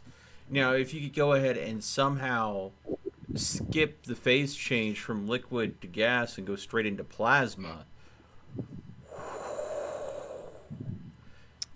So all I got out of that is that you could have a steam train, like a steam engine train, ultimately powered by steam plasma.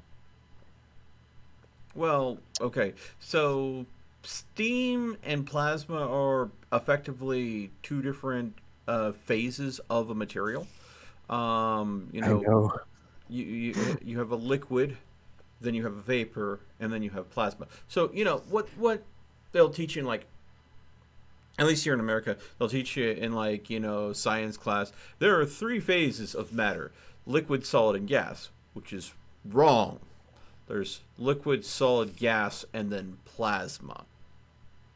Yeah, for the record, I've made a few things that specifically use plasma to reach certain ends. Yeah, and plasma is kind of a weird thing. The reason why they don't teach it in school as readily as the other is it's harder to wrap your head around it, because when vapor gets so hot, it starts acting more in some ways like a quasi-solid. So it can cause all sorts of interesting things to happen depending on the material you're using. Fun fact: the main RPG-7 head, is a concentrated shaped charge around a piece of copper. There is a button on the end of the rocket, so it is a rocket with a device on the end that is activated by a button. The button physically hits something, detonates the explosive, which concentrates the shaped charge, turning the copper on the inside of the RPG-7 into essentially an angry lightsaber. Ooh. So it doesn't actually, unlike what movies show a lot, it doesn't actually damage things through sheer explosive concussion. Um, it damages things, particularly like armor, by literally creating a little lightsaber stream of plasma, Come of on, copper game. plasma. I need some flint. Let me turn. Gravel. There we go. You have flint, you could ask me. I have Yeah, he gobs just and lifted up his shirt and gobs. picked some from his belly button. Oh, that's lint, not flint. And ew. Ask me if you want flint. I was trying to get rid of my excess supply of gravel anyways. So sifting through it for flint was just the thing to do. Let's see here. What did you need the flint for?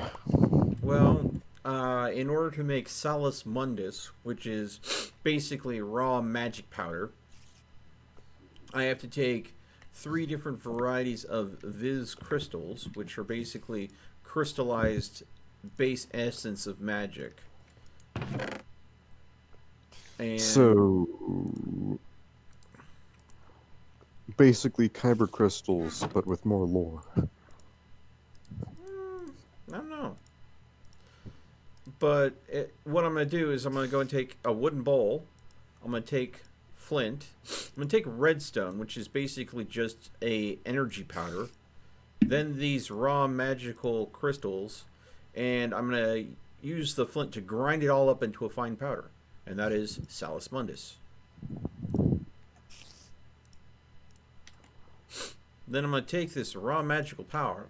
I'm gonna apply this to this alchemical construct that I have on top of my crucible, and bingo, bango, bongo. Poof. I have just made my first thaumatorium. Thaumatorium, Jesus. Yep. Which is a device where I can put things in. Like if I put a quartz quartz sliver in, it tells me that I can capture these different elements and convert them into Viz crystals of those elements. And how it would capture that energy is through Viz pipes known as Essentia tubes. Now, of course, I could just run these pipes directly to it and force feed it, but what I prefer to do is use, well, these are filling tubes, so anything in here gets ejected to fill containers. What I'm going to do is I'm going to attach a emptying and filling tube onto the device here, and the goal is to have it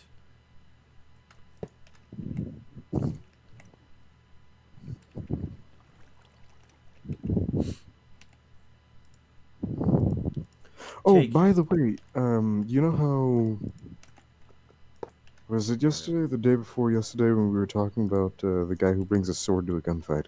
Yes, it was actually, I think, yesterday. Okay, so with the guy who brings a sword to a gunfight thing, that Nambu Katana thing is the ultimate checkmate in that situation. It is the sword gun fight. Gun sword fight. Because you both have the functionality of a pistol, and you're also the madman with a sword. So, fear factor 11. So, I have put an iron ingot in. I've told it to make a thaumium ingot. It's telling me that it's going to need a pericentio, basically a raw magical essence, and terra, a raw earth essence. Just make sure you leave it in the sink when you're done, because it needs to thaw.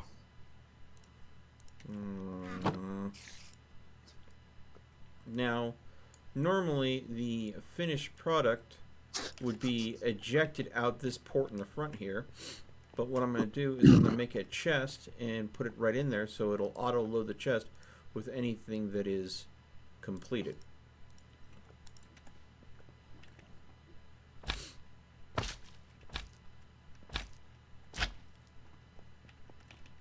Hey, delayed. Now, I need to make sure that there is this Essentia available in my system. I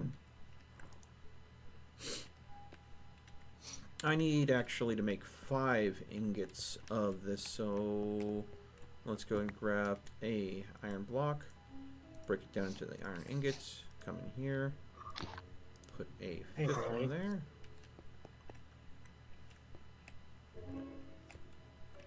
So now I need to take this Essentia, again this is raw magic that I've captured, and I'm going to put it in that container there. Now it's going to draw through these Essentia tubes out the materials it needs, brings it into here, and process it, turning this into that. Hey, a thing for both Melt and Adderworks. The Adderworks said Plasma Lance, FTW, Welders Unite, and we were talking about... Jesus! What? Thank you for the bits, Vivian. We were having a lovely conversation about guns, and she decided to go ahead and donate 25 bits to use the BANG command. which basically has a gunshot go off in my ear.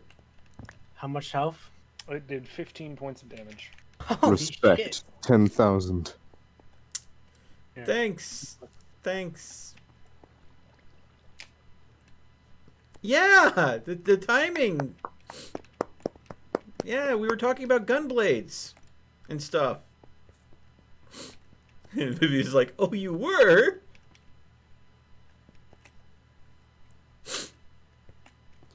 Well, Nice. I've been looking at a lot of the hacksmith who made a proto saber. oh, yeah, you know, they actually made a proper, like, plasma, or, well, sort of plasma-based lightsaber. Yeah, it's retractable even. Yeah. I thought that was really cool. But, I was in a call, just got back. Welcome back. so, Outerworks said Plasma Lance FTW Welders Unite, and we were talking about plasma earlier. Kind of reminds that reminded me of something. Is since you were talking about plasma and states of matter being taught in school, when I was in school, and not entirely sure about it, but like fourth, maybe fifth grade. I enough for now. made a plasma welder for Good night, class. Dagger. Thanks for hanging out with us. Good night. I wish you can put me to sleep with that smoothing voice of yours. Okay, then. Who are you talking to? He's talking to you. He's being awkwardly flirtatious. I'm not. Mel, can I test to see if this works on you real quick? What? Fire. Oh, yeah, I mean, my gear is pretty much fire resistant, so yeah, go for it. I can never get these to work. Hold on, what is that you just put into the chest? What is what that I just put in the chest? This? That thing that you just put on the wall there. Yeah. What was that little green thing you just put on the wall? Yeah, that's a catalyzing gland. They're harvested from creepers or gas. Basically, you know how creepers explode? Yeah. It's its gunpowder sac. Think of it like a pancreas only filled with gunpowder that exists inside ghasts and creepers. It does not look like a gland. Well, creepers also don't look like any living creatures, so... It can be harvested and you can get lots of gunpowder out of it. Okay, on second thought, now I like it. How terrifying would it be if in the real world there was creatures that would basically self-destruct without killing themselves? Bombardier Creepers. beetles? Creepers do kill themselves. There's a tree that has exploding nuts. I think I'm familiar with this story. I have a question for a god. Why?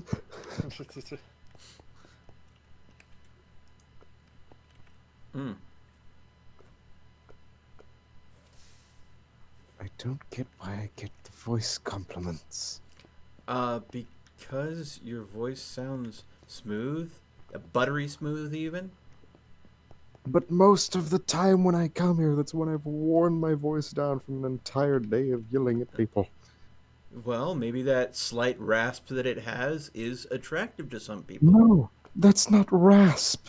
At the end of the day, I sound more of a child than I do during the day regularly. So, and people still love it. So you're just going to have to deal with that. Also, Exodino made an innuendo. At least I'm pretty sure. Yes. Vivian, also known as Xdino, likes to go and play innocent when she goes ahead and thinks that could be seen as innuendo. Because she's just a good Christian, good Catholic girl, right? Right? Is that what's going to happen like last time, Vivian? No. You see, you just gave her an easy opportunity to make a Catholic schoolgirl reference. Oh, she would never. But if you're taking that literally, I am very familiar with hazelnuts as a traditional dish from my brother's hometown. Is a hazelnut cake. And my god, it is delicious. Nut cake is amazing. Add words. Oh. Also, nut cookies, hazelnut cookies. Those are pretty tasty too. Alright. Time to make more raw magical power. Powder. Powder. Let's see here. Melt always gets the nuts when playing Satisfaction on stream. I think they're Yeah. referring to Satisfactory, and when you're starting out in that game, one of the health items that you could find in the world is called a You barrel. fool. It's called a barrel nut. It's basically a pistachio that's like the size of a softball.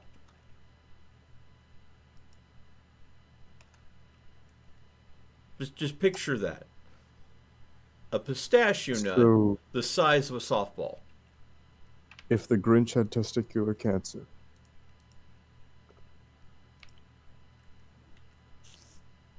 That's a very weird way to look at it. I don't know if I want to look at it that way. But okay, sure.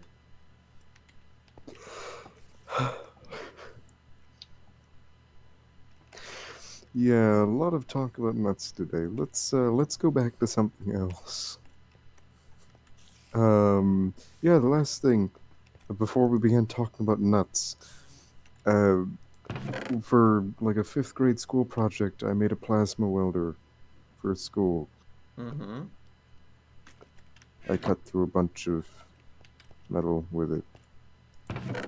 Mm. I happened to have purchased really shitty welding goggles at an anime convention that I went to with my brother.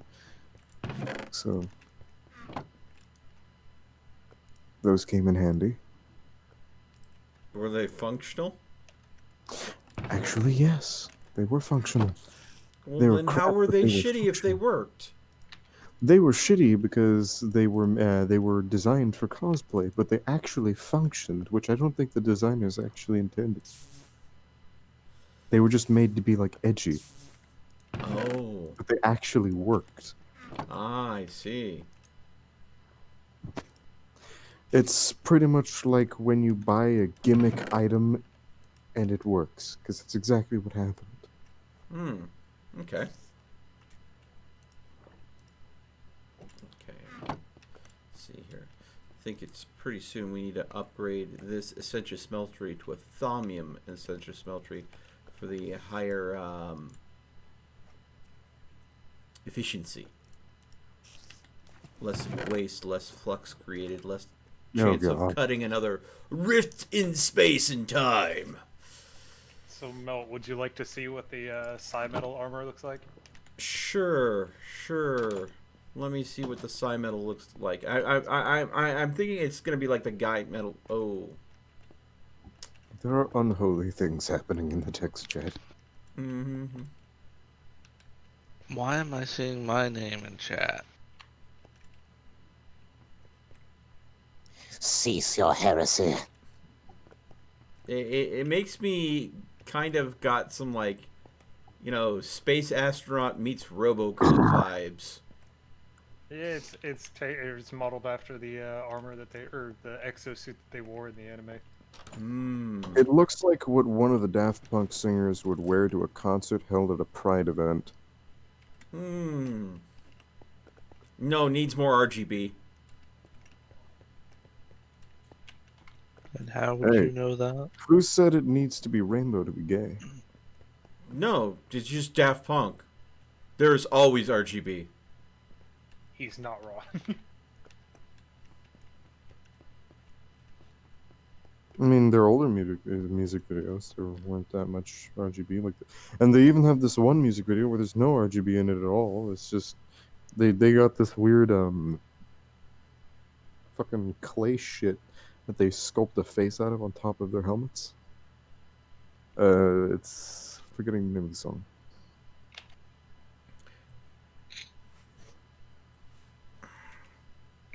Well, I mean, I can name music videos that where nothing RGB happened when it was a Daft Punk video, but at the same time, that's kind of the exception to the rule, I would think, because it's Daft Punk.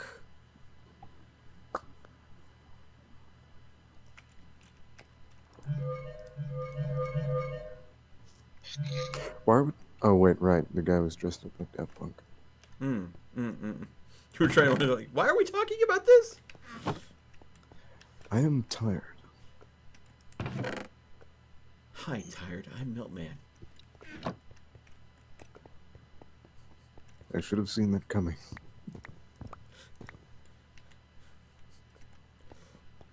Then again, I've Especially only with ever been to Noel. a church once. Oh, goodness.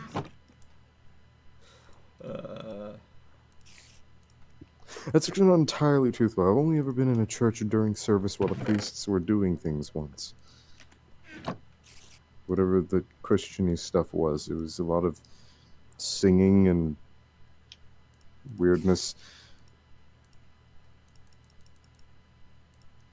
Henceforth, I use the phrasing, I am Christian. Christian. Yes.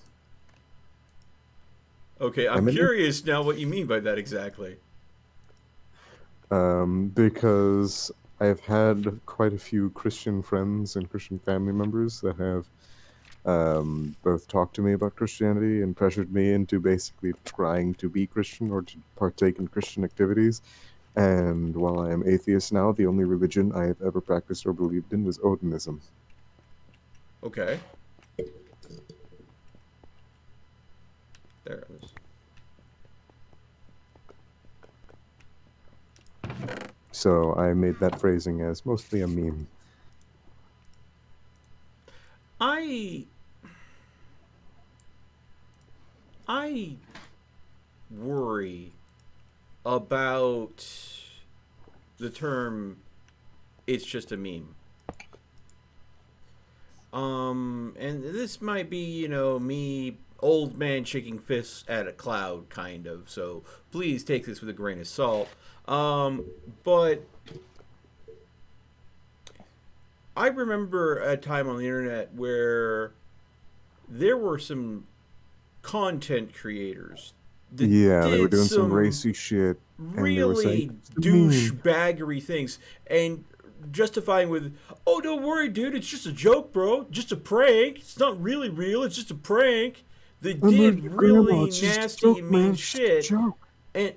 and I worry that, dude, it was just a meme. I'm just memeing. I worry that it was just a prank bro 2.0. I do have that concern. But at the same time, at what point does a meme just become mean? I mean, I've never said that like aggressively or mean to anyone. No.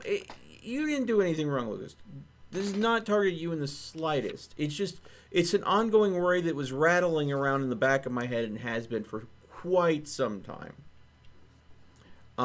It's just you saying that as, you know, you effectively make a joke of a situation that you're not too keen on. Which... A meme stops being a meme when it is actively targeting a certain person or group that does not deserve the prejudice that it inspires. And for the record, I'm using the phrase "does not deserve" because Amber Heard. Because of what? Amber Heard, I think we can all agree. Amber Heard, Logan Paul, who else? Just people no one on the internet likes. I refuse to speak of the Logans. I mean the Pauls. No. Like they can do their own things, but I think that there is a certain amount of empathy that might be lacking there. I've only ever watched like 1 or 2 Logan Paul videos, I and I have seen one video that gave me the impression of the type of content that they made. They were at a hotel in front of a large glass window with young impressionable fans with parents outside holding up a sign cheering them on, and with one of the Paul brothers just sitting there waving. A guy walks up to behind him with a fake shotgun and fires it, at which point they ignite the squib in his chest, bursting The outwards squib? toward squib. It's a effects term. Basically, it's a small charge pack hidden in clothing that has basically fake blood mounted to the front of it yes. to make a gunshot sci-fi kind of special effect. When that happened, and that was the kind of content they were doing, that shock and horror style of morbid humor, I do not like that. I do not like that they did that in front of children. So That is not something that I personally feel is cool or funny in any way, shape, or form. And that was long before the whole forest situation. about that particular example, that is something that as a child I did experience. So, Yeah. and if you're being technically speaking, because if you're being technically speaking, then I would have experienced that a lot. Because, but I'm cutting the line of childhood at 15. No, these were kids that could have still been in elementary school. Yeah, These were very young, impressionable minds. yeah. There was one time I was walking down the street with my mother in Paris, and well, we had gotten some groceries and stopped by one of my favorite chocolate stores and got some chocolate. On the way back home, there was a man walking in front of us, and he was shot in the back of the head. Yeah, you And told me this story before. yeah, Yeah.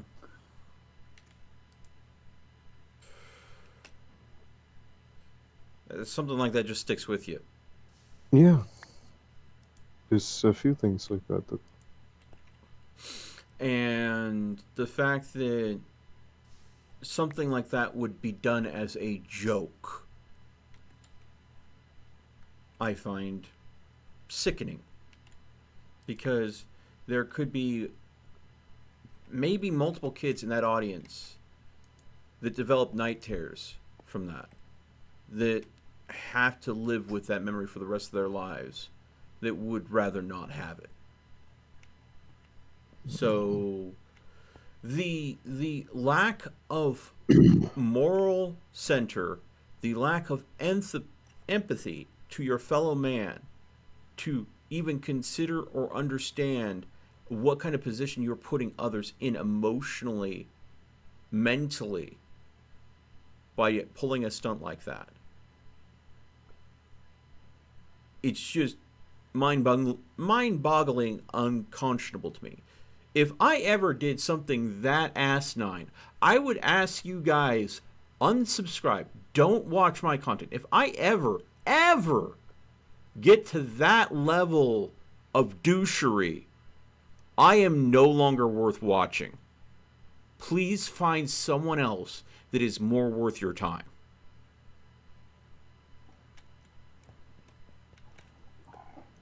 Because you guys clearly deserve better than that. I hadn't seen the fake shotgun death thing, but the thing I It's likely saw that they had to was remove it because of YouTube's changes. Yeah. The thing I saw was like a world tour thing where he went to a few different countries, Mm-hmm. and one of the ones in particular, he went to Japan. And Mm-hmm. well, my father has done a lot of business with uh, China and Japan. Yeah, I Um, never would, Vivian. I would never. But I mean,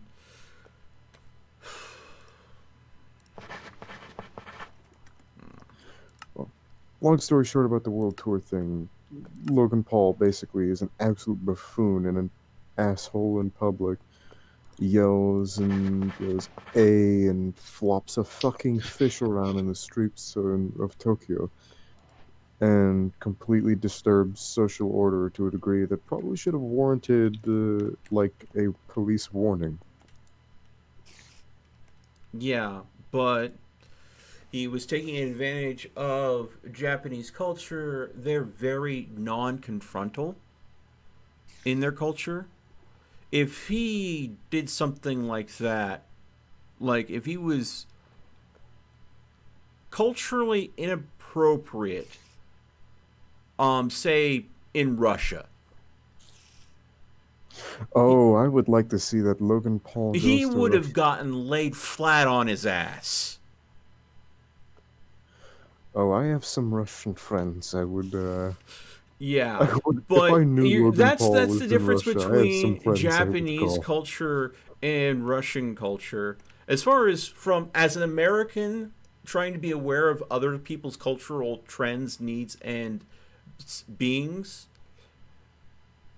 you need to be understanding towards Japanese culture because they are very non-confrontal. They are very live and let live, and he abused that idiosyncrasy in their culture. He abused Japanese hospitality to an extreme degree. And that suicide thing, That's repugnant. It is that vile is and it's sickening, and I worry that us talking about it, I'm worried that us discussing it is exactly what that is the reaction that was desired, that was planned. Because it happened a long time ago, but the shock value is still there. That the conversations are still happening. And to a small degree, if the videos were still available for this kind of crap, there would be some people who would be going, I didn't see that. What the hell are they talking about? And that curiosity would lead them back to the Paul Brothers channel and end up with someone else watching it, giving them one more view on that video, generating that little bit more revenue, and they're laughing all the way to the fucking bank. That's why I don't like talking about it, why I normally avoid talking about them. Because I in no way want to even closely indirect support that kind of behavior, that kind of attitude. Yeah, bad publicity is still publicity. Exactly. almost sounds like that Disney slogan. Pretty fucking much. That's why, as a content creator, I try my hardest to not be viral in the bad way. I try my hardest to not say things too inappropriate all the time. There are times where I've had like a day and I will just, for a brief moment, drop my personal filter, especially the filter that I do have a filter that I do install in front of my parents and on cam to try to be respectful, that I know that I have a mixed audience, that some people will think things are fine, that would be fine with me cursing up a storm, and others would be upset by it. But that's what society is trying to understand your fellow man, be sympathetic to their sensibilities, and being respectful to others. You be respectful to those until they are disrespectful to you. At least that's how I was raised.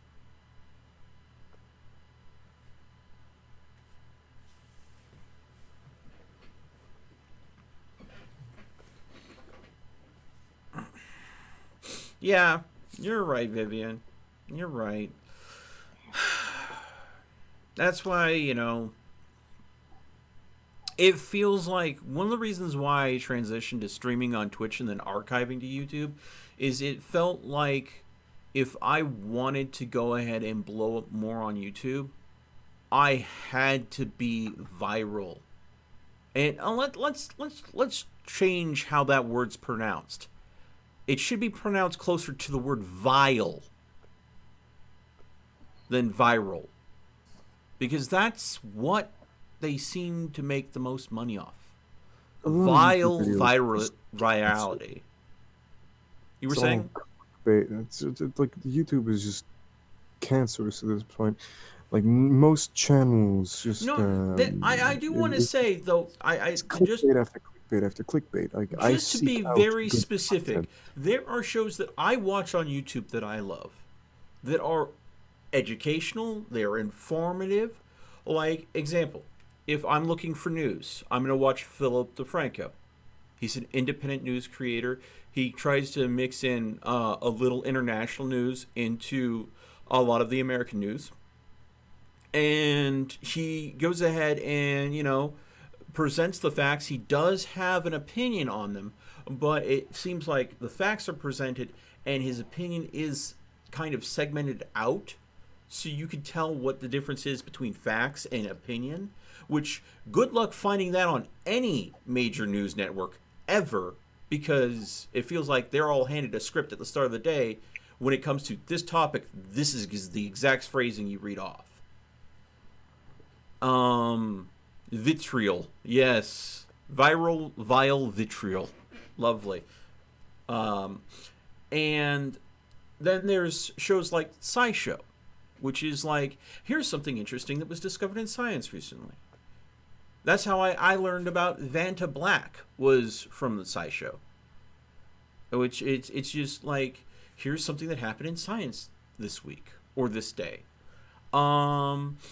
And Kyle Hill is a great gentleman that is a educational edutainer, however you would say that, who talks about things going on in the world, science and developments, and how they relate to, possible futures of humanity and stuff like that. And sometimes it's just, odd science things. But, those are positive creators. Even here's an example that isn't even like an education source. Thrill VR.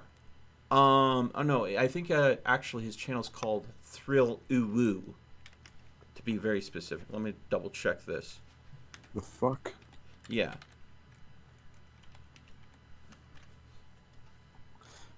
By the way, sort of on the educational topic is ForgottenWeapons.com YouTube channel. They also have a website and a Reddit page. Not to sound like I'm sponsoring them or anything, but it's really, really great content if you want to learn about exactly the kind of stuff that I'm interested in, because Ian McCullum is basically just me if he had way more time to dedicate to learning instead of working on them. Okay, so the YouTube channel that I was misremembering, his YouTube channel is Thrill Seeker, all one word. And that's where I get a lot of my information about VR development, what is happening in VR, different ways to go and optimize your VR experience. But over on Twitch, his Twitch channel is Thrill Uwu. And he does a lot of stuff with VR chat and stuff like that. So definitely Go woo for your VR senpai. But it's definitely there are positive influences on YouTube. There are positive creators on YouTube. The reason why people feel YouTube is cancerous is because The cancerous ones become mainstream. they Because stand out.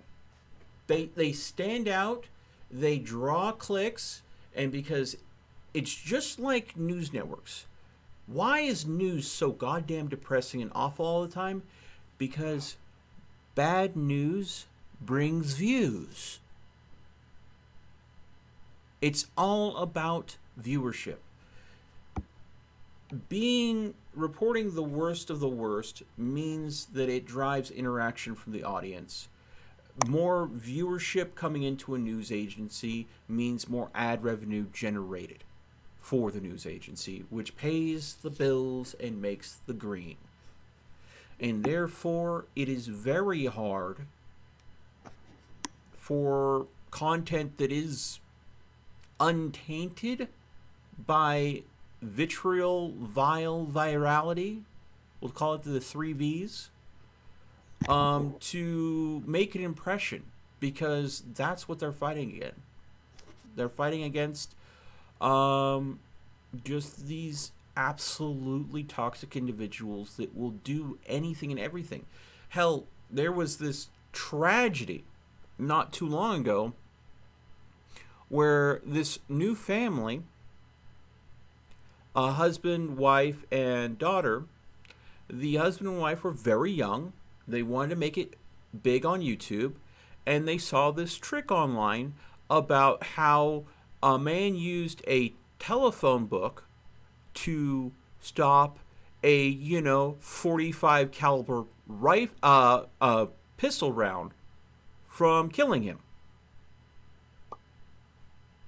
So, in order to get attention online, they made a video, or were trying to make a video, where the wife held the revolver up, the guy held a phone book in front of his chest, and with their daughter present, he told her to pull the trigger. Guess what happened? Yeah, so I think that's maybe a little bit also the fault of the stupidity of the people involved. They saw it in someone else doing the video. They saw someone else do it. The person that put out the original video that they saw that they were copying for views was using Probably blanks, and they were faking the whole thing. But they didn't come out and say that. Yeah, a book cannot stop 45. It's too often where someone that is undereducated on what they're doing sees something online, and because they see it, they believe that it's true, because online is an amazing resource of information. It is. But you have to filter that information. You cannot take everything that's online as 100% gospel truth. If you do, you're going to be lying to yourself in the worst possible way. And in this instance, a man died, a wife was widowed, and a daughter lost her father.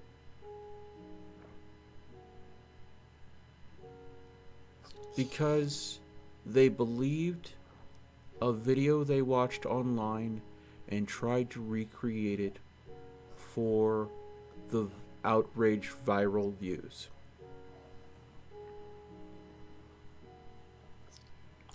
And it is just so fucking scary that is something that can happen. That someone could buy into the illusion that is presented by some of these people. And I'm sorry, I think that our Minecraft stream has turned more into like a podcast at this point, folks. And we've talked about some really heavy shit. Yeah. So, changing the topic to the last comment that was not... Vitamin? turning to the last comment that was not about something deep. Hmm. Okay, that happens to be about Catholic schoolgirls. Never mind. Oh, God. Oh. How do we end up going down these rabbit holes, folks? Please, no one clip the last few minutes of this conversation. Not rabbit holes and Catholic schoolgirls should not be anywhere in the same paragraph. I did not think about that one. No, you did not. Hmm. Alice in Wonderland. It's all a metaphor. Oh, where is that white rabbit in a hurry to go?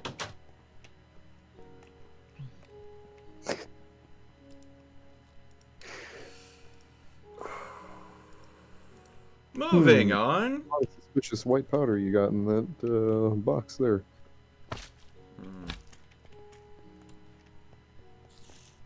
Time for me to... Technically speaking, I went to a Catholic school, except I skipped anything and everything that had to do with the religious parts, except sometimes they had some BS tests where they would be like, what is the strongest force in the universe? Gravity, time, electricity, love, and God. And the answer was God.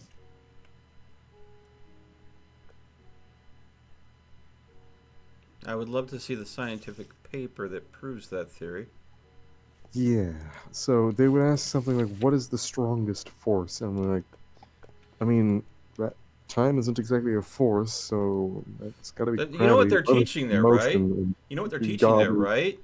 Yeah, they're trying to teach a religious dogma. Yeah. And I was sitting there thinking about that logically, like, so only one of these is actually a force, one is an emotion, one is a philosophy slash ideology.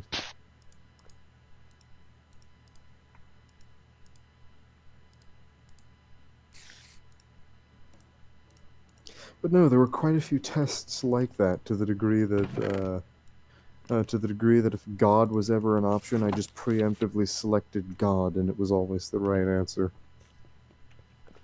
And also, that particular school had a lot of outdated and wrong things. Not surprised. Texts that were required for educational material had mass printing errors to the degree that, on average, entire pages were unreadable.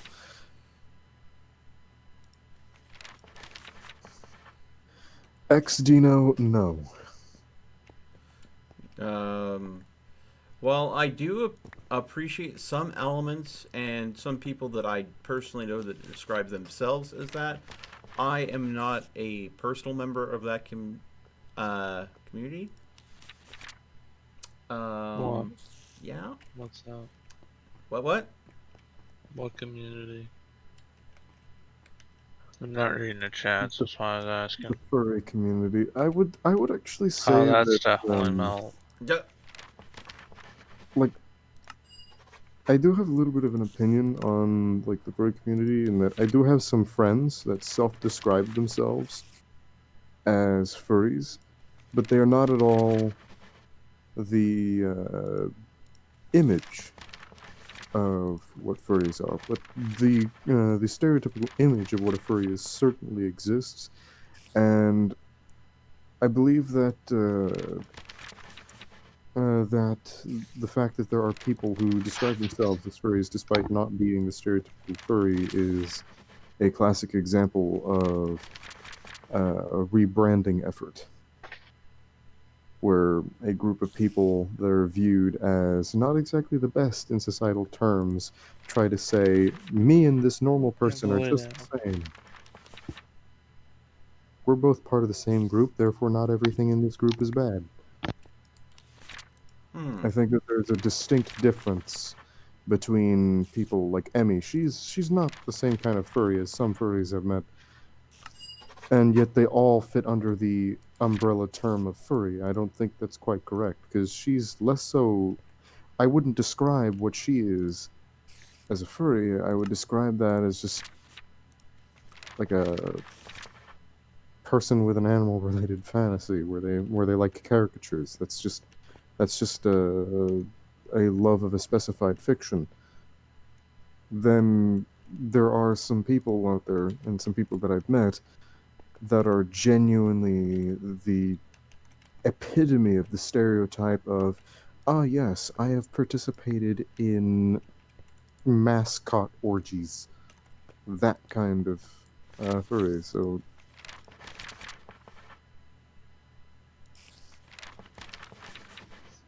I think that there's a certain amount of rebranding, and I think that there should be different terms to differentiate between the two, because people like Emmy and a lot of the other self-described furries are not at all the same as some of the other furries that I've happened to meet. Well, And I there really mean, needs to be terminology to that differentiate is, the two. I think that's true of any fandom. You have to grade things on a curve. You have people like Emmy that are at one end of the curve, But I and don't then think you that's have just an people example like of the one end of the curve individual. or the other. But there's a gradient in between, is what I'm saying. That there's a wide range of different types of people in any community. Like, example, I don't think there's many people in my community that are like Dagger. He is definitely on one end of the curve. And then there's not many people in the community that are like Emmy. She's definitely on the another end of the curve. And I think that there's people that are kind of in the middle. Kind of like Bobcat. Where there's a lot of different types of people that are collect in any set community, whether it be a fandom, whether it be a personal belief system. There's always going to be a spectrum. Yeah, but with this particular But example, it goes beyond there being a spectrum. It's more so two different uh, groups of people, and one group of people on a broader spectrum of generally normal people, and the other group of people on much less so. well, okay, question. Why do you think the furry community gets such a harsh or bad rap that people go ahead and look at it in a negative light? I think the furry community. Well, I think the furry community gets a bad reputation because there isn't actually one furry community. It's two different things. The regular people that just like um, that just like the idea of having a persona and like the character, and then the dark side, the other half, that is the people that have orgies in fursuits. Okay, And I so think that the reason that they are both referred to as the same title is as a part of a conditioned rebranding. so now this is where you mentioned that as a dark side to furry. So Just, I think it's the does that exact same make thing. does that make swinger conventions that have nothing to do with furries the dark side of normal sexual relations? I would say it has. I would say it's like the inverse of pedos trying to rebrand themselves as part of LGBT.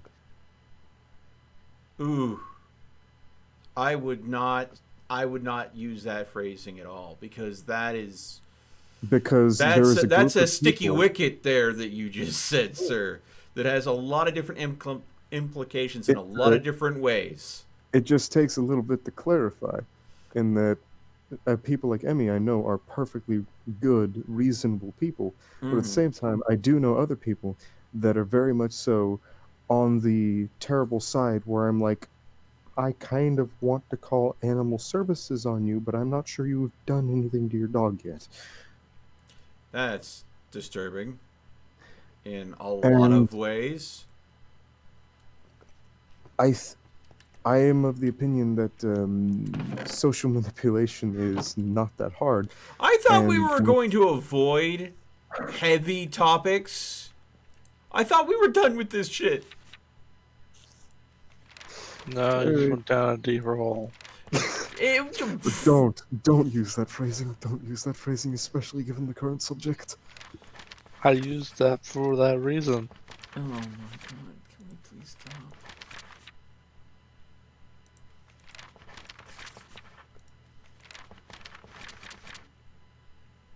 Are you a fucking child of Loki? Why? Yes. No. Vivian, you need to go ahead. You don't need to apologize for anything, Vivian. Yeah, and it's, again, exactly what I was trying to get at. Negative stereotypes always travel farther than general or accurate facts. That was the point I was trying to make with the comparison to a swingers convention, to normal intimate relations, as far as furry conventions. And then I believe the term for it is a fur pile for the furry convention orgies. Is it, somebody that's more in the know, correct me, because I saw like this episode. It was like a CSI show or something, where that's the term they used for that kind of event. I have got a brother who happened to see a Law and Order episode about a fur pile.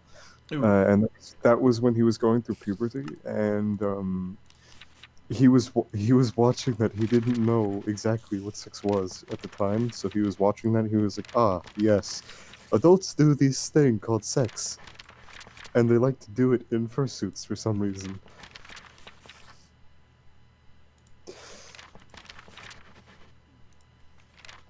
And, he loves to tell that story for some reason for comedic purposes. I'm not sure why he picked out that story, but he really likes telling it. Well, maybe because it gets a reaction from the audience.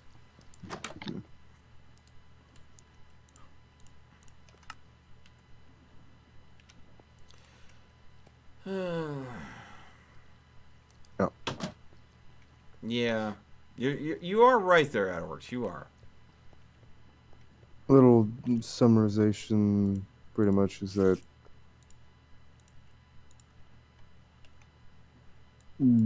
dark sides can try to make themselves look like light sides by going to hide in the light, or they can try to tug light onto themselves like a blanket to hide what they are. And that is what I think is what has happened with that particular community. Well, the way I look at it is I'm not going to judge any one person based on the reputation of a community. I'm going to judge that person based on their actions, and how they handle themselves. Because I think that a lot of the fall that comes in this life is judging someone on an assumption that is based on limited information. And when you're judging anyone, based on any sort of stereotype, you are shoving aside a lot of other information that you could learn and understand about that individual. And when you limit yourself to someone being called just a furry, or just a homosexual, or just a Caucasian or cracker, or whatever term you want to use. You could just use those terms if you feel your personality is that bland to the degree that that's your only defining trait. That was purely comedic, by the way. Do I prefer Twitch subs over YouTube subs? Paid subs, not free primes. I think that's not a fair comparison. I think what you mean to say is, do I prefer Twitch subs over YouTube members? To use YouTube's term, I haven't looked at the math as to which is financially in my benefit. I do appreciate that the sub program on Twitch gives tiers, gives options to both the content creator and the viewers that you don't have that on YouTube. YouTube, you go ahead and become a member, you're paying one set fee.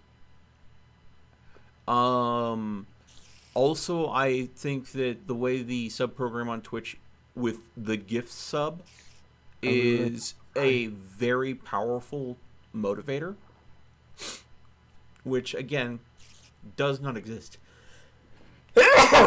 Pardon me. on YouTube at all. So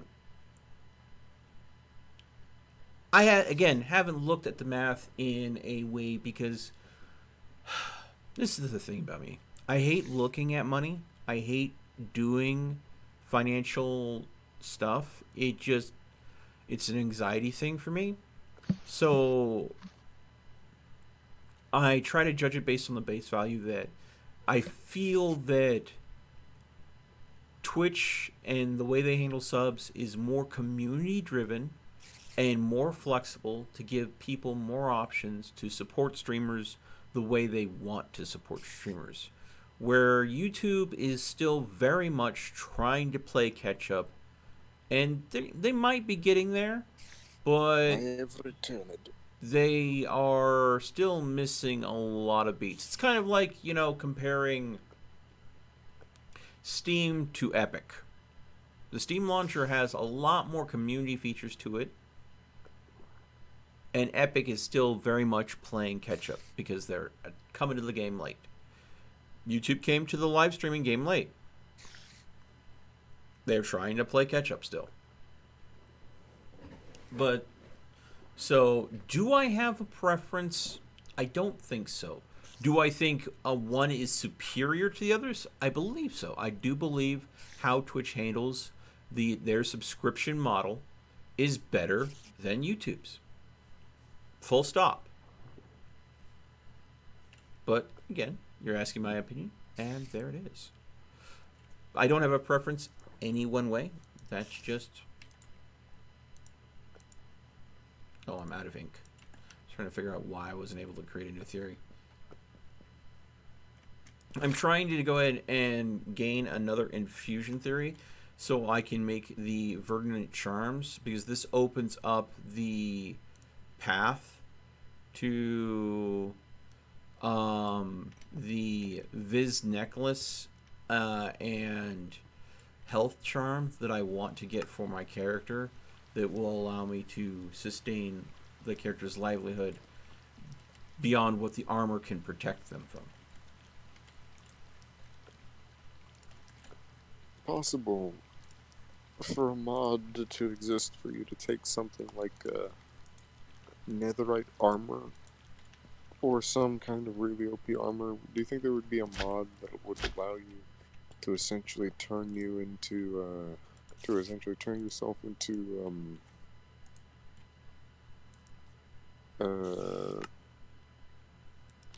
the little brother in Full Metal Alchemist? Alphonse? Yeah, Alphonse. There we go. That was his name. Alphonse. So, like, he doesn't have a physical body, so he doesn't need to eat. So, what would you think of like a mod that added like a quest line and an extremely difficult crafting recipe and all kinds of BS to allow you to essentially turn your character into like a bodiless something, so that you didn't have to spend so many resources on growing food? Well, I mean, I would say that there's many that already do that. One of the Verdant Charms literally siphons Viz energy from the aura around you to sustain your bodily needs, so you do not need to eat anymore. So basically, that BS Master Oogway said in Kung Fu Panda. Kind of? But kind of not. Kind of like more that BS that some people believe that they can go ahead and survive on sunlight alone.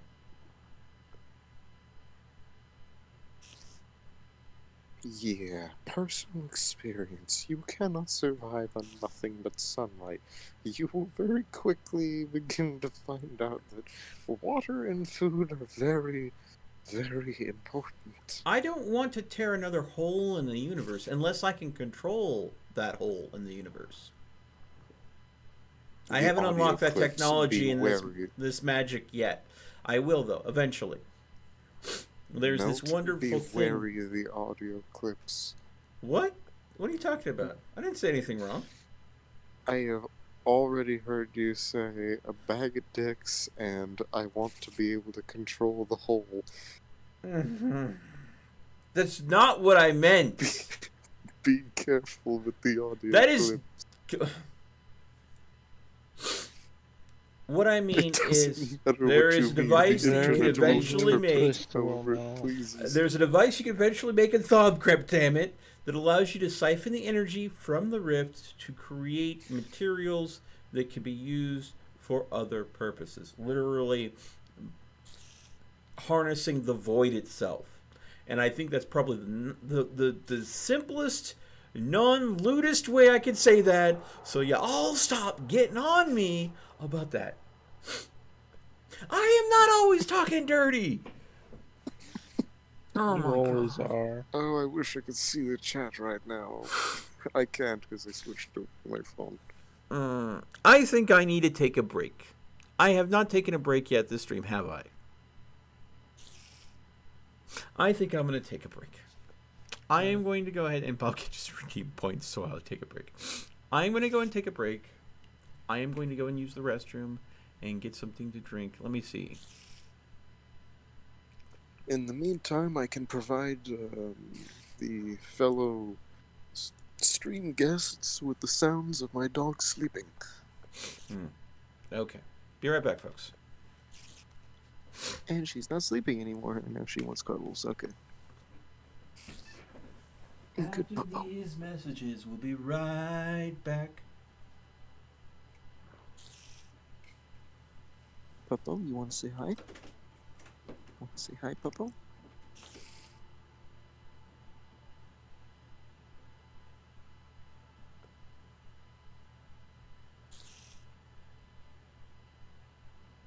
Oh, that is absolutely adorable. So, how's everybody else doing? Other than searching for computer parts.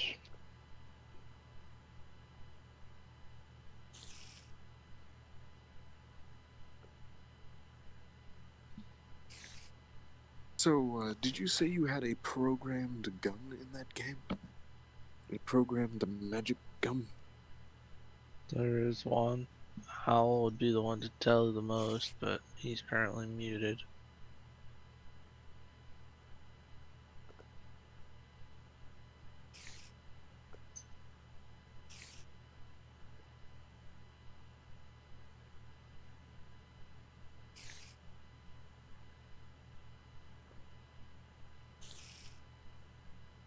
So, do you play KSP by any chance? Is that on Steam? Hmm? Is that on Steam? It's on Steam, yes. Let me look it up.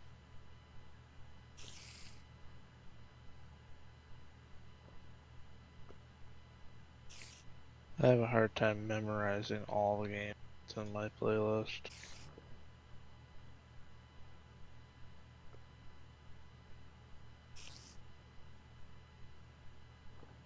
I do not own a legal copy of Steam, so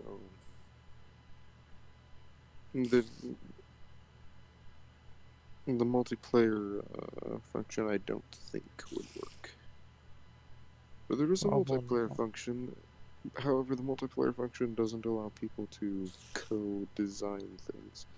It merely allows two people to occupy the same space in the world at once, and essentially be able to launch vehicles at the same time.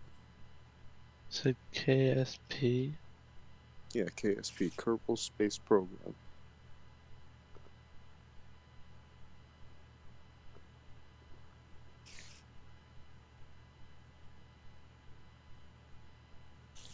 What was going on?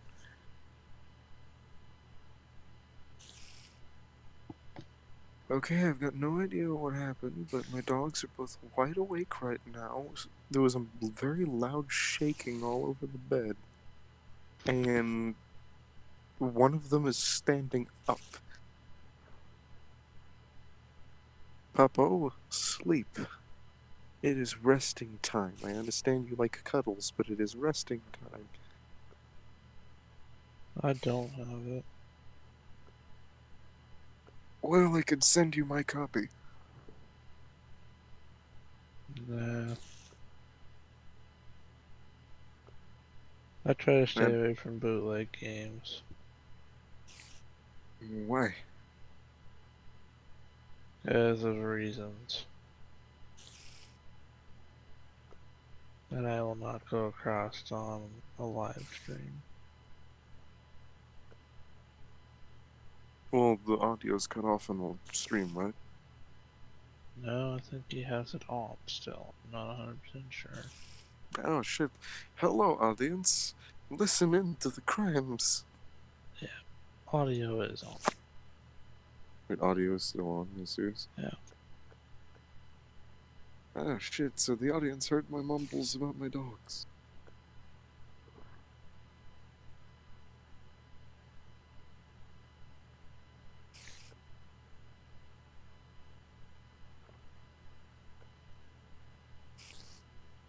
To sleep, Pepper. It is like 4 in the morning. Go to sleep.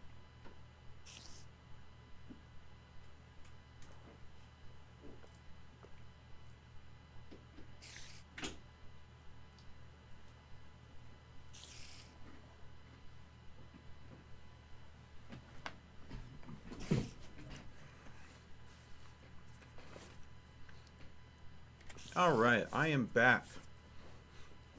Hello, back. My name is Lucas. This is Dagger. I think Dagger called it a night. Oh, wait. Yeah. So there's Bobcat, and then Al Oh, has shit, himself but- muted. I am sorry, I mixed up Bobcat and Dagger. Yeah. You're not the only one that's been doing that lately.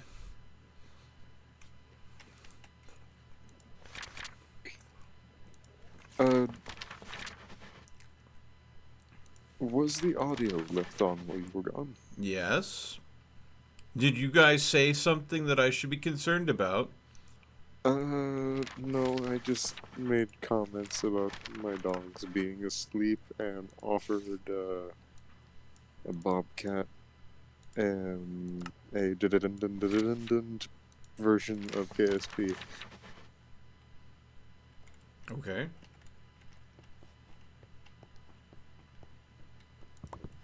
Oh yeah, we also screamed racial slurs at the top of our lungs. Oh, okay. Well, as long as that happened. Really? Seriously? You think I'm going to believe that kind of bullshit? That was only a few N-words. Oh, We had a challenge to see how many we actually knew. specifically N-words or just the general concept? The general concept. We were very learned about our experience. Mm-hmm. Only the most professional of races.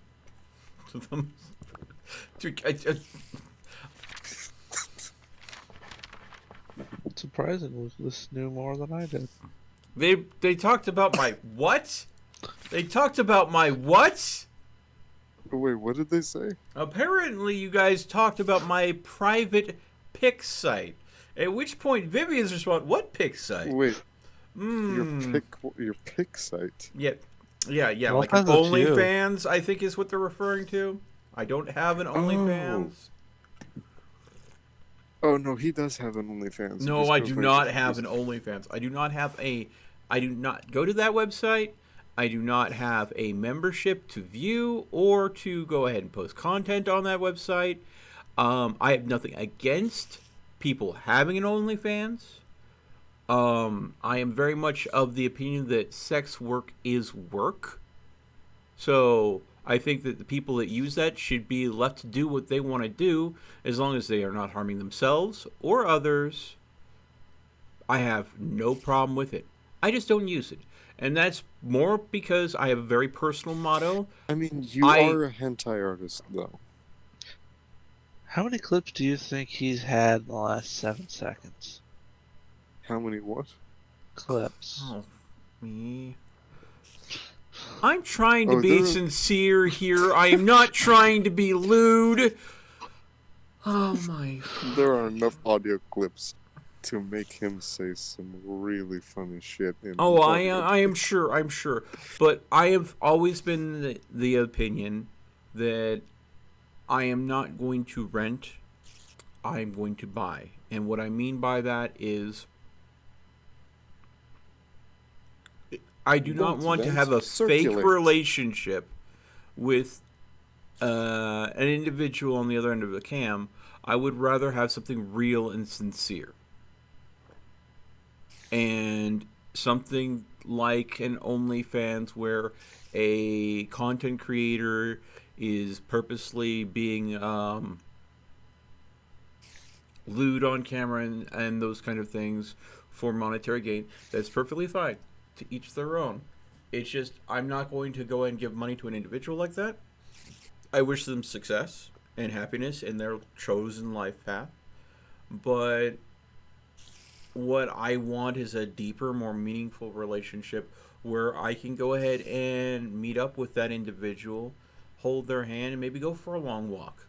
And maybe curl up in front of a fire and read a book together. I want something more deeper and meaningful than what that would ever be able to provide. Hilarious. It would be extremely hilarious if there was an OnlyFans thought that had the same mentality. Nice cock, succeed at life. Cut!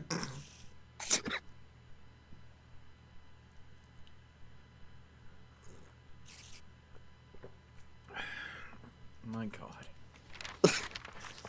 I try for sincerity and all I get. By the way, that could also be used as part of an audio clip. Yeah.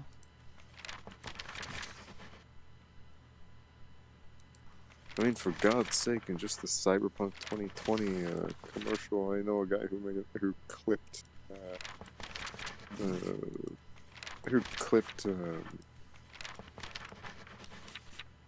Keanu Reeves into saying all kinds of weird stuff. Oh boy. You're not wrong there. Just from the audio of the Cyberpunk 2020 commercial. And a lot of it was actually pretty reasonable. Like, the endings were usually, like, choppy, but throughout they sounded pretty reasonable.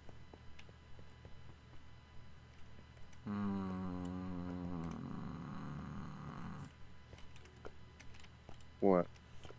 Oh, just looking at what I need to do to go ahead and get this taken care of. To get what taken care of? I am doing research in my Thaumcraft, and I'm unlocking things, and certain things require certain resources, and I need to go ahead and kind of, because I want to go, the goal is I'm trying to get infusion theories, but time and time again I'm pushing towards, you know what, this one's pretty much already done. I'm not going to invest the effort into trying to get that in a 15% infusion higher. Because I want to get the infusion theories, the arcane infusion theories completed so I can unlock the Verdant Charms, but it's heavy. It's got a lot of things that you have to do to pull off good infusion theories. It's not an easy path of study in Thaumcraft. And that's one of the reasons why I like Thaumcraft more than just about any other mods. Because it's not... all you have to do is get the materials to make the thing. It's... you have to go and research, observe, prove your theories, test, and solidify that the knowledge that you have gained is accurate. And that kind of scientific method applied to something like, a Minecraft mod, I find is refreshing. It's not, yeah, you could go ahead and go on the wiki and you know how to make this. It's, no, you have to research for your character to be able to understand how to do the thing in the game. And I find that kind of refreshing. But at the same time, I've unlocked the same technologies on multiple different servers at this point that I wish that there was a way that I could just go and say, okay, everybody knows that I have discovered up to this level of tech on previous servers. Can we just use that as a starting point, please? So I don't have to go through the tedium of researching all of the deets to be able to pull this off. There's a certain aspect of like starting new gameplay. Like every single time I make a new character in Skyrim, it's like, oh boy, here I go forging 1,000 iron daggers again. Yeah.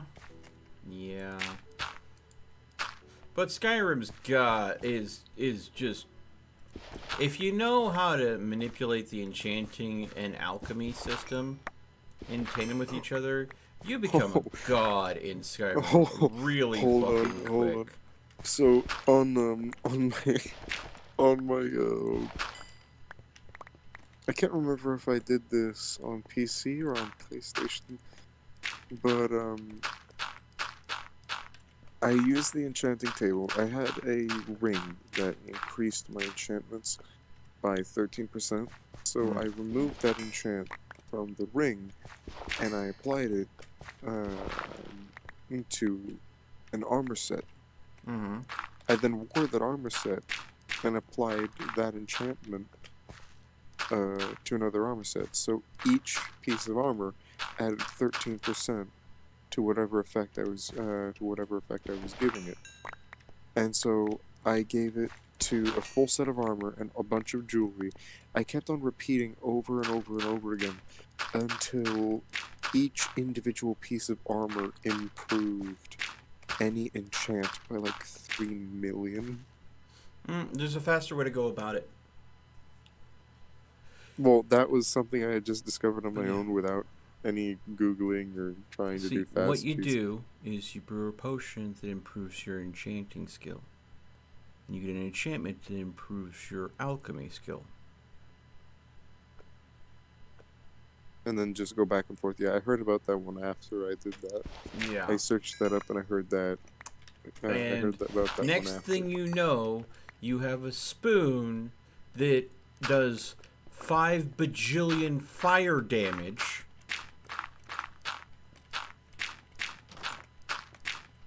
That you can go ahead and defeat any dragon with. But in my copy of Skyrim, and again, I can't remember if I did this on controller or on PC. I made a thank you, Bobcat. What did Bobcat do? He went ahead and made me the inventory crafting table cake. Yep. It is a food item that you eat. Basically, it's a fruit cake. But because it has a crafting table in it, once you eat it, you get the ability to go and access a crafting table in your inventory when you instead of the normal crafting table size.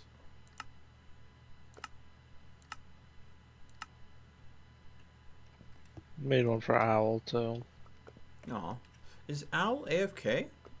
No. Mm-hmm. Oh, no. I thought... His mic's muted, but he's He here. probably has a loved one or something talking to him, and he's trying to give them focus. So we'll just go ahead and be respectful about that. I'm sure everything's fine. Either that, or, he forgot he muted himself and hasn't realized it yet. One of Yeah, those he's two. making Say some sort of a hello to weird your love contraption. person. Sorry, I couldn't hear you over each other. I was just saying something stupid. With how much is being discussed, I'm aware What? my mic is muted. Sorry. I'm sorry. If we were talking about heavy stuff and it's not your wheelhouse to discuss that kind of stuff, I am sorry if we in any way made you uncomfortable out. Just to be clear. I don't know if that's what happened. Nah, it's all good. Okay. Wanted to be sure. Just wanted to be sure that we're not being douches. Because that's kind of rude to be a douche. Oh, that's right. I do need to make something else for here. I need to go and make the auxiliary venting ports. Because venting ports never gone wrong at all in any sort of fiction. Never been any problems with venting ports. For the record, I would just like to say, the fact that the fucking Death Star had a singular 2-meter wide exhaust port is actually kind of a marvel of engineering. Oh, yeah. I mean, if you think about it from the engineer's perspective, they get the hardest blame. Everybody blames the engineering for having a venting port that a round being fired down would cause the Death Star to detonate. Think of it from the engineer's example. Given the size of the port, and the fact that it is a venting port, as in there is hot gases venting out of, which means anything that would go near that opening should likely be pushed away, not enter inside, because it is a vent, an output, not an input. How was he supposed to know that some bum farmer with magic space wizard powers was going to be able to land that shot in such a perfect fashion to cause a catastrophic runaway effect of the core? How in blue hell is he supposed to engineer around space wizards? I mean, to be fair, it's not necessarily the act of the space wizard itself, but the scene does clearly prove that it was technically possible. Even without the space wizard powers, it would have technically been possible to shoot the torpedo or whatever the fuck it was into that hole. So, and clearly whatever is being exhausted is not enough to prevent it from flying through. So, I mean, you could have just taken some grates, like a oversized metal tennis bracket, and just stuck it inside that hole. Okay. But, like, it is still, like, pretty solid engineering on behalf of the engineer, but, like, so you telling me that the engineer was in the wrong with how he designed it? He should have predicted that there was going to be a fighter pilot with the skill and talent to fly down a narrow trench, avoiding all the gun turrets mounted on the side of the vessel, not get picked off by any of the defending squadrons, be able to land such a small target in a way that caused the round to travel down an exhaust port. What I'm saying completely is, ignoring aerodynamics what I'm whatsoever. saying is that there are two sides of the argument. One that portrays the engineers as absolute idiots, and one that portrays the engineers as completely faultless. I'm saying that the engineers did a really fucking good job, but at the end of the day, it still happened. It still happened, and regardless of how you look at that, that's still on them. Ooh, that is a point to be making. Like, they certainly did an excellent job with the design, and there is a lot of security in it. But that clearly showed that there wasn't enough security. You shall not trust that something is enough. You shall make it so. Once you think that you have enough of something, make more. That imposes a completely different question in my mind, then. Safety measures What and safety measures and safety what measures and safety measures. what is the point of when should the engineer stop designing for extra security measures? Say that When no human being can come up with enough bullshit to go around it. well, couldn't they have said that they had hit that point already? With the fact of the matter that so many defenses were already in a way that they did not believe it was humanly possible to pull off the shot that young little farm boy did. They didn't believe it was humanly possible, yet all of the rebels clearly, like, they might not have thought about that in particular. That might not have been a thing that they just sat down and thought, maybe someone would try to shoot through here. They probably just made that and be like, it's so tiny. Like, what's going to be the likelihood of anything going in here to fuck something up? Like, that would be assuming that they had the hindsight of thinking, someone's going to try and shoot directly through this tube.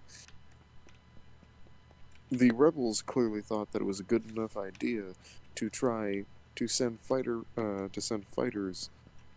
to launch the torpedoes down in there. So if they believed that any one of their pilots could have achieved that, then technically you didn't need the Space Wizard powers to do that.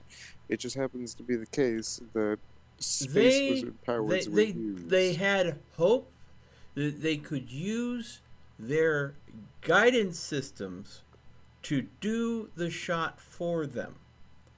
They were hoping that they could rely on their technological advancement to pull off the shot that no human can. But and hold on, though. There was nothing to say that that couldn't have been done. But every human pilot without Space Wizard magic got either taken out or failed to make the shot successfully, proving that it was, without Space Wizard magic, in that scene, not possible, because it was not achieved by anything other than a farm boy wielding Space Wizard magic. That is not actually true. Okay. An alternative line of the story goes, Luke doesn't hear Obi-Wan's voice. He continues to use his targeting computer, fires accurately because he is the pilot he says he is, and he did things like this with his airspeeder at home. You know what? That's a good point, but is that canon? Well, is that canon? Because that's not what happened. Exactly! What happened you can only judge the situation by what actually happened, not what could have happened. Well, just because something happened doesn't mean that it was the only way that it could have happened. True, but we have no proof to disagree with that, do we? We can only go with the evidence at hand. The other guy Otherwise, we're just guessing.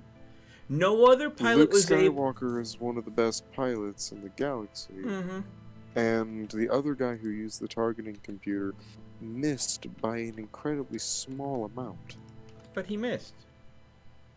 He still missed by an incredibly small amount. That still proves the viability that it could have hit. But he still missed. Are you saying that Luke Skywalker was the only skilled pilot present? No, but he was the only one with enough skill that it was his skill alone. They clearly represent him as more skilled than everyone else. Yes. Yes. Okay. So, a farm boy. That's actually a legitimate lore point of the franchise. Is that Luke Skywalker is an excellent pilot to the degree that he how did he become such a good pilot? How did he become? Because he flew in the airspeeder on his own planet. Okay. And he would go hunting in his airspeeder, which is basically like a fancy airplane, sci-fi airplane. So that's that little tiny hover ship that we see him with on Tatooine, right? Nope. Okay, so we never We- see what this airspeeder looks like? Yeah, we do. We see him play with a miniature model of said airspeeder, and it's basically like it should be about the size of like a real life Mm-hmm. Cessna. It should be a little bit bigger than the X-wing as it's shown Okay. in the movies. All right. Think think with like a wing arrangement of a tri-droid. So what you're saying is on a backwater desert planet where people have the profession of moisture farmer, a farm boy that, as far as we know, had no education outside of robot repair and moisture farming, drove his personal recreational vehicle out hunting occasionally. And in that nature... Hold on. Keep in mind, said vehicle had mounted weapons that he would fly through narrow trenches and canyons to hit small 2-meter-sized moving targets. So, The argument there is... The exact preciseness of that situation compared to the trench run of the Death Star makes that a cakewalk. Okay, so let me put it this way. Flipping that on its head,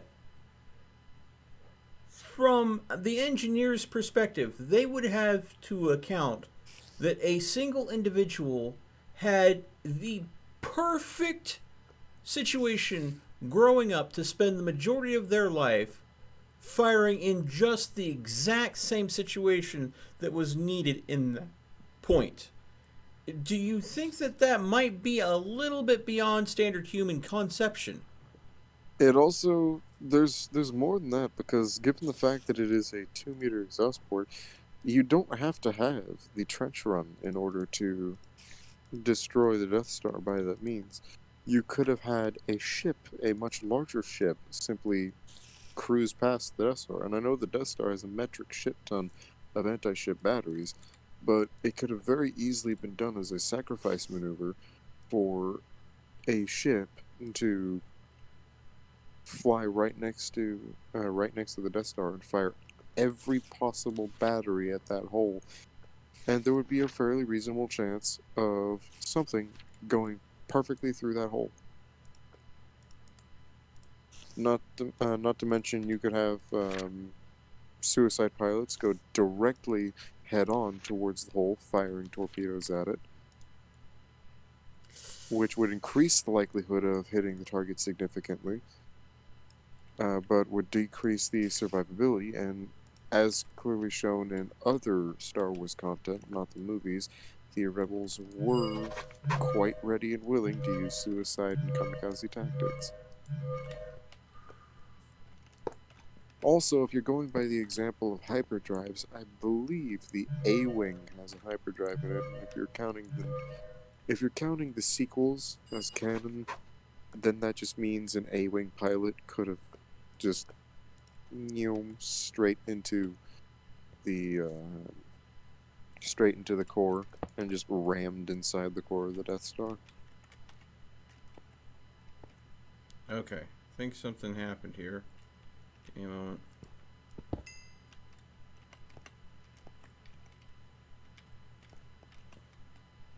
Yeah. I want to disconnect and reconnect. I think something hinky happened where I attached that's the something thing about it. That's one of the that. things about engineering is that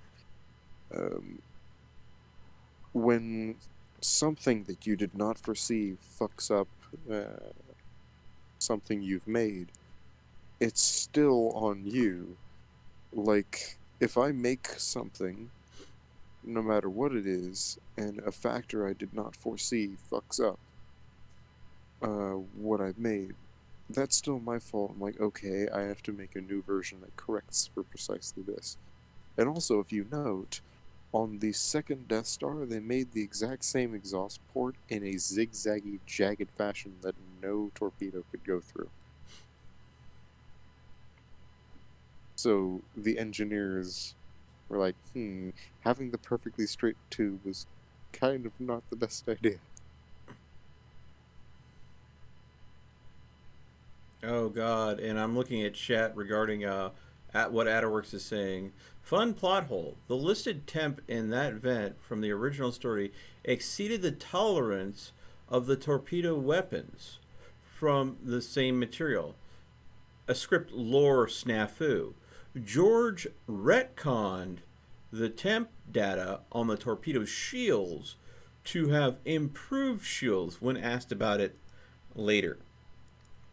So, quite literally, the heat that was supposed to be being vented out of that port should have melted effectively the outer housing of the torpedoes, causing to have them fail prematurely, lore wise. But that had to get corrected after the fact because it was a glaring plot hole. I mean, little details like that can be excused. After all, that was essentially the first movie. Yeah, I'm sure that it was all movie. reinforced by Luke Skywalker's personal skill that he just had the means to make the the torpedoes, just vent waste heat more efficiently, yeah? He learned that, salvaging bots on Tatooine. That's not what Luke Skywalker did for a living, right? No, he was basically raised as a moisture farmer. Yeah, he was raised as a moisture farmer, in which he was a rebellious kid who basically barely helped on the farm and would rather spend his time flying his essentially plane thing that it acts like a plane in atmosphere, but it doesn't go into space.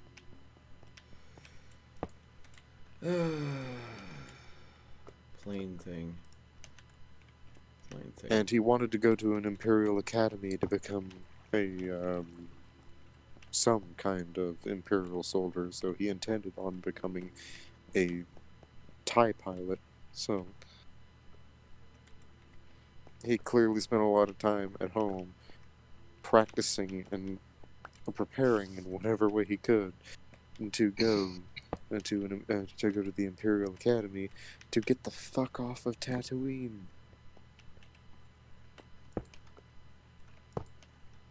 So, the way you look at it is he was in no way happy on Tatooine.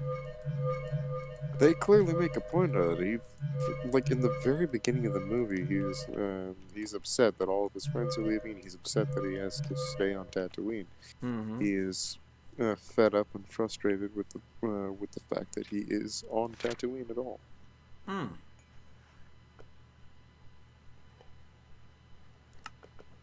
All right, there we go.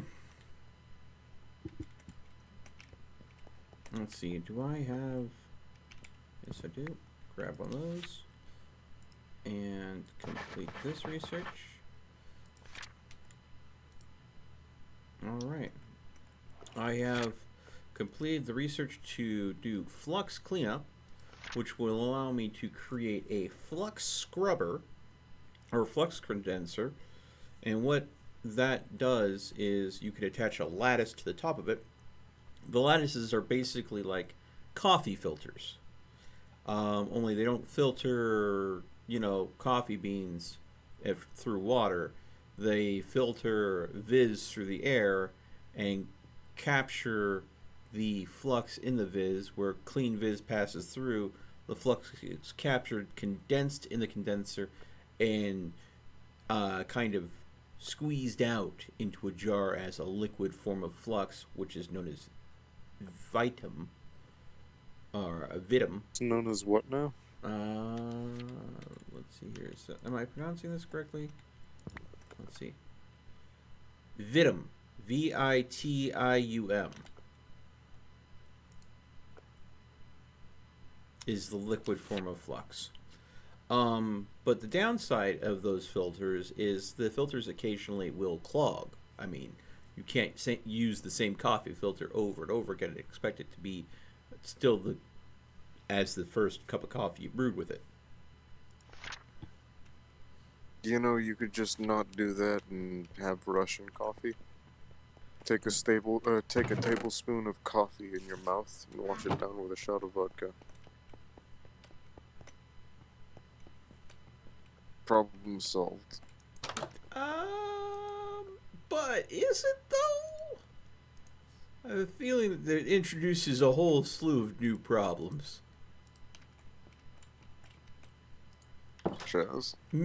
Well, maybe it is just me and my poor, spoiled American attitude, but I like to go ahead and have my coffee be 1 part coffee, hot, 1 part chocolate Ovaltine, because just about any other chocolate mix isn't really got chocolate in it.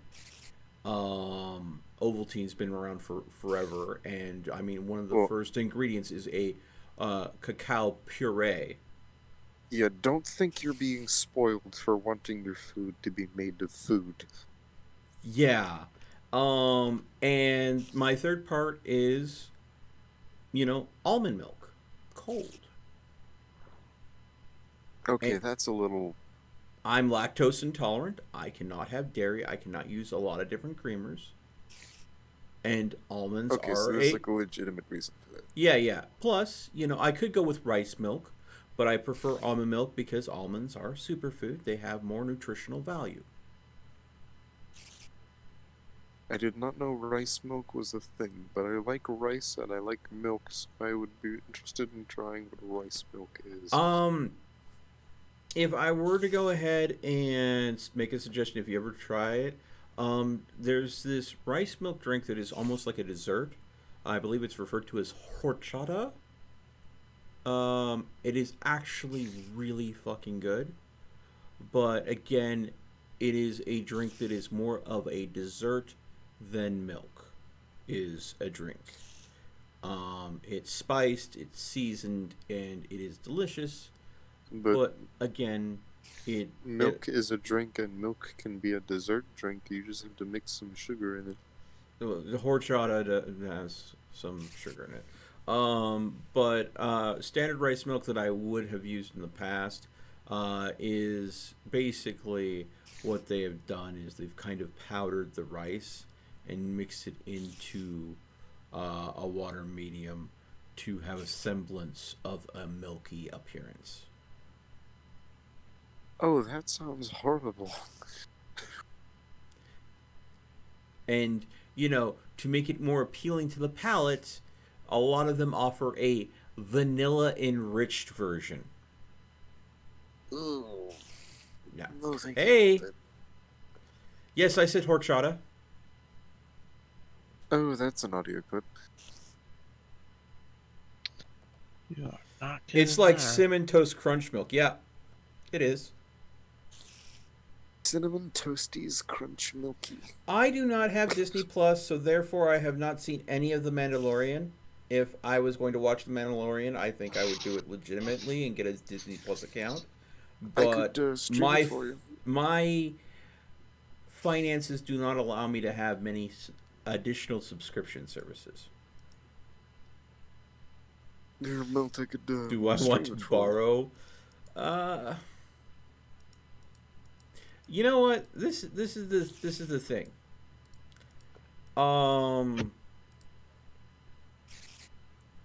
I would. Okay, this is kind of weird how I'm gonna say this. I would be fine with going into like say VR chat or something, hanging out in a room, and kind of loading the Mandalorian on someone's account and sitting down and having like a social event where a lot of people in virtual reality were watching it together as kind of like a social event because COVID kind of keeps those things from happening in real life. And I can at that point justify me watching it even though I'm not paying for it because I'm hanging out with friends. We're watching this together. It's someone's account. The developers and makers of the works have to expect that scenario to happen. No one pays for a Disney Plus account to watch it solely by themselves. At least not anyone with a sense of a social life, I think. Burn to death. Oh Fucker. wow, that's quite a personal attack there. I'm sorry. I'm not trying to personally attack anyone, but I think they have to account for people watching it socially is what I was trying to say. I'm not trying to say that there's no one that watches it by themselves. I'm just saying that watching TV together. Oh, Vivian, I'm sorry. Oh wait, what's up with the video? The thing is, Fuck. Speak, I borrowing someone's account and watching it by myself feels more like I'm getting away with it for free than watching it socially with someone that has an account. And it kind of strikes me in that funny moral place in my brain where I'm like, it's probably not a big deal. I'm probably making more of a big deal of it than I should. But at the same time, it kind of makes me feel a little bit slimy, if that makes any sense. Because I know how much work goes through making those TV shows, how much those actors and actresses spend trying to develop the skills to pull off good fight scenes. So that's why I would be more comfortable like watching it with a group of people. An example like Neos or VR Chat, where it's a social event and we're all sharing time and hanging out together, than watching it on someone's account that I did not pay for by myself. Hold on though. There are a few circumstances in which you really don't have a choice. Like for example, there was one Japanese movie I really wanted to watch. It was like a really old Japanese movie from like the 90s, maybe the 80s. And it's just like it's an action movie. And I could only find it legitimately on one place, and that was on Amazon, where they sold a DVD copy, which is region locked to Japan, which fucking sucks. So I mean, I still haven't that's done what a it yet, VPN's for. No. The only version of it available, period, at all, was a DVD. That was region locked to Japan. Okay. So you would have had to have an address in Japan that it would have been ordered to and then relayed to you elsewhere. Yeah, I would have had to. I could have gotten the DVD shipped to me, but I would have had to have a Japanese DVD player. I gotta interrupt you there. Also, I gotta interrupt you there. Delayed. Thank you so much for joining you. Take it easy. I'm sorry. Things got a little bit talky. He already left. Yeah, I know he already left, but I'm hoping that he's still watching the stream, and hopefully maybe he's listening on stream. Thank you for being here, bud. I hope you have a wonderful night. DVD player from region? So yes, I would have to have a DVD player from Japan shipped to me to then be able to watch this one Japanese action movie that I really wanted to watch. And it is a pretty stupid action movie, but at the same time, it's really fucking cool. Because, like, it's as simple as the description. Like, have you ever watched Gate? Nope. Okay, well, the action movie is literally... Unless you're talking about the anime. Yeah, the anime. I'm talking about the anime. With so the story, the priestess of a death god? That is one of the side characters, yeah. Okay. And the elf with PTSD? Again, one of the side characters, yeah. And the main character who's an otaku that would rather do nothing else than, go to a convention? Who is a soldier in the JSDF. Yep. No, I've seen that one. I've seen that one in detail. Yep. Yeah. I know Gate. So, I was like thinking you were saying something that was a live action movie. I'm like, Gate? Yeah, I am talking about a live action movie. Whoa, wait, what? It's just, no. Yeah, it's very similar to Gate. Okay. Like in certain concepts. So an entire division of the JSDF really just like magically goes back in time to the Sengoku Jidai. So these modern Japanese soldiers have to fight samurai, and then some of them become samurai, and we're samurai, so it's like this. It's just a total action movie cheese of samurai, and then modern soldiers, and then samurai with modern guns, and then modern soldiers with katanas. It's just absolute fucking cheese, and like the trailer was fucking awesome. Just a samurai using an M250 cal machine gun. It's like ye stereotypical action movie nonsense. It's just the entire movie is a pretense for the awesome scenes. Mm-hmm. And I really I wanted get to the watch sense it. why this would, in particular, appeal to you.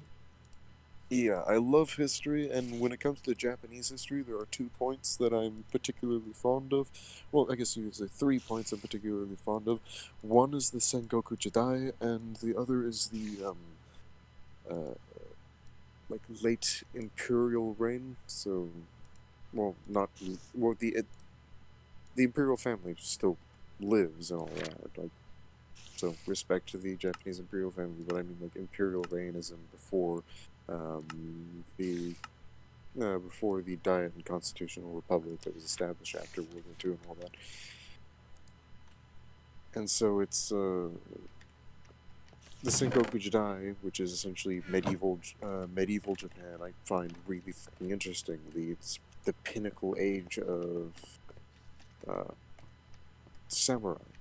And if you look at my Steam library, I've got the game Shogun 2 and Way of the Samurai 3, and I've got Yakuza and a few other games on my wish list. So, well, Yakuza Hey, is exactly. Bobcat, do you have any of that iron ore still that I can go and get off of you?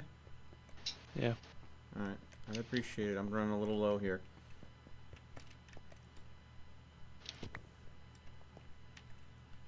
Oh, I'm sorry for the rambling. No. It's definitely something that you're passionate about, and No, genuinely, this is just me fucking This is just me rambling about a piece of shit action movie. A piece of shit action movie that you feel very passionate about is not a piece of shit action movie. No, I love it because it is a piece of shit. It is just absolute fucking action movie cheese. Mm-hmm. And it is for that I love it. It is just absolute ridiculousness. Mm-hmm. It is an entire division of an army gets isekai'd into medieval Japan. Mm-hmm. There's so many compounding layers of stupidity and awesomeness.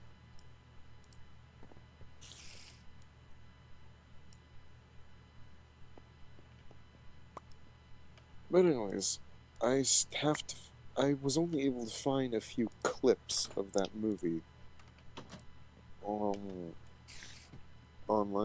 and I did find the full movie in Japanese without English subtitles available for streaming, but I was never able to find the full movie with English subtitles online, which really, really freaking sucks. So I ended up never watching the movie. But in France, in my apartment with my brother, I do have a special universal DVD player where it's got the DVD readers for all region types. Mm-hmm. So it's like a special unlocked DVD player. The reason we got that is because it's absolutely frustrating when we bring DVDs from the US to France, or from France to the US. Mm-hmm. So, like my copy of, I had to get 2 copies of certain Hayao Miyazaki films, like Ghibli Studios stuff.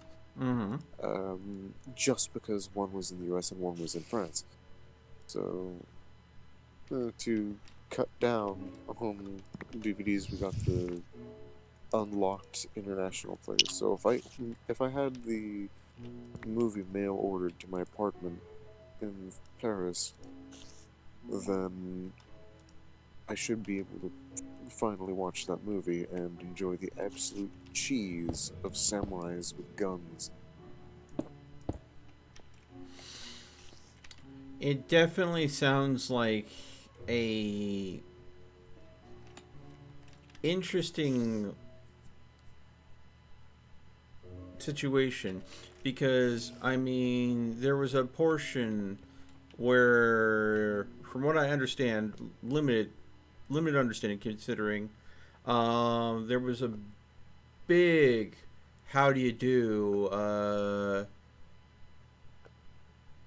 with traditionalists versus modernists at a certain point in history, where there was a push to modernize, and there was a portion of the culture that was trying to stay traditional, and was basically shunning Western beliefs and technologies. That would, I wonder if the era that this movie is taking a place I know what on. you're talking about. There's so that particular time period is wasn't that near the Sengoku period? That is actually a long while after the end of the Sengoku Jidai. Okay, The Sengoku Jidai period was ended. Thank you, Bobcat. Well, I don't know if you care to hear any of the specifics, but the Sengoku Jidai period was ended when Tokugawa Ieyasu essentially won the Sengoku Jidai and secured his line as the shogunate. Mm-hmm. So the shogunate was basically the warlord of Japan. Then, a while after the end of the Sengoku Jidai, there was, peace for a long time, so the samurai sort of became an awkward, just superiority matrix societal class. So they basically had to diversify and be like, on second thought, we are also allowed to be merchants. So... No, yeah, I mean, there was a portion there that if a samurai thought in any way, shape, or form that a peasant wronged them, they were within their right to cut the peasant down in the street right then and there. That was a samurai's right. As a samurai. Right, but if a samurai were to do so without, good warrant, that would bring shame and dishonor on them. Because unlike the katana, there is a double-edged blade in that line of logic. On one hand, yes, he has the right to do so. On the other hand, if he did so willy-nilly, he would then have to kill himself.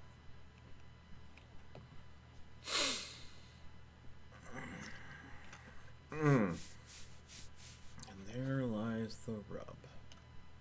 And it's a little while after the Sengoku Jidai that there was a retaking of power that established the emperor as the leader and as the formal head of state, instead of essentially being the figurehead that officiates who the shogunate is. Because for a long while of Japanese history,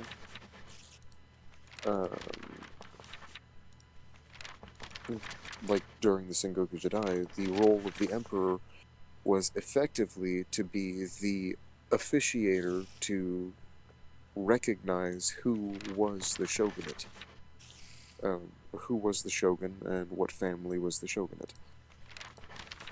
So,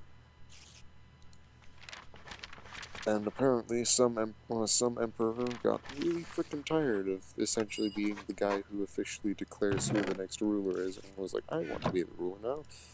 So, the imperial family became the leaders again, and Japan became the Japanese Empire instead of the shogunate.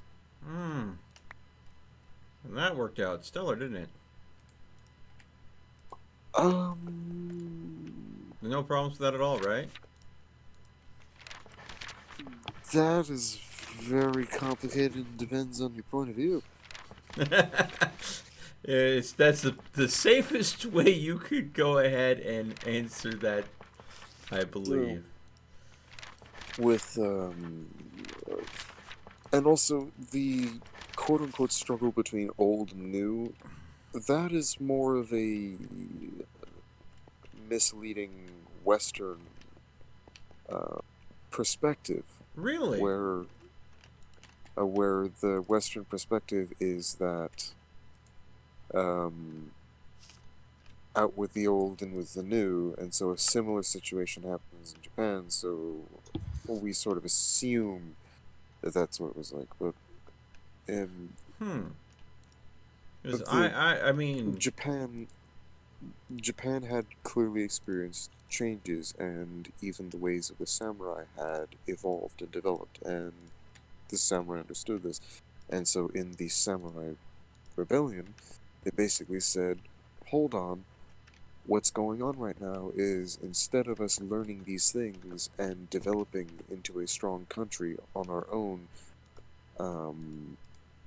in our own fashion as a truly 100% independent and strong Japanese empire, we are essentially eating from the palms of these European businessmen under false pretenses, and being made dependent on their ideas and inherently less Japanese. So their perspective wasn't do not modernize at all. The perspective of the rebellion... do not lose who they are. Yeah, the perspective of the rebellion was become like them through your own means. So they basically said, don't rush the modernization too fast, because it's very clearly prominent that Japan had a sort of Western fever, and that during that particular time, people dramatically began adopting more European things. English and French words became more and more commonplace as time went on in daily language. People started wearing suits, and like men started wearing suits. The military was restructured into wearing pants and shirts and coats like Europeans.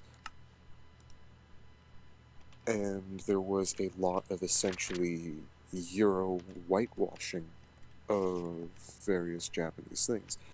And there were definitely some individual people that were like, no, no modernization of any kind. There were some people who were like that, but the rebellion was more so saying, hey, let's not essentially let these European things override and erode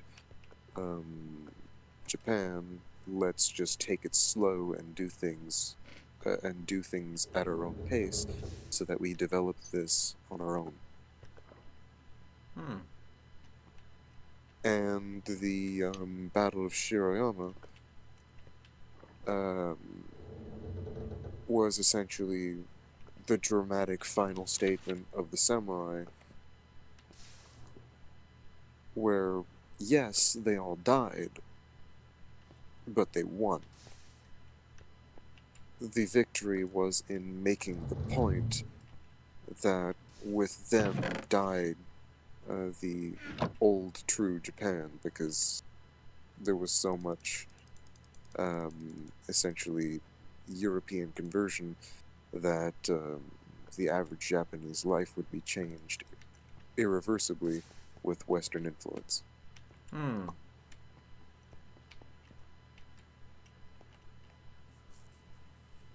Which is obviously very true, because the average Japanese person wears a button-down shirt or a t-shirt and pants, just like Europeans and Americans.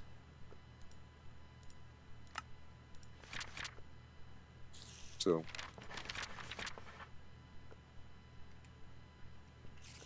it would have actually been very interesting, because a lot of people, even today, after seeing how much Western influence there's been on Japan, feel that there is still an enormous difference culturally. But if Japan was allowed, if Japan didn't so heavily have that sort of Western fever, and just said, no, we'll do our own thing and we'll just look at what you're doing and then slowly do that ourselves in our own fashion. I think it would be very interesting to see, essentially, it would almost, at that point, be like a second half of the human world. Like a disconnected, second human empire, if you would.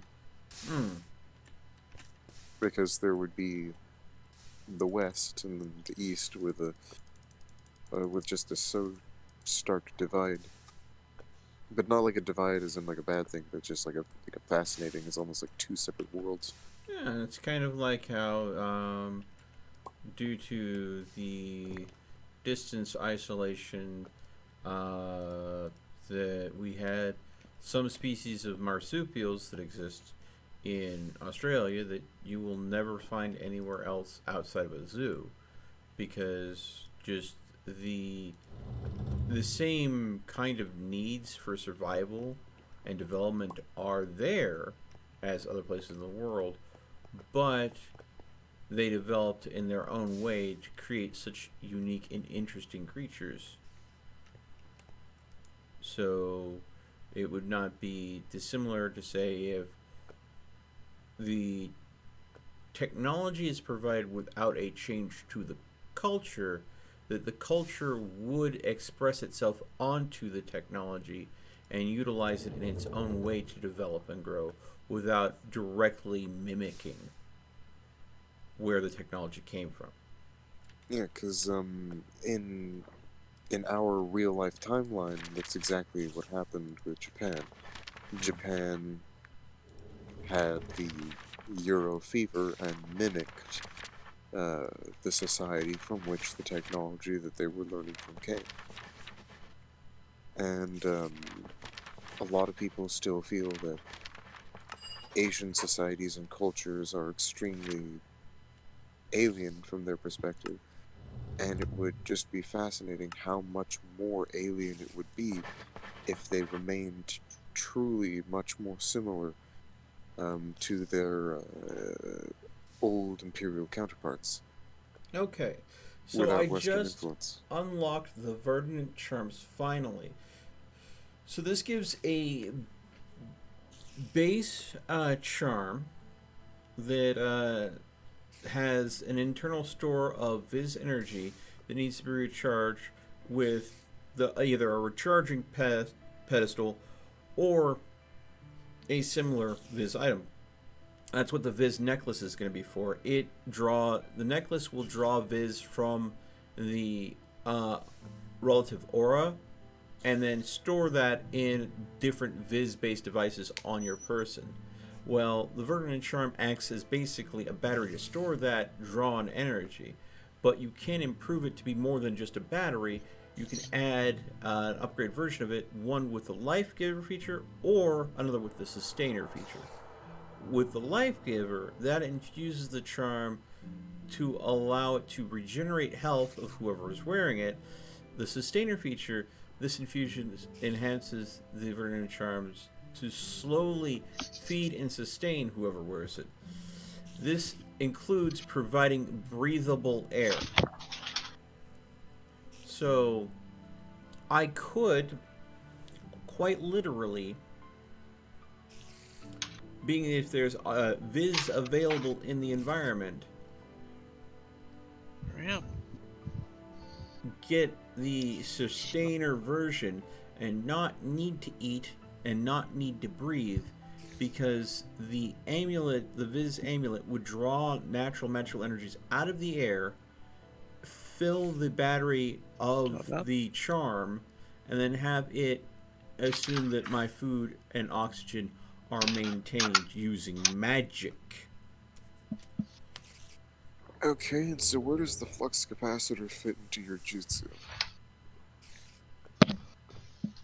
You, sir, are mixing fictions there. I know, because that was a massive layer of complex. I was barely able to follow that. I only understood the very last sentence. Okay. The base concept No, is please. there is magical energy that exists everywhere in the world, although it is very intangible to us. The Viz amulet is designed to harness and collect the energy. So if you were to think about it this way, a facsimile would be like a solar panel collecting sunlight. You know that there's sun there. You can feel the sun. It is giving off energy. This is the device that just harnesses that energy so it can be stored and used elsewhere. The base verdant charm is like a rechargeable battery. It stores and maintains a supply of energy. The upgraded version of the charm can be done one of two ways. One as a healing device that helps the wheeler recover health, or as a nutrient and life support device that provides breathable oxygen and foodstuffs. But both uses that energy to sustain that function. So that is the base function of it, in as simple a terms as I can put it.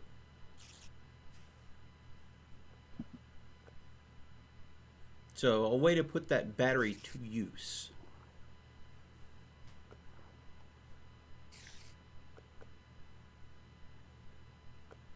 Magic. Okay. Go eat your food.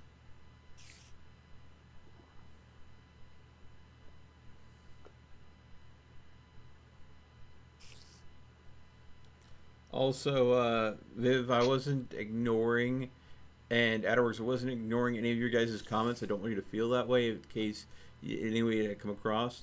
But I was trying to non-verbally communicate with you in regards to those topics because I didn't want to also talk over Lucas.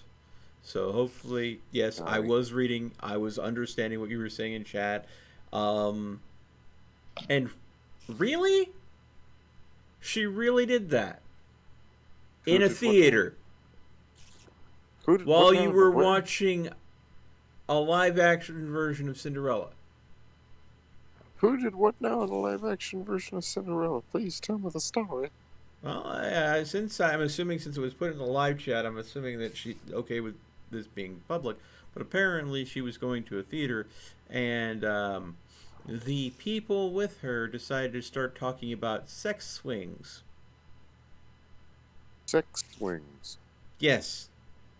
These are swings that adults purchase and mount in their homes to have fun times with.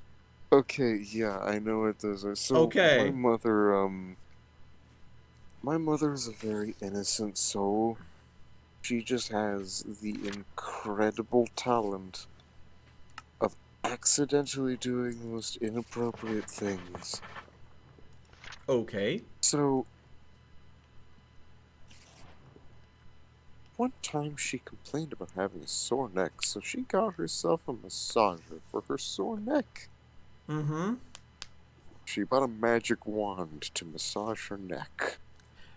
In her defense, she had no idea what the magic wand would otherwise be used for.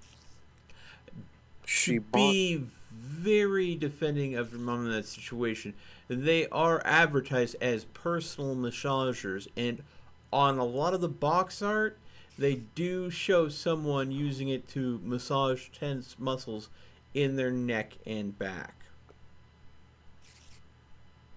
So quite literally, that is how they are marketed.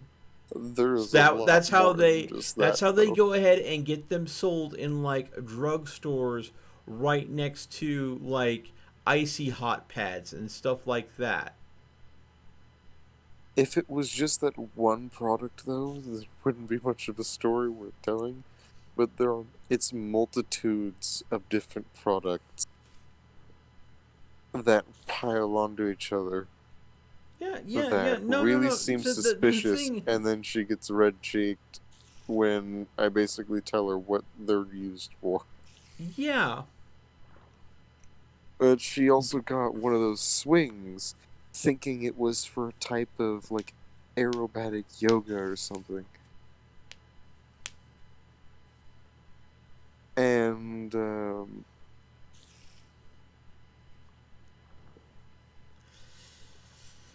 Oh boy. Okay. yeah, Now, to make the Verdant Charm and the Viz Amulet, that's going to require using an Arcane Infusion Altar. So that is the next thing I need to do, is actually build said altar, which is quite a complex setup, because I do need to go ahead and structure it in a very specific way, and then throw Salus Mundus on it to convert it into the true setup. It's gonna be a little bit of a complex build, because I also need to make, again, the altar. But I do already have a start. I already have the Runic Matrix for it. again, wow, Search of Runes, Ultra Matrix, Goodness. Morpheus.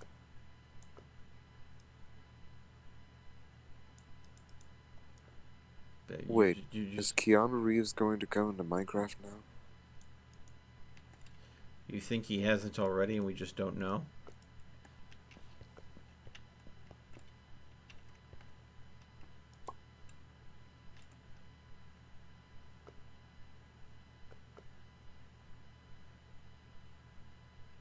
Who's to say that he isn't playing Minecraft right now?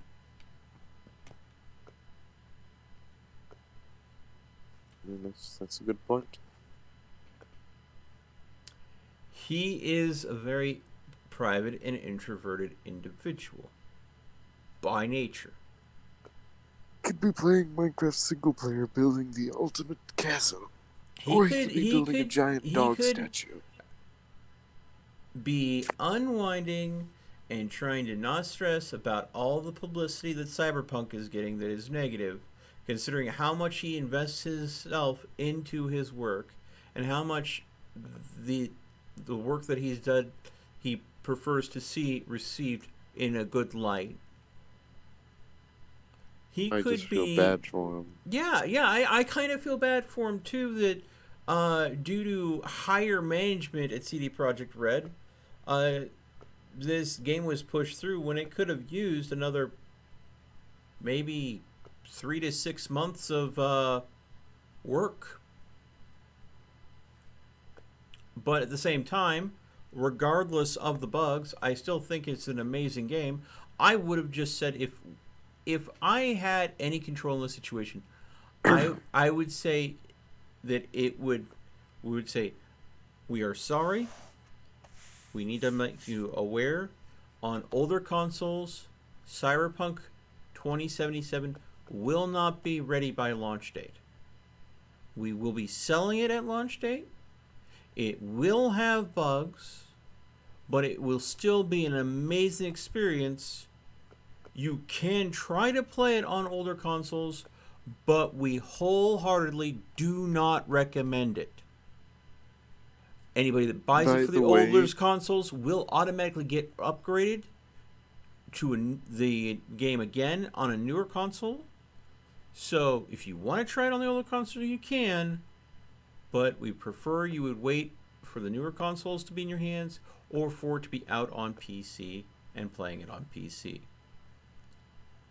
So the bulk of the bugs, the bulk of the really, really bad bugs, are people trying to go ahead and playing it on the console generation that just ended.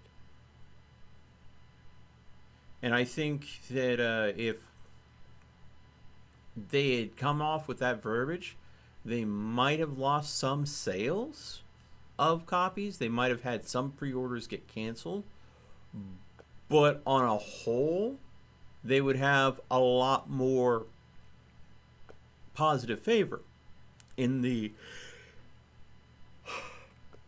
gaming community because they put their cards out on the table and they were upfront. But at the same time, which do you think their investors and their board wants to see more of? Do you think that they are interested in high sales numbers or the company's public image?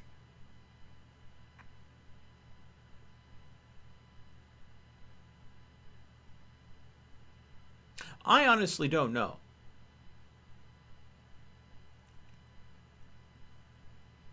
Yeah, AdWorks. I have crashed twice with my game so far. PS4, normal. You know, see, I can't speak to the older consoles. I just can't. Because I have no experience playing it on the older consoles. I don't own any of them. I don't own any newer consoles either. I just have my PC. And I'll tell you, I've experienced maybe half a dozen crashes. But then again, I've had probably 150 hours in the game at this point. I'm on my second run. Tomorrow, you guys are going to be able to see a lot of the progress I've made off camera. I've cleaned up a lot of the world maps. Tomorrow night, I will be going ahead and doing the quest to unlock the talking AI smart pistol, Skippy. Did you say what? Yes, it is a smart pistol. You remember how I told you about the smart guns, how they auto lock onto targets? Well, this unique smart gun has a AI integrated with that functionality, so you can talk to your pistol, and your pistol will talk back. And its designation is Skippy.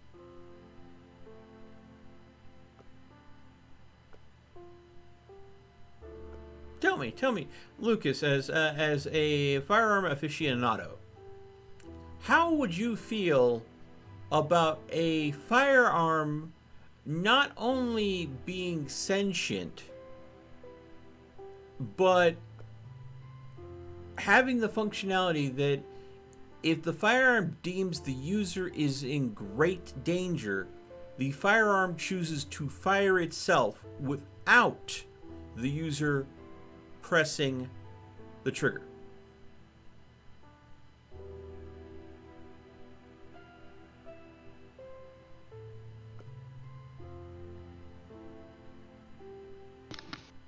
I'm back. Welcome back, Bobcat.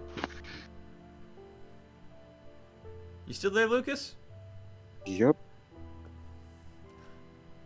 I'm just trying to process everything I just heard. So I will be going ahead and picking up Skippy. I'm going to give Lucas time to mull over that question.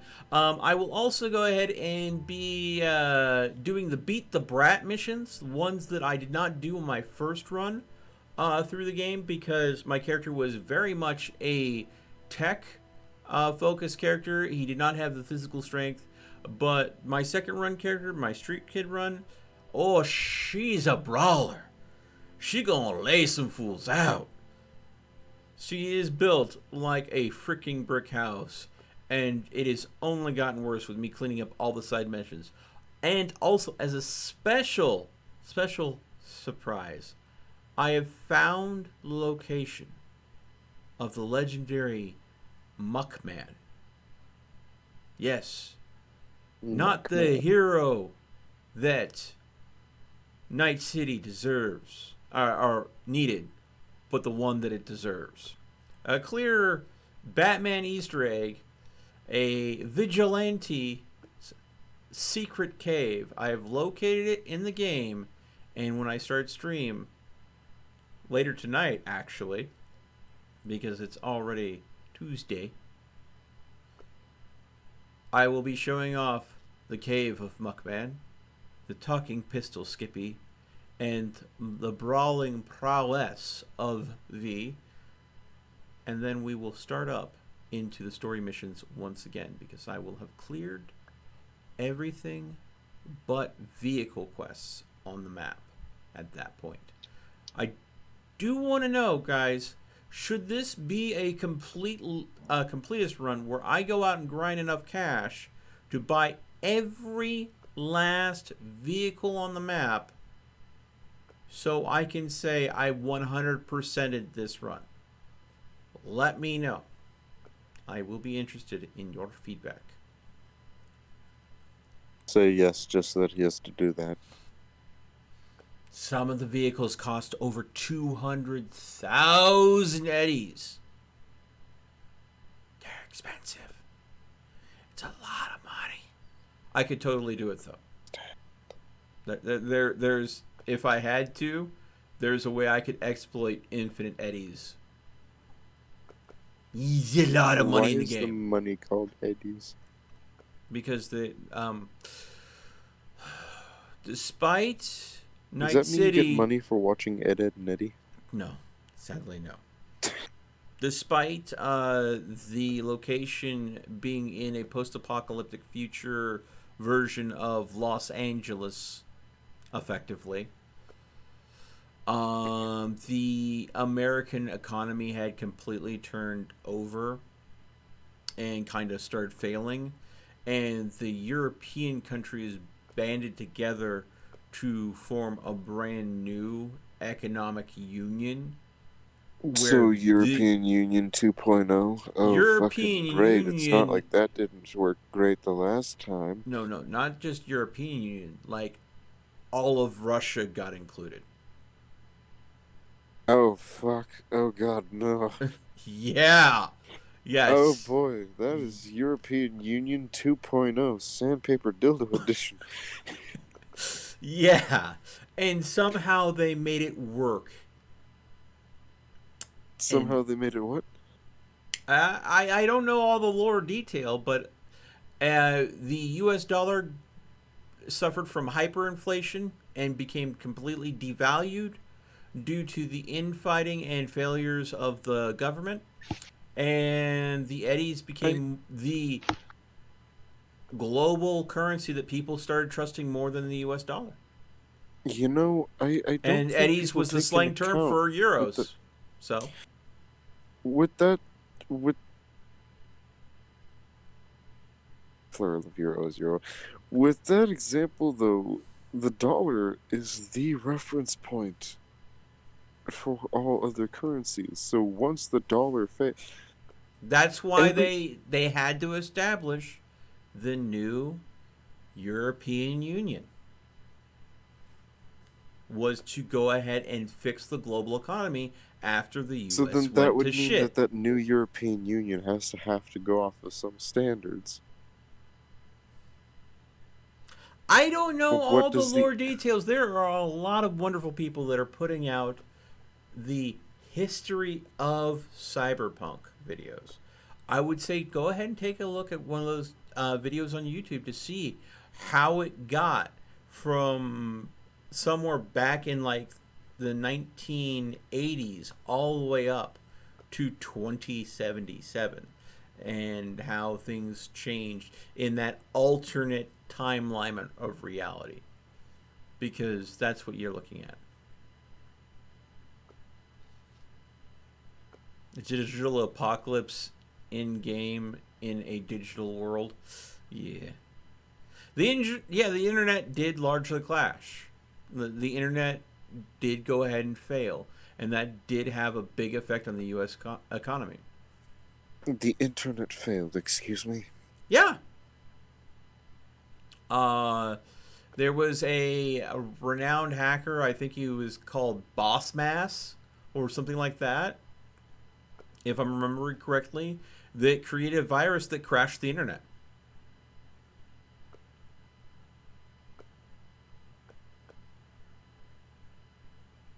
Self-replicating, AI-driven virus that brought the entire internet to its knees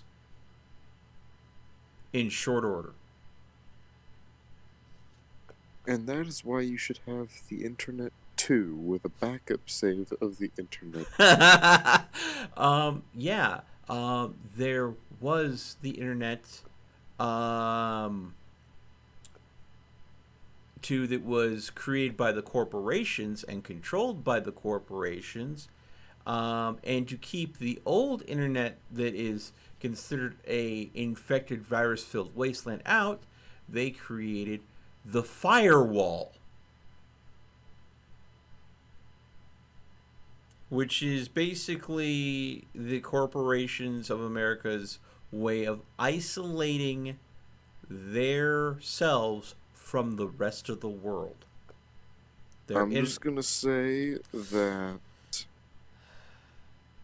you're talking about the United States.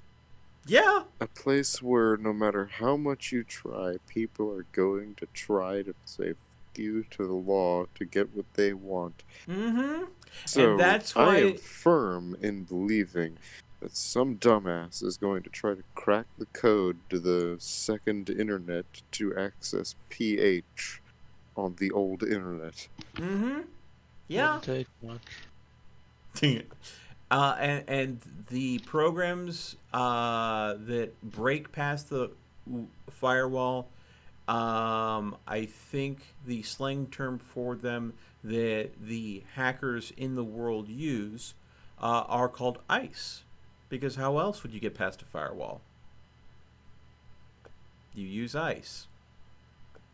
You could also just run really fast or wear a fire retardant suit or be that one guy from English mythology. And the hacking programs that manipulate data, they refer to not as programs, they refer to them as demons. So Say again? So if someone... No, say again, I didn't... They refer to hacking programs as demons.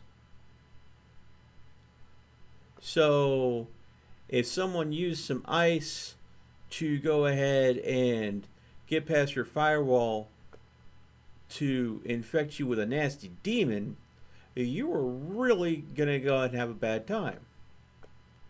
Because, oh god, the lingo. Why is there lingo? It's actually well crafted, but still. Oh no, it is unbelievably well crafted. Like, that is active. Like, a lot of times when there's a world that creates fake lingo, like, it is just cringy as all fuck. Mm-hmm. In this case, it's not cringy because you can tell it's bad lingo. It feels believable. It's cringy because it feels like when the next generation you starts using a new phrase and you're in the old man mode. Like, no, my generation didn't say that, therefore that's bad. Guess what they call their comrades?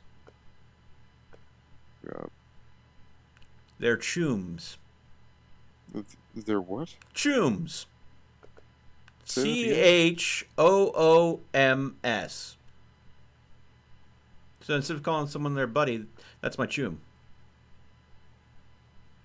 What does that even mean? It has a lot of different meanings.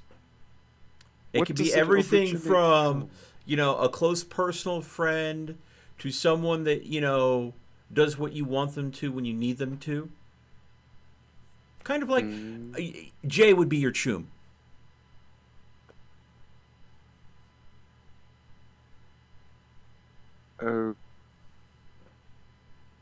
Okay. So, he is my sort of employee/comrade. Basically. If you need to go ahead and do something at a drop of a hat, you could call him up, he would be on board, and you would go get the thing done. Would you not? Yeah, I would just have to give painfully explicit instructions. So, But yeah. that fits the definition, as far as I can tell. But what does choom originate from? Some guy didn't just sit in his bedroom high and say choom and say, I feel like this is what it means now. Like, how does any slang evolve? Slang evolves from someone taking a previous thing, modifying it, or shortening it, or just combining it with something else. Not always. The phrase dis comes from disrespect. Yes, true, but not always. Sometimes all it takes is one person who's influential and creates a impression of a lot of people getting smashed off their ass one time and says something through slurred speech, and everybody paying attention interprets that something as being something when it could have been intelligible speak, and a slang is born. Now tell me, say someone influential. But you see, that would still ultimately mean that it came from a word. That it had a legitimate origin from a previous spoken word. Etymology. Every word has an etymology. I don't know what the exact etymology is in this situation. I don't know. But I can tell anyone in the comments section, if you know the etymology of choom. Can you say it? Choom. Please type the etymology of choom. You can always Google it. I'm on a phone and I would have to take my phone off my ear and then I wouldn't be able to hear you. So you would also just hear me typing on my phone like an old man. Yeah, so I mean it is definitely an interesting world. It definitely is very dysfunctional on many levels. The police force is inadequate and underfunded, but they have all money that's given to them that is handed down from the corporations, allows them to have a SWAT force that is like having a squad of souped up RoboCops that can stomp anyone into the ground at a moment's notice.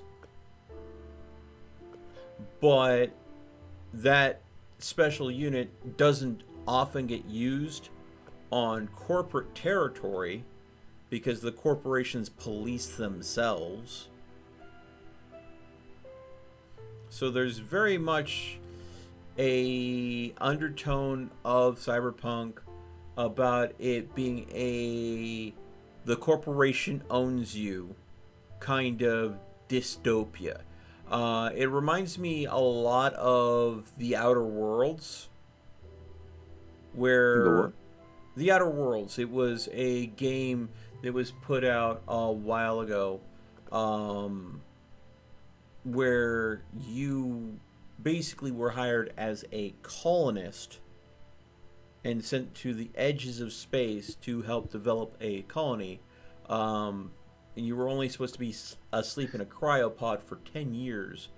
You end up waking up by someone trying to hijack your cryopod and wake you up because your colony ship arrived well over 100 years ago, and the corporations just decided that they didn't have enough food to go around, so rather than wake you up when you were supposed to, they just left you to sleep because your contract said they could, because you're not a person, you're the corporation's property.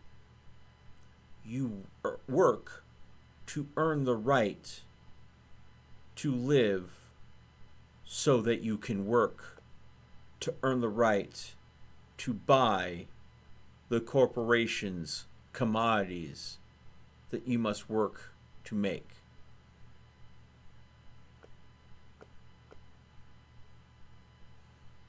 So it has a very strong corporate. It sounds like the communists' worst nightmare. It is corporatism at its finest, and At its darkest as well. well, corporatism at its finest, which is inherently the dark part. Yeah. Like example, in the Outer Worlds, one of the Basically, first. every single thing that communists have in their nightmares. Yeah. So the first planet in the Outer Worlds that you land on, the main town is built around a canning factory,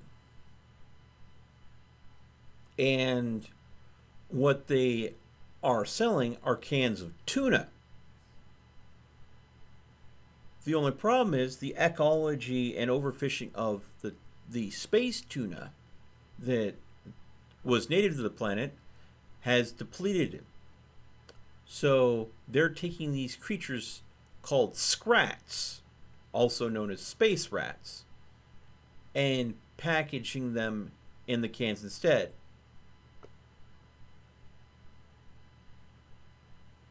They're still calling it space tuna.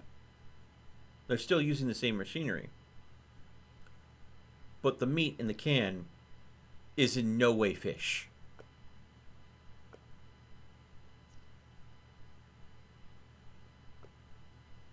Why? Because the corporation demands that they hit their quota, and if they don't, the town gets shut down.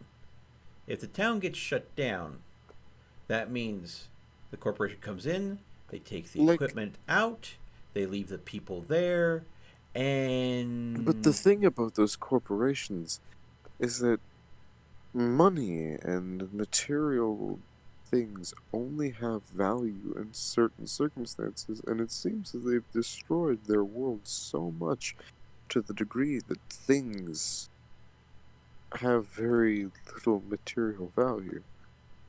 They've destroyed their entire world to the degree that it's not really a world worth living in.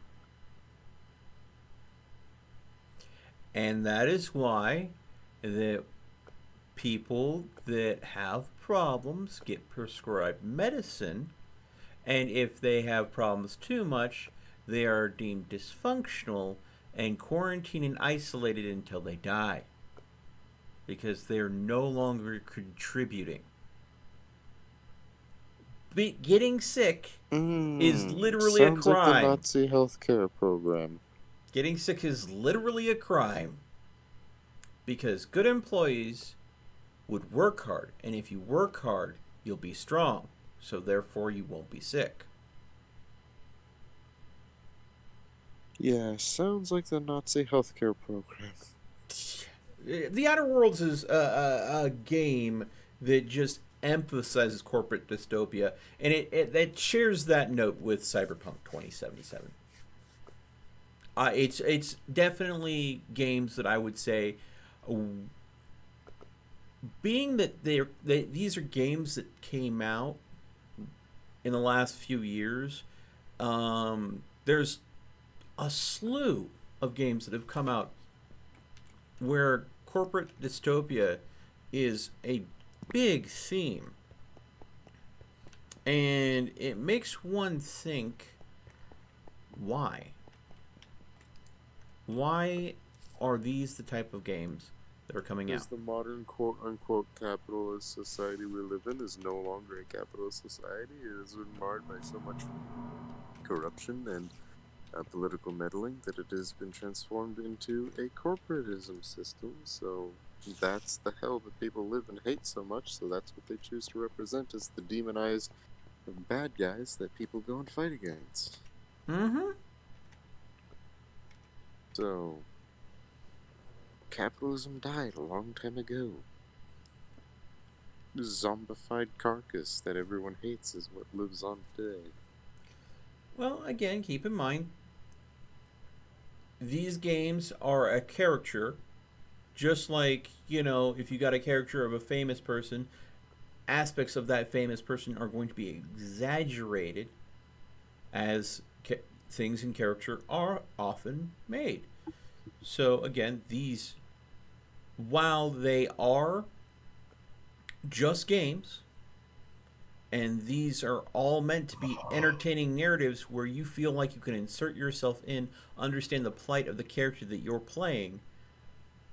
They are also a reflection of the worries and the concerns and the people that wrote the stories of these games, that presented these kind of worlds, saying, yeah, this is something that I can imagine could happen. This is something within my realm of imagining. This is where, if things were to start getting worse, where we could quickly end up. That this is, someone's dreamed up nightmare. And to the flip side of that, some people would say that that's their fantasy, that things have fallen apart so drastically that it would be easy for an individual to go ahead and go on a rampage and get away with it, because things are in such a disarray, that things are so thoroughly corruptible that if long as you go ahead and stay on the right side of the right people, you could go ahead and go on a freaking rampage expressing total anarchy and get away with it.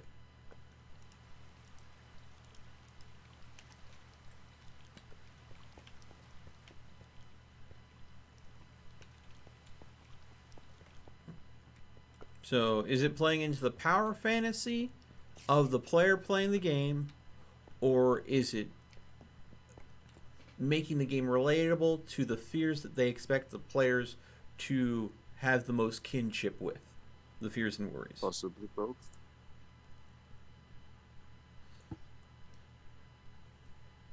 Man, we have had like the most deep kind of conversations tonight.